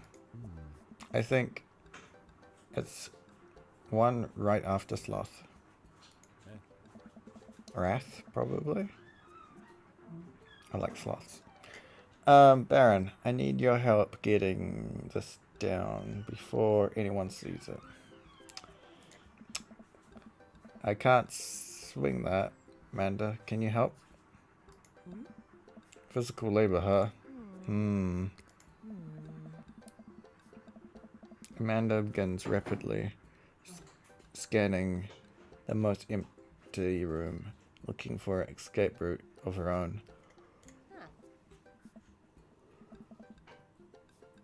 I have to go set up the food. The food is already set up. I'm going to do the final inspection pass on the food to make sure it's all up to code. ... I'm going to eat the food. Amanda able to bolt away before myself or Joseph could get another word in. Woo. She can really book it when she wants to. Her father was a giant pair of legs. I dated a giant pair of arms once, but it turned out they were alright. You must have been devastated. It was Armageddon.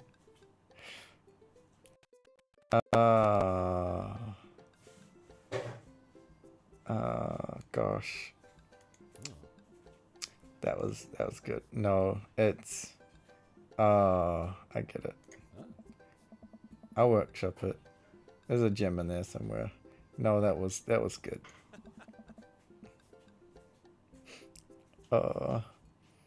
I'm really glad that you're here, Baron.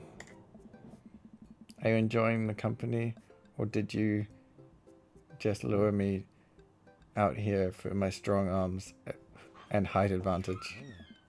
A little bit of both. It's always something with you, Joseph. Nice. Dad jokes. The sim has them exactly. It's great. I think that's the Game Grump humor too, though.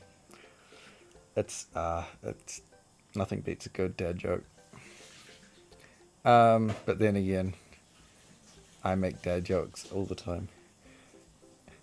Something handsome and yep. You're not that purist. Debatable. You just alluded to breaking a child's vape pen. I would have lost the debate. You ready to do this? Let's make some magic happen. Magic isn't real, Baron. God said that. God was also a bush one time. True. Joseph and I grab a step ladder and walk over to Ernest's banner. That turd Ernest. Oh, I remember who Ernest is now. Had one final trick up his sleeve. Look at the nightmare. At this nightmare stapled 6 ways from Sunday. Any ideas? Crackerbucks. What happened to your strong arms and height advantage?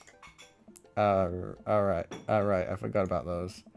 But I realized my oversized dad fingers are a bit too large to get leverage on these tiny staples. If you got a hammer, I can pry these things off. Baron, this is a church. We get a little nervous around hammers. And nails. ... I'm kidding. We just don't have a hammer. Oh my god, I didn't even realize what they were joking about. Oh man, that's good.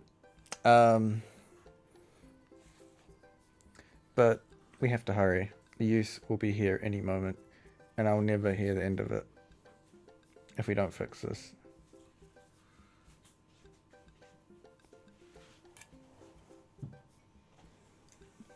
Wait, I have an idea.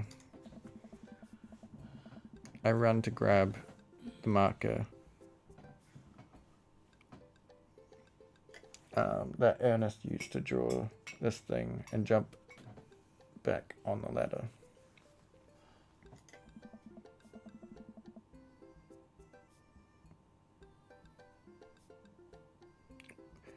We can't get it down, but we can send a different message. I only got one shot here. Let's do this right.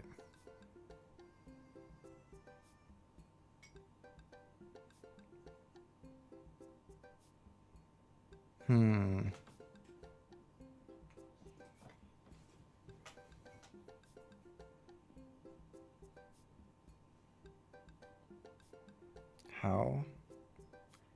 Oh, I see.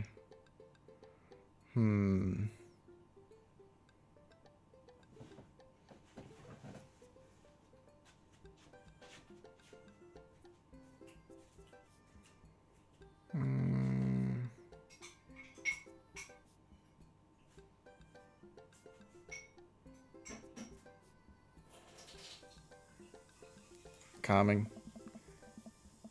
Seems a lot better. Wait, if they could just cover it, they could just make it right. Oh my god. Okay.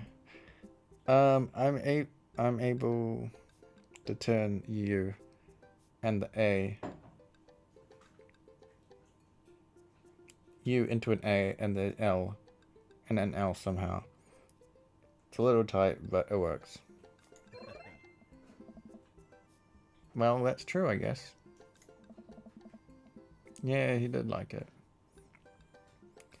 Bask in the calming presence. Joseph, relaxing, crisis inverted. Let's just hope the youth didn't notice. Don't notice. Joseph checks his watch. DJ should be here by now. Just then, a door swung open, and a man with his DJing equipment struts in with the DJ equipment. Wait, you're not the usual guy. What happened to Ethan? Evan. Wow. Evan knew exactly when to play the Cupid Shuffle.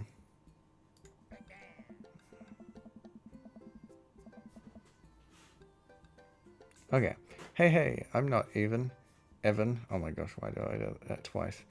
Evan sold all his DJ equipment to backpack through Europe, so I'm filling in for him. I do envy him though. What I would do to drop everything and start over. Haha. Are you alright? Alright, I'm better alright. I'm a DJ. I'm DJ Spin Master Quinn. He sighs heavily. I am sad. What? I usually do trivia nights, but I moonlight on the ones and twos and give myself a sense of purpose in life. Is he okay? Well, you'll have to do. You'll have my playlist of fun songs that youth will like, that won't inspire impure thoughts or tempt them to the dark side, right? The DJ thinks for a moment. Believe me, buddy, I got what you need. Okay, great. I'll let you get it set up then. The DJ leaves. Let's keep an eye on this one. He sounded like he's gonna play Creep by Radiohead and on repeat. I mean, that's a great song.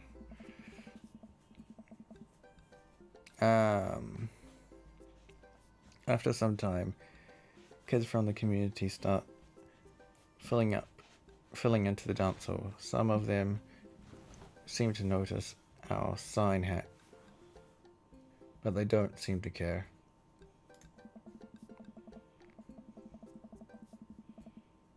Most of the kids group off into tiny clusters, standing in circles and casting sideways glances at other groups of teens.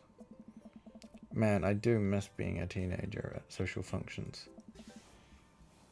Hey, party people. Everyone in the room turns their attention to the DJ. DJ Spin Master Quinn coming at you with the sound that people want. We're off to a good start. The next tune goes out to all the ladies in the audience. Ladies, let me hear you say yeah. A few half-hearted yeahs echo through the crowd. Alright. He sighs again. This is a heavy couple of days.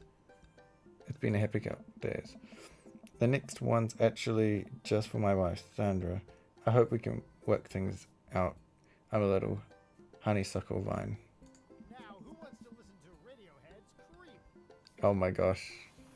The DJ begins playing Creep by Radiohead. Amanda settles up to me. Pizza in one hand and punch in the other. Creep, huh? Bold choice for a youth group. Let's see where he goes with this. After the song finishes, he plays Creep again. Is the DJ crying? If you watch the kids closely, you can catch them cringe every time them Yorkie swears. There they go. Maybe we should do something about this. Joseph runs up to us. He's killing the vibe. They're listening to swears. Sad swears. We have to do something. You guys should try give him a pep talk. Maybe work him up to everybody. Hurts by Rem, or at least No Rain by Blind Melon. You want to help us cheer him up? Actually, I just saw my Federico. Federico? He's from Latin. I didn't know you were taking a Latin class. I'm not. So he's from the country Latin. Yes, it exists. Don't Google it. You can go, Amanda. And she's gone. I'm so sad. Joseph and I make our way through to the DJ booth, where Spin Master Quinn is having a quiet cry. Hey, bud. Hey, my dude. How's the party jamming? It's not.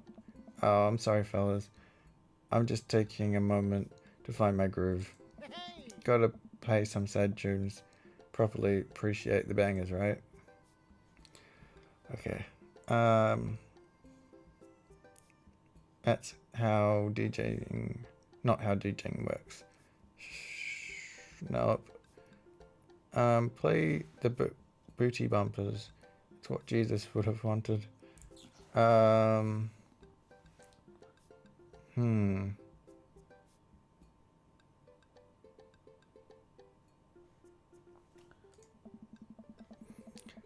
Now, stop me if I'm out of line here, but I've never heard a DJ that. And. Oh my gosh. I've never been a DJ and don't have any current plans on becoming one. But I don't think that's how it works. The kids came here to have a good time. You gotta cool it down on the sadness. So sad. Hey, buddy, it's problem. If it's problems you're having with. Joseph leaned in close to me. What's his wife's name again? It's Sandra. I'm glad I remembered. If you're having problems with Sandra, I can help you too. I do counseling. It's my job here. I'm very good at it. Oh, I don't know. I can tell that you're hurting. Nobody voluntarily listens that much to Radiohead on repeat unless they're not going through some rough times. Trust me, I know. Lawrence of Arabia.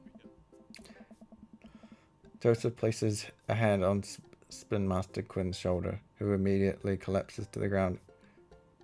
Collapses into Joseph's embrace, quietly crying. There, bud. It's gonna be okay. Thank you. I'll put some dance hall anthem on some dance hall anthems. You're the best, Spin Master Quinn. With yet another crisis averted, Joseph and I return to the dance floor, where Amanda's waiting for an ice cream cone. They have ice cream here. Good work, Amanda. How's it looking out there? Well, for dance, there's not a whole lot of dancing. Looks like people are starting to bail, though. This is a disaster. Don't be so hard on yourself. This ice cream, top notch. I'm sorry for dragging you into this, Baron. You and Amanda should just go home. I'm not going to make you stay here for the train work. It's not a disaster. We can fix this. We can. I suddenly realize what we have to do. Amanda, get out of here. I don't think you want to be here for this. Or be seen with me after this. Oh God, you're not going to. I threw my car keys at Amanda. I'll get a ride back with Joseph. Just remember me as I am now, not as what I got to become. Amanda nods. Nice knowing you, Pops. She runs out the door.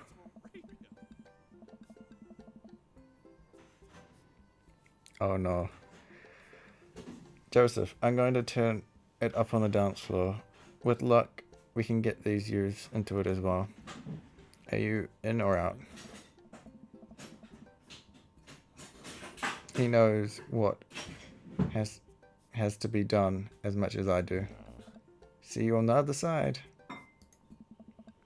See you on the other side.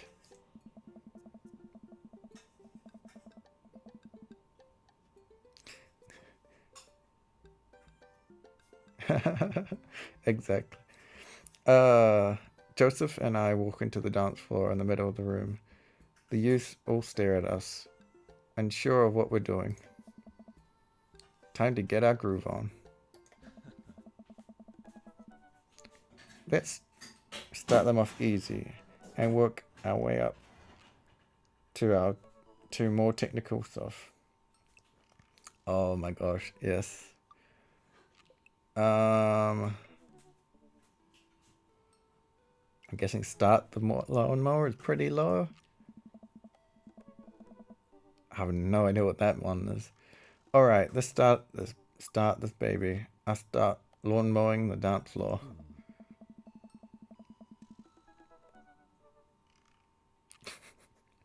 Joseph seems to respond to that and decides to mow another patch of grass on the dance floor. That's the stuff. I look around. Well, it looks like we've got everyone's attention. Alright, Baron, let's turn up the heat. Oh. I thought I... Damn it. Alright, I wanted to do the worm. That sounded good. Shopping cart. Nope. Sprinkler. Running man. Since time... and material? This move has never let me down. I start jogging in place, matching the movements with my arms pushing out. This seems to awaken something in Joseph, who feels the fire of the running man deep within him. I look around at the youth. They're getting into it. Yeah. Keep it up. I think they're coming around. Yeah, the windmill. I know that one.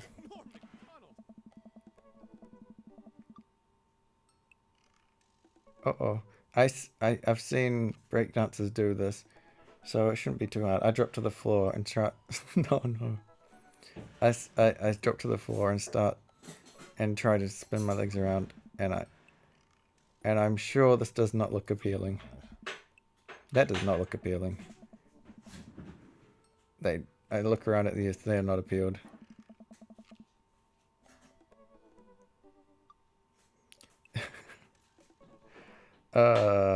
They are not looking too lively yet, but we can still turn them around. No twerking. Butter churn. Farming is hard work, but need the butter for the harvest. I start churning it like only sustenance. Like it's only sustenance. That's only going to get the homestead through the cold winters.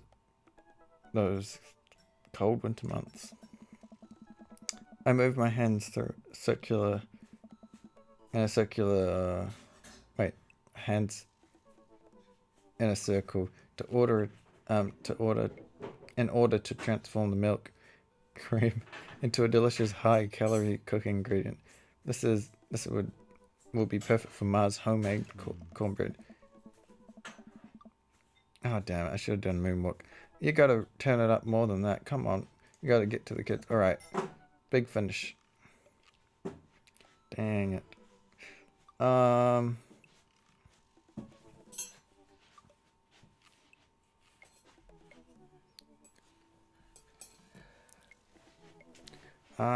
Lift. Yes. Why not? I approach Joseph and motion that. Lift him up. Are you strong enough to do that? I don't know.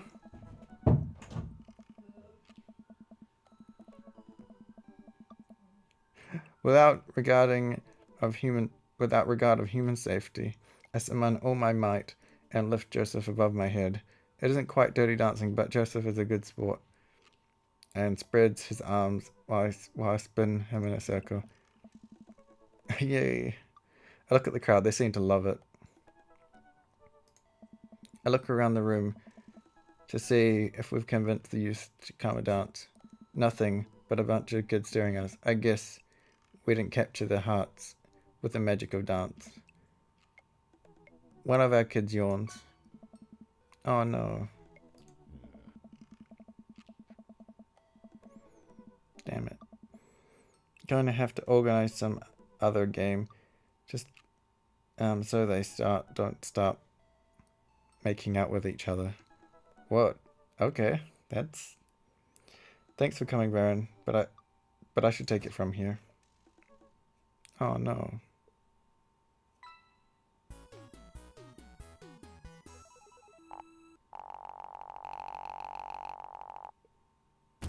was a really fun time. At least it was still a B. I don't know how bad a B is.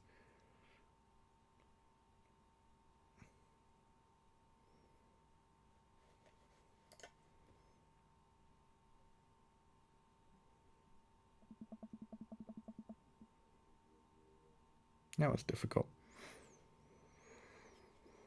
It's been a long day, and yet I'm not quite ready to sleep.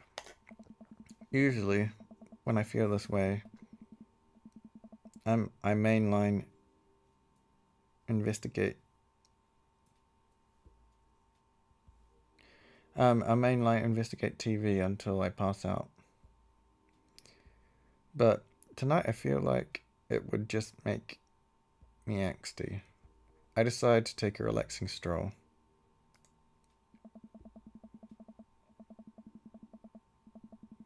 After a bit of wandering, I find myself passing by Jim and Kim's, being of legal drinking age and sound judgment. I decide to stop by. Typically, I try drink my consumption of alcohol to set a positive example for Amanda, but I also feel responsible. But I also feel a responsibility to play a role as a social agent in our community, and a watering hole such as Jim and Kim's is just a perfect place to do it. Also, I desperately need a beer. Jim and Kim's is lively tonight. These patrons are milling about, and even Neil seems to be having a good time. Coming here was a good idea. Ah. As I reach to collect my beer, I see Mary at the end of the bar. She's not semi-ironically throwing herself over anyone. In fact, she's alone. She looks sad.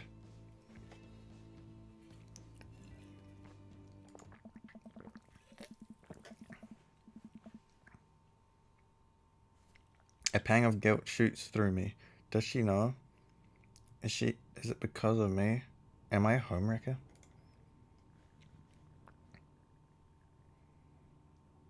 I'll say hi.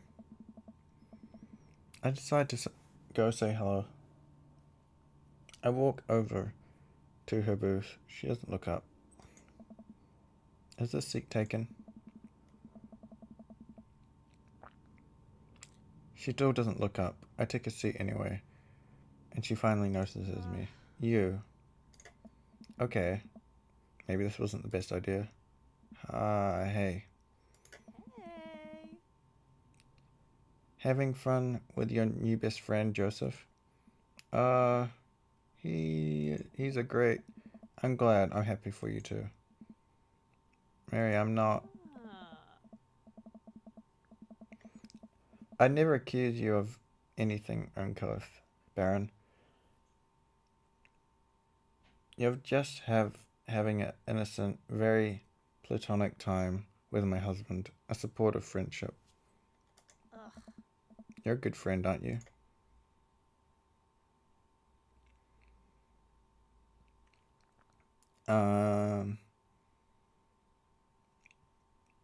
I'm there when he needs me. Unlike... Oh, Jesus. That's not what I meant. Unlike some other people in his life. Hmm. So you're an expert on marriage now? Doesn't take an expert to see you're both miserable.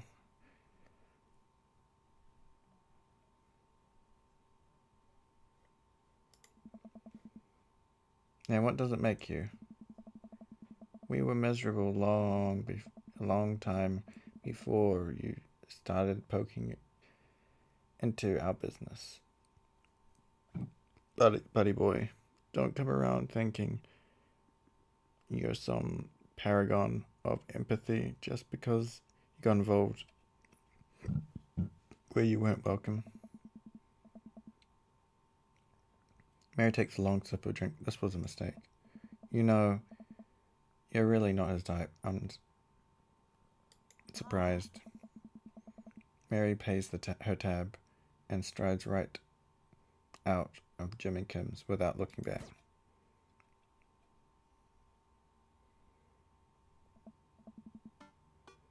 Okay. It's been a long day.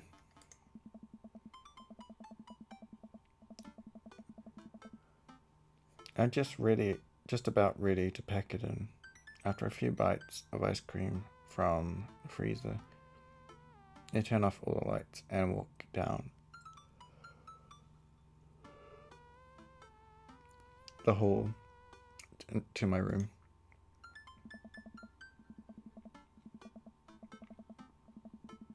I wonder if Amanda is still awake. That kid needs some sleep. As I pass her room, I can hear a faint sound, but I can't make out what it is. I get a little closer. Is she crying? I gently knock on the door. Hey, Amanda. The crying immediately stops. Not right now. Her voice sound strained as she sniffled. I need to make sure she's okay. Open the door. In the dark, I can see Amanda's outline in the middle of her bed, knees hugged up against her body. Is everything okay? I don't want to talk about it.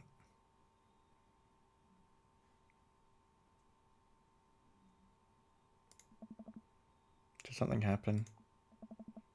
No, nothing happened. Go away.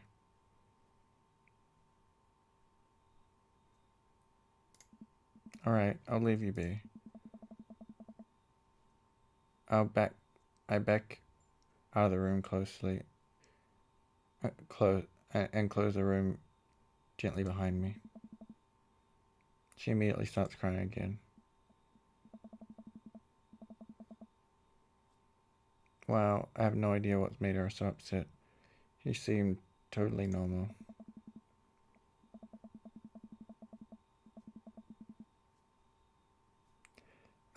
This is difficult. I feel awful leaving her to cry, but I also get the feeling that if I tried to do anything else, I would have made her more upset. I can't stop mentally cycling through all this awful things that she could be dealing with right now. More than anything, I just want her to be happy and safe. I have a hard time falling asleep, but I finally do. I'm still thinking about Amanda.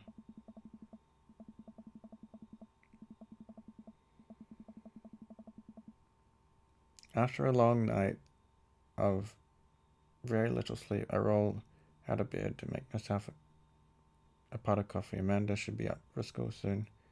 Maybe she'll be willing to talk about what is bothering her.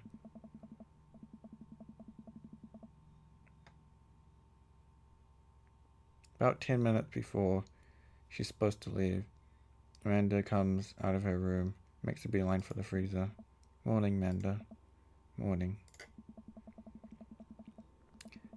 She drops a frozen waffle in the toaster and slams the freezer door. She won't look at me. Yikes. So, anything big going on at school today? No. Okay. Do you need a ride to school? Nope. Want some coffee?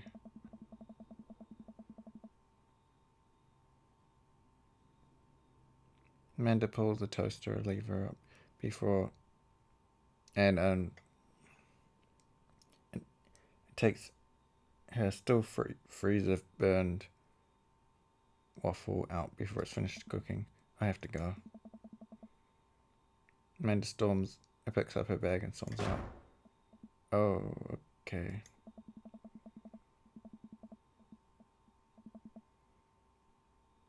Haven't seen her act like this in a long time. It's normally short-lived, but it always hurts. Hopefully this blows over and things will go back to normal soon.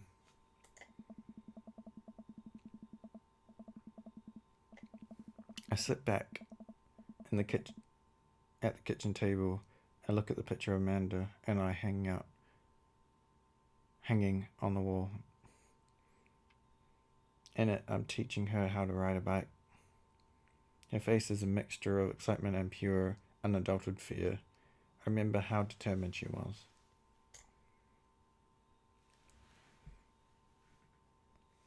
Every time she would fall off and scrape her knees, she would get up and try again. Finally, I had to stop her because she was bleeding everywhere, and she started to cry because she didn't think she needed bandages and wanted to keep trying.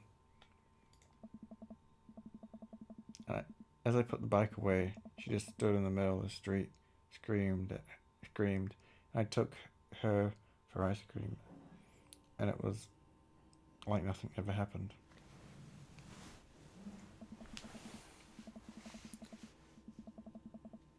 After giving it a bit of thought, I decided that if I forced her to talk about it, I'm only going to make things worse. But I have an idea. I started rummaging around for ingredients.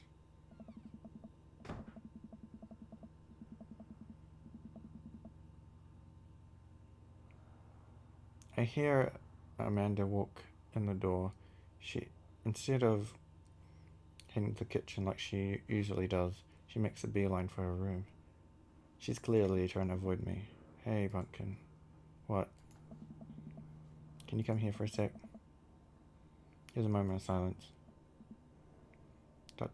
Yeah. I wanted to say sorry about last night. ... I'm just worried about you, kiddo. I get scared when I know there's something wrong and I can't, and and I get even more scared when I feel like I can't do anything about it. Dad, I just, whatever it is, and you don't have to tell me about it if you don't want to, but whatever it is, just know that you have a dad in the corner who wants you to be happy. In your corner, not in the corner. Honey, you know I'm bad with words, so I was hoping I could speak a language that we both understand. I pull a cake out of the refrigerator and place it on the table. Hopefully the frosting has set by now. Ta-da! Dad.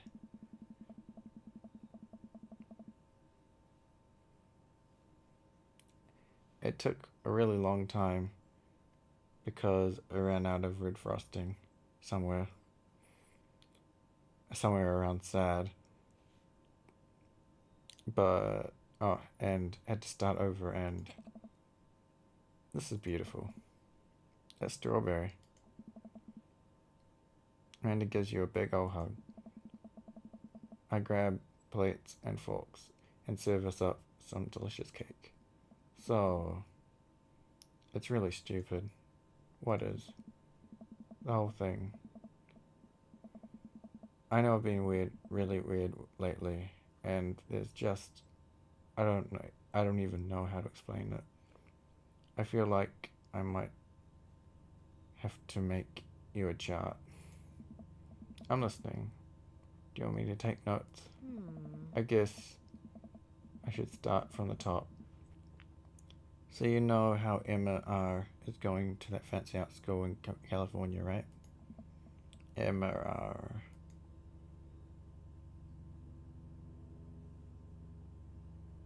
Damn it.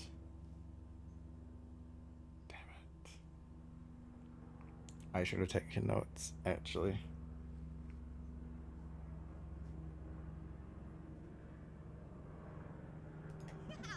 You got it. Wow, okay. Proud of you. Anyways. Oh, thank God. Whew. Anyways, ever since you got the acceptance letter, I've been feeling like she's drifting away, you know.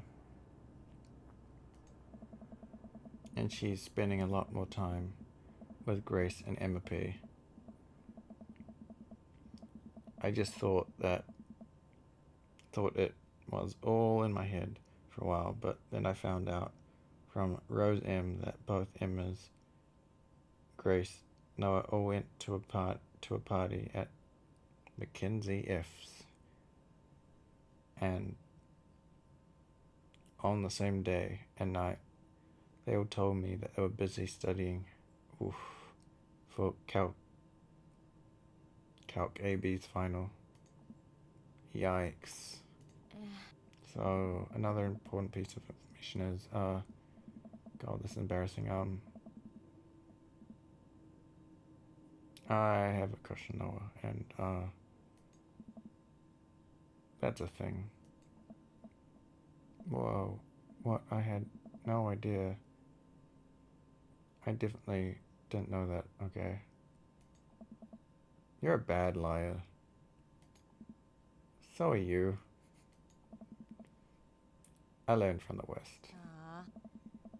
Anyways, so the only person I told, oh no, know where this is going.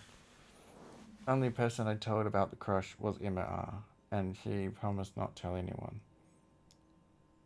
I didn't confront them about the party thing because I didn't want to start drama, so I kept quiet and going on about my business. Size.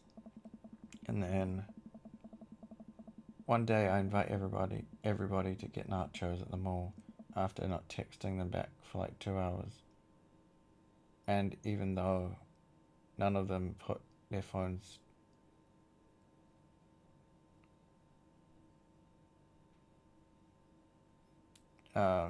down for 60 seconds, they all said they were busy, like, simultaneously. So I tell them, never mind, I'll just eat nachos at home, right? But we were out of chips, and I really wanted nachos. Totally understandable. So I go to the mall anyway, go to the food court, and who do I see there?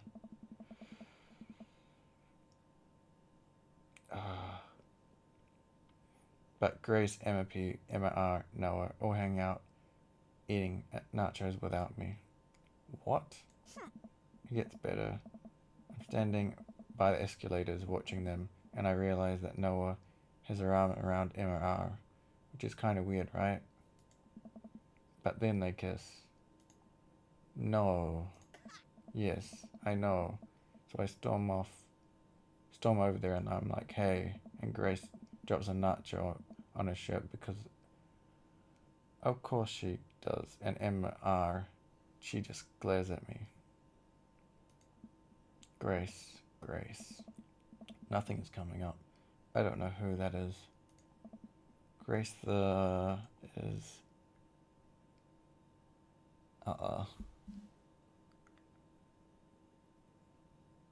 Did she poop in bed too? Wow. I know. Grace is the one nobody likes. Or I guess that's me now. But anyway, nobody will say anything, and I'm just like, you guys suck. Which I realize is not the most eloquent thing to say, but I was very angry and really embarrassed and wanted to get out of there. So I left without nachos, might I add, which only further contributed to that shitty day. This immediately drafted a super long text to the group chat asking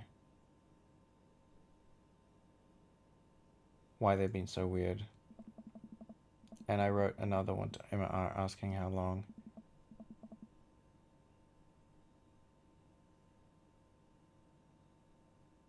How long Noah's thing has been going on for, and Sorry, I know that's a lot. You still following?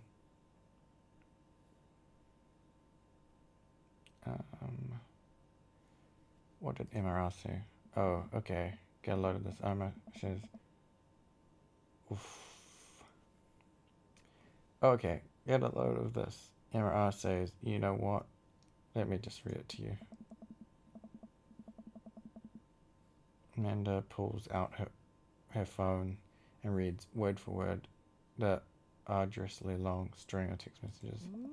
Can you believe that?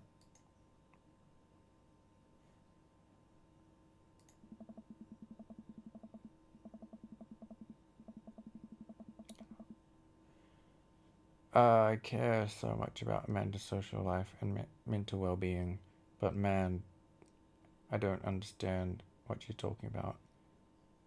This is all beyond me, and I'm trying my hardest to be supportive. They were dating in secret for like months. Oh, that sucks. No wonder it got awkward when she mentioned it. So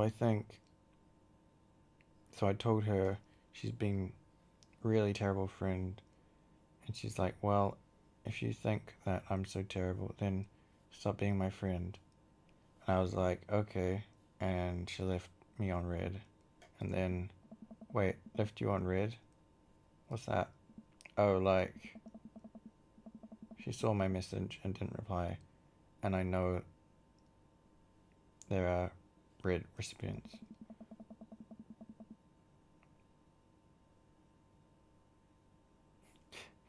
I don't know what red recipients are, but I'm going to pretend I understand. Gotcha. So while this is all happening, I'm talking to Emma P about how mad I am because she's at least kind of reasonable, and I'm venting to her about how pissed I am about everybody and stuff.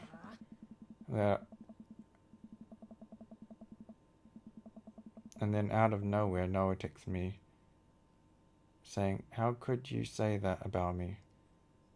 And I'm like, say what about you?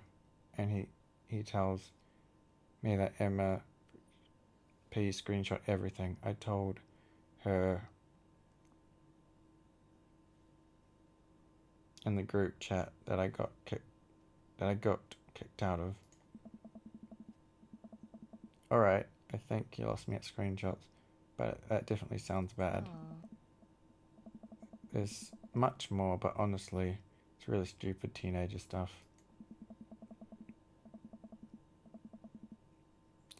Yeah, exactly. I mean, I can't say I haven't dealt with this thing in my past. People like to twist words. It's horrible. The bottom line is that everybody dropped me. Half of my grades hate me. Well, half of my grade hates me. And now I have no friends.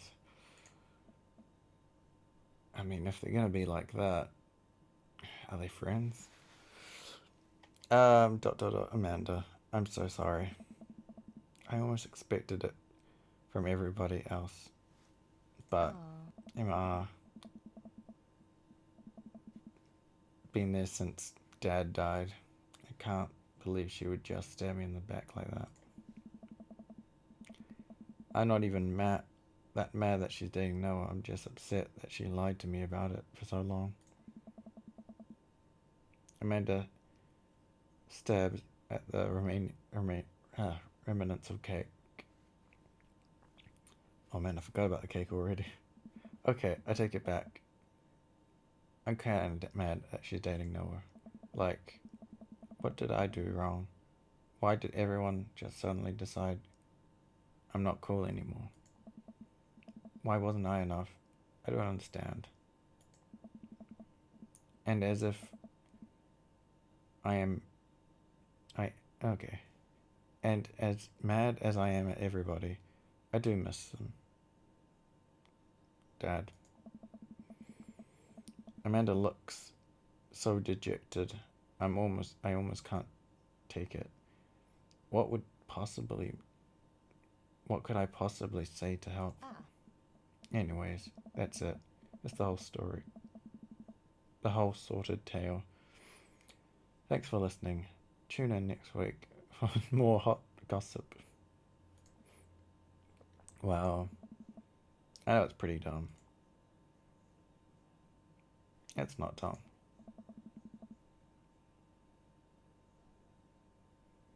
No, it's stupid. It's a stupid thing to be upset over. And your feelings are real. Don't ever be mad at yourself for having feelings. I guess. Unless you're secretly a robot who has been approximating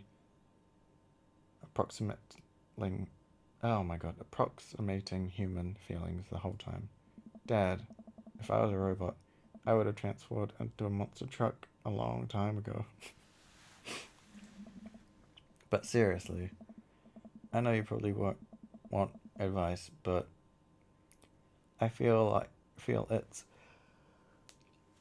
my duty as a dad to bestow upon a few nuggets of fatherly wisdom.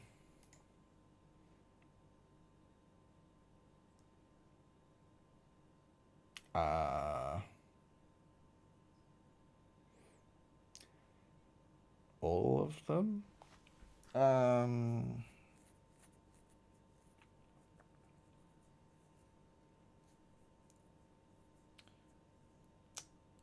What is the correct answer in this situation, though? High school sucks is not.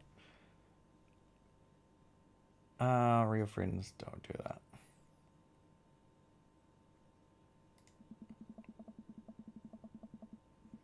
I don't feel like that's the right answer, though, but that's what I'm going with. When you get older, you start realizing the sort of people you want to associate yourself with. Do you really want to surround yourself with people who would do something like that to a friend? It takes a lot of work to find and maintain meaningful relationships or friendships. Very true. Took me a long time to figure that out myself. I wish I had learned it sooner. If the other person isn't putting the effort in to show you how much they care, it's not worth it. You're not beholding to belong their friend. Ultimately, I think this says way more about their character than it does about yours, because you're amazing. And if they can't see that, well, that's their problem. ... I'll keep that in mind. Yay, I think I did the right thing. I looked down at the table. Did we just eat the whole cake? Yes, we did just eat the whole cake. Well, good talk. Amanda gets up to go to her room. Before she closes the door, she turns around. Hey, pups. Yes? Thank you. You are always welcome. Love you, Amanda. I love you too, Dad. Oof. I love you too, Dad.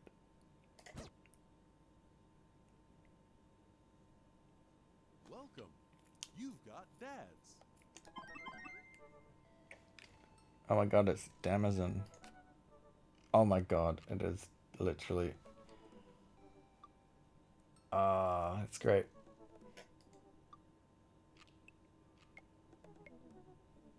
Okay. I'll be a couple seconds. Oh, I did not mean to hit the mic. I am sorry. I has food next to me. Hopefully it's not too loud.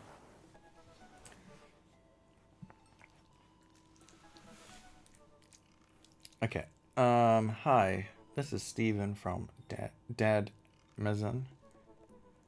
I'm out front with your delivery. Oh, okay. Yes. I'll be right down.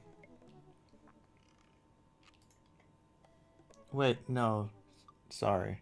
I need to put pants on first. Don't ever tell Amazon people. I can't find my pants. I'm wrapped from waist down with a duvet. Are you cool with that? I can come back tomorrow. No, I'll be right down. I found some sensible caprice.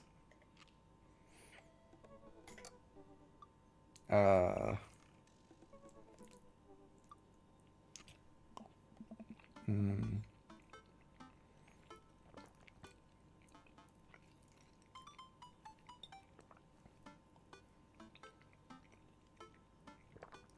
Oh, I got a package. I wonder what it is.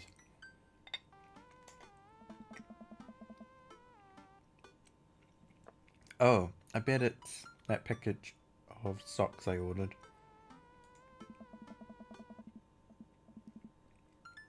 I open up the box and start pulling the package of peanuts out. Oh, the packing peanuts out. These socks reek. ...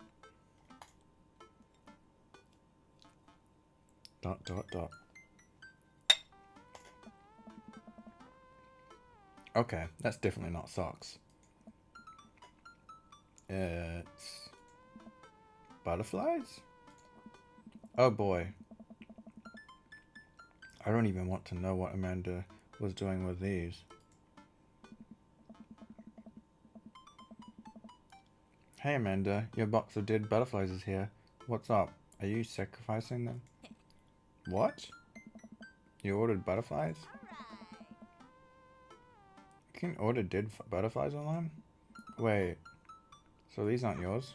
No. I'm definitely ordering some now though. Okay, I love you.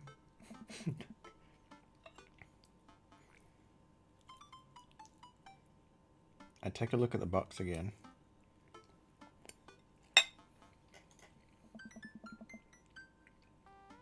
Of course it is.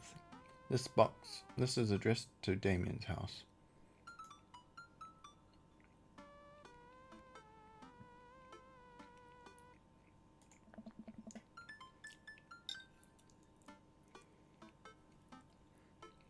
I should take it to him.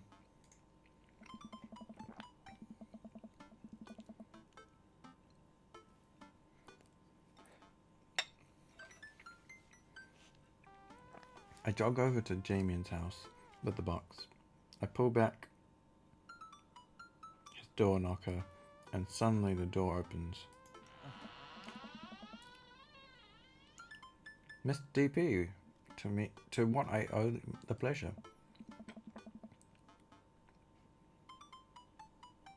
Whoa, how did you know I was about to knock? I don't know. Oh, okay. Anyways. I think I got this delivered to my house by mistake. I handed him the box, and his face lights up. What a wonderful surprise. I was just about to send a strongly worded letter to the courier service about this. Many thanks. Not to pry, but what are you going to do with those butterflies? Would you like to see?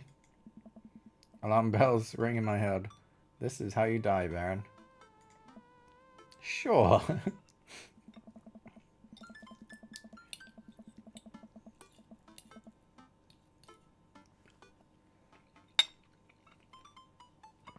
Damien leads me over to his study, where he sets up some sort of workstation. Above his desk is a wall of pinned butterflies, moths, and beetles. Oh wow, that's really something, Damien. I'm pretty proud of my collection. You do all of this yourself? Of course. I find it rather relaxing. How do you... It's simple. Let me show you. These aren't really quite yet. They need to be rehydrated overnight, so they're easier to work with. I have some over here. that are ready to pin.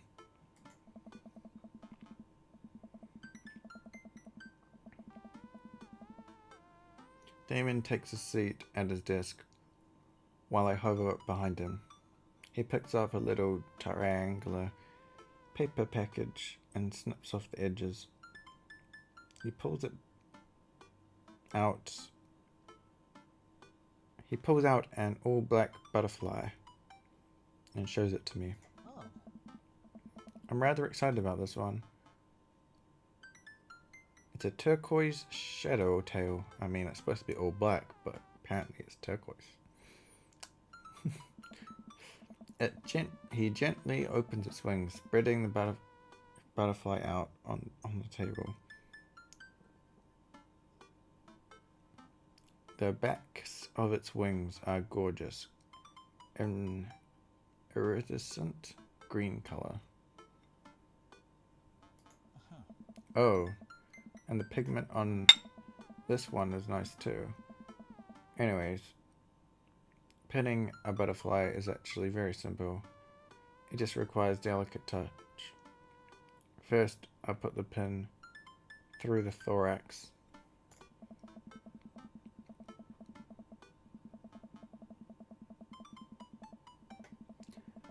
Damien slides a pin through the middle of the butterfly and places the butterfly on a piece of styrofoam. He carefully arranges the antennae with forceps and begins placing paper and more pins around it. He does this so effortlessly that it's almost hypnotic. Oh. I have a frame here that I think. Oh dear. I have a frame here that I think this one looks quite pretty in, but I'll need to let it sit for a couple of days until it's ready. And then what? I remove all the pins and put it on display with others. I take a closer look at Damien's collection. One with bright blue wings keeps drawing my eye. That one's so pretty. Damien takes it off the wall. Ah, yes. Blue Morpheo. One of my favorites too. He hands a small frame to me. Here. I think this one would look lovely in your home. Oh, I couldn't take this. I insist. Believe me. I have more than enough. Thank you. If you ever have an interest in penning some insects yourself, you know where to find me. Haha, I think I'll leave that tip to you. I feel like I'd probably break them in half with my butterfingers. Nonsense. You have beautiful, steady hands. You would make a fine taxidermist. Wow. Am I blushing? Damien walks me through the door and gives me a warm smile as I leave. Do take care of yourself, Baron. Thanks for allowing me to share my odd little hobby with you. Welcome. You've got dads. I got dads. Okay.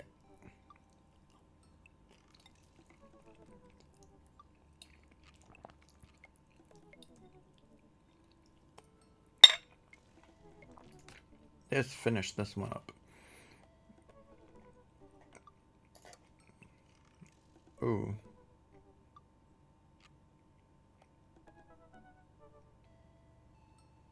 Hmm.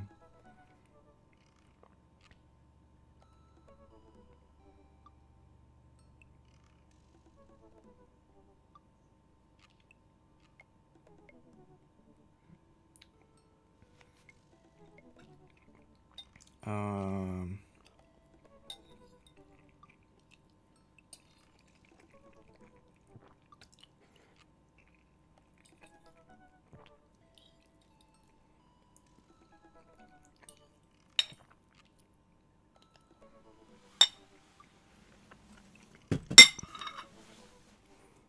I don't know what that means.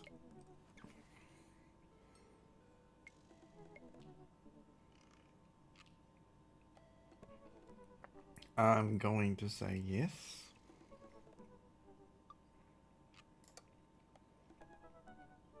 Hope that's okay.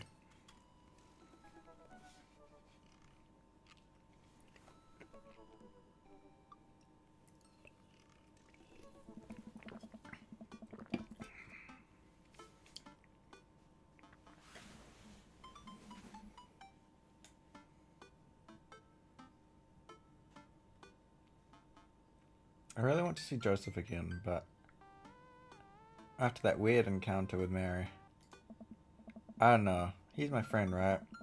I should be able to hang out with him and not be weird. Right?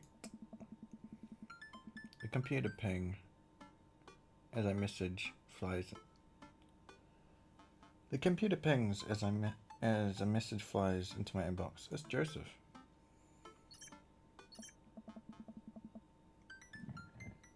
Oh dear. Hey Baron, we should hang out. Like, actually hang out. No manual labor, no impromptu therapy sessions with said DJs. No kids, just you and me and the open ocean. Wait, how are we gonna... Oh my god. I sound so stupid. He already mentioned he likes boats. Okay, how are we going to get on the open ocean?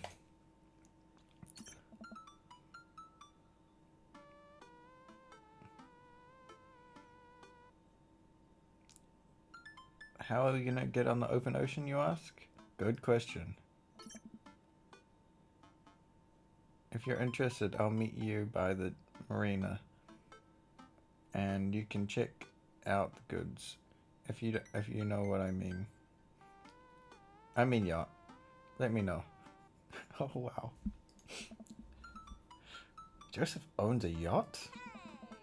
Hey, I'm surprised. I'm as surprised as you are. Oh no. You've been holding out on me, your only daughter who you love. What? What did you think that having a father... Okay, what? Did you think that having a father would somehow afford you the fringe benefit of getting to go on a yacht? What else did it get me? Healthy upbringing. I'm literally paying for your college. I'm not a dog.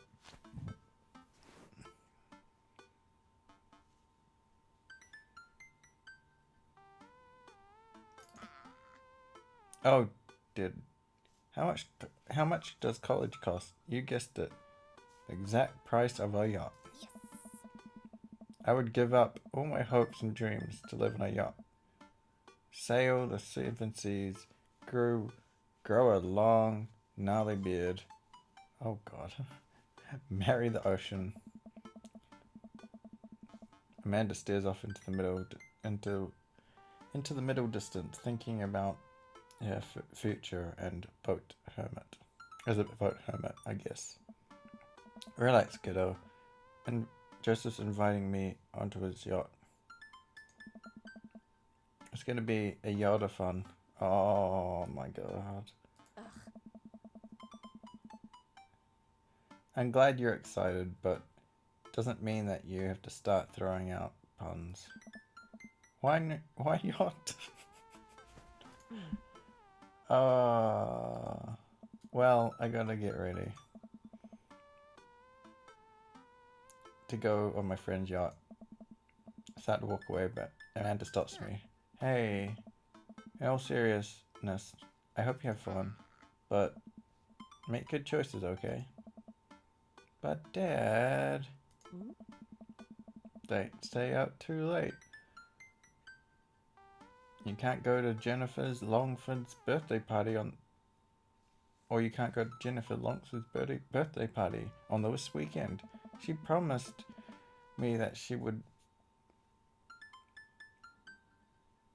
Oh wow, proposed to me, but she ended up going with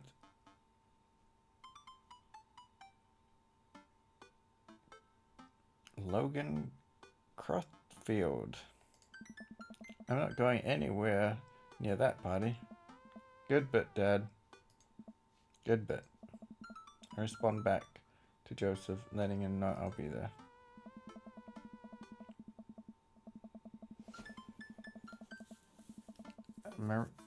A quaint marina, complete with local what? And pop shops. I don't know what they are. And a small diner frame in the bay. I've gone for a few walks by the bayside to stare enviously at all the nice boats before. Joseph should be around here somewhere. Gosh, this is fancy. I feel a little out of place. Hey, Baron. Joseph. Where are you? Up here. I look up. Of course. I look up. Joseph waves from top of a huge lot. I've never been on a yacht before. You never forget your first. I glance at the name of the yacht. The St. Peter, huh? Inherited this from my pops. Rio fire and brimstone type. Loved yachts. So what's the plan, Captain? I figured since last time went a bit sideways, we could cast our lot out to the open sea, wrestle with Neptune, and set sail on a sea of adventure. You're kind of a goofball, but when you're not wrangling your kids, you know that. Joseph smiles and winks from his perch. I have no idea what you're talking about. Joseph hops down and extends a hand to me, helping me up onto the yacht. I'm thrown off by how soft your hands are. Does he moisturize or what? Baron, stop thinking about his hands. Oh, things that I'd never think I'd say. Pure thoughts.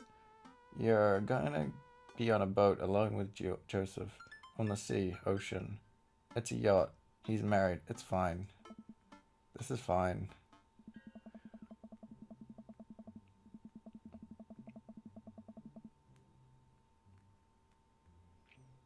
After undoing the mooring and climbing into the captain's seat, Joseph slowly takes the boat out, ringing the big steel bell, and with extra emphasis, even though nobody else seems to be around. Shoving off, boat launching, man and boat launching as one. The St. Peter navigates out of the marina and into open water, with Joseph doing the occasional steering flourish and the boat bobs up and down along the waves. He seems a lot more relaxed out here. Joseph is definitely in his element. This is part of where we wrestle Neptune. So please remove your shirt and roll in some talcum powder. What?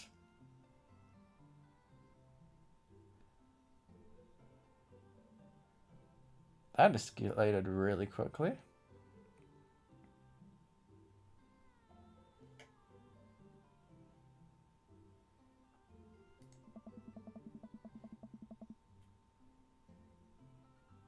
I usually carry some on me, but I left my pocket-sized bottle on my nightstand. I chafe easily. Right. Yeah, I shouldn't have said that. Um, for a while I watched the waves pass us by. Where are we going? A little further out. It's a lot quieter once we get out to open waters. Plus, we could see whales. Whales are cool. I don't trust whales. Nothing should be that big. Noted. Joseph maneuvers the boat past some boys. He sighs. Wish we could get out here more often, you know. But you know, family, wife, saving souls. So many souls, I can barely hold them all. I watched Joseph work the boat. Despite his age, he doesn't look like he's slowed down at all. And from here, I can see that how toned his muscles are. And pure thoughts. Joseph and I boat in silence as the bay gets smaller and smaller behind us. I decide to peek over the edge of the ship. The wave this thing kicks off is intense. I wonder if Joseph would ever let me water ski off this yacht. ... Hey, dolphins. Joseph, there are dolphins. So, you're scared of whales, but not dolphins. I feel like there's an unspoken truce between man and dolphin. I would be more than comfortable riding a dolphin into battle. Dolphins are way more dangerous. They sometimes drown their babies. What? Drown them for fun. Can I trust nothing in the open ocean? I like to think that I'm pretty cool. Alright, Joseph. It's you and me versus the entirety of the marine life. I yell into the ocean. My life... Oh my gosh. You are all spineless invertebrates. My life goal is to punch as many fish I can before I die. I had a lobster last week. I can't... Oh, wow. You tell him, Baron.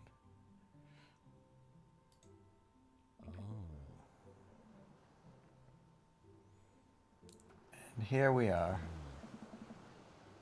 Baron, welcome to the ocean. I look out into the vast expanse of blueness. Yep. That's the ocean. I'm suddenly struck with a overwhelming sense of claustrophobia despite being in a wide open space. I'm on a boat with a handsome man and a handsome married man. And there are whales beneath us. Nothing should be that big. Oh. It's a little daunting, isn't it? Do you trust the whales? You know there are more dangerous things in the ocean than whales, right? Like tuna. The tuna is an apex predator. What about sharks? Oh. Sharks are tight. Oh. If the tuna... It's the tuna that you gotta watch out for. Hey. Wanna look out wistfully over the sea with me? Joseph and I head to the bow of the ship and do some quiet contemplation. You know, quiet contemplation. I'm alone with my thoughts. Cool. I look out to the sea for a bit. Then I look over at Joseph. He looks so commanding as he surveys the ocean. I feel like he really is at home on the water. What Mary said to me at the bar. I can't stop thinking about it. Is she right? But she's terrible to him. He's unhappy. He deserves better. I don't know what to think about this. But I feel so drawn to Joseph. I should say something. So, about Mary. Joseph continues to stare off into the distance. It's, if you really want to know.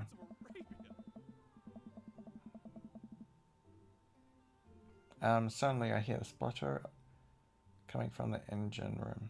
Joseph runs to the boat's controls and taps some dials. I guess we can talk about Mary later?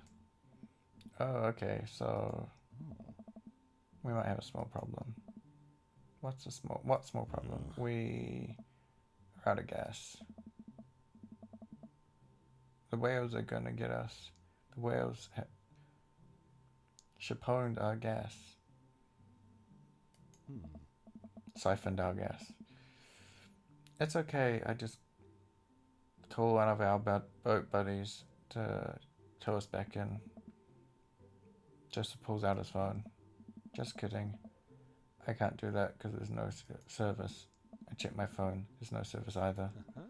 Should we submit ourselves to the whales? Well, I do have an old radio in the office, but it's broken. Are you handy with tools? I am a dad. If the radio is anything to do, like frantically putting together a bike on Christmas Eve, it should be no problem. Let's take a look at it, see if we can figure it out. Joseph directs me towards the radio and showcases its insides.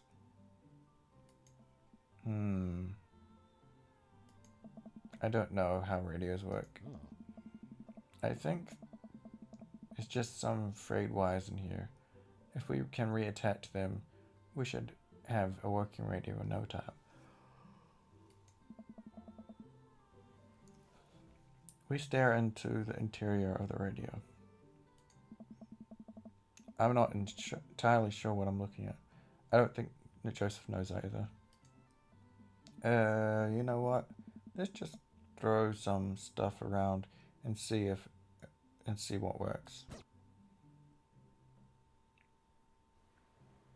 MacGyver, that radio. Oh wait, what?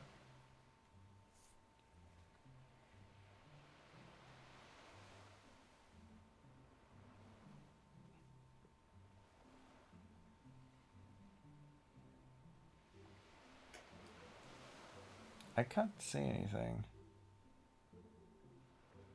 Oh dear. I don't know if I'm supposed to be able to see something.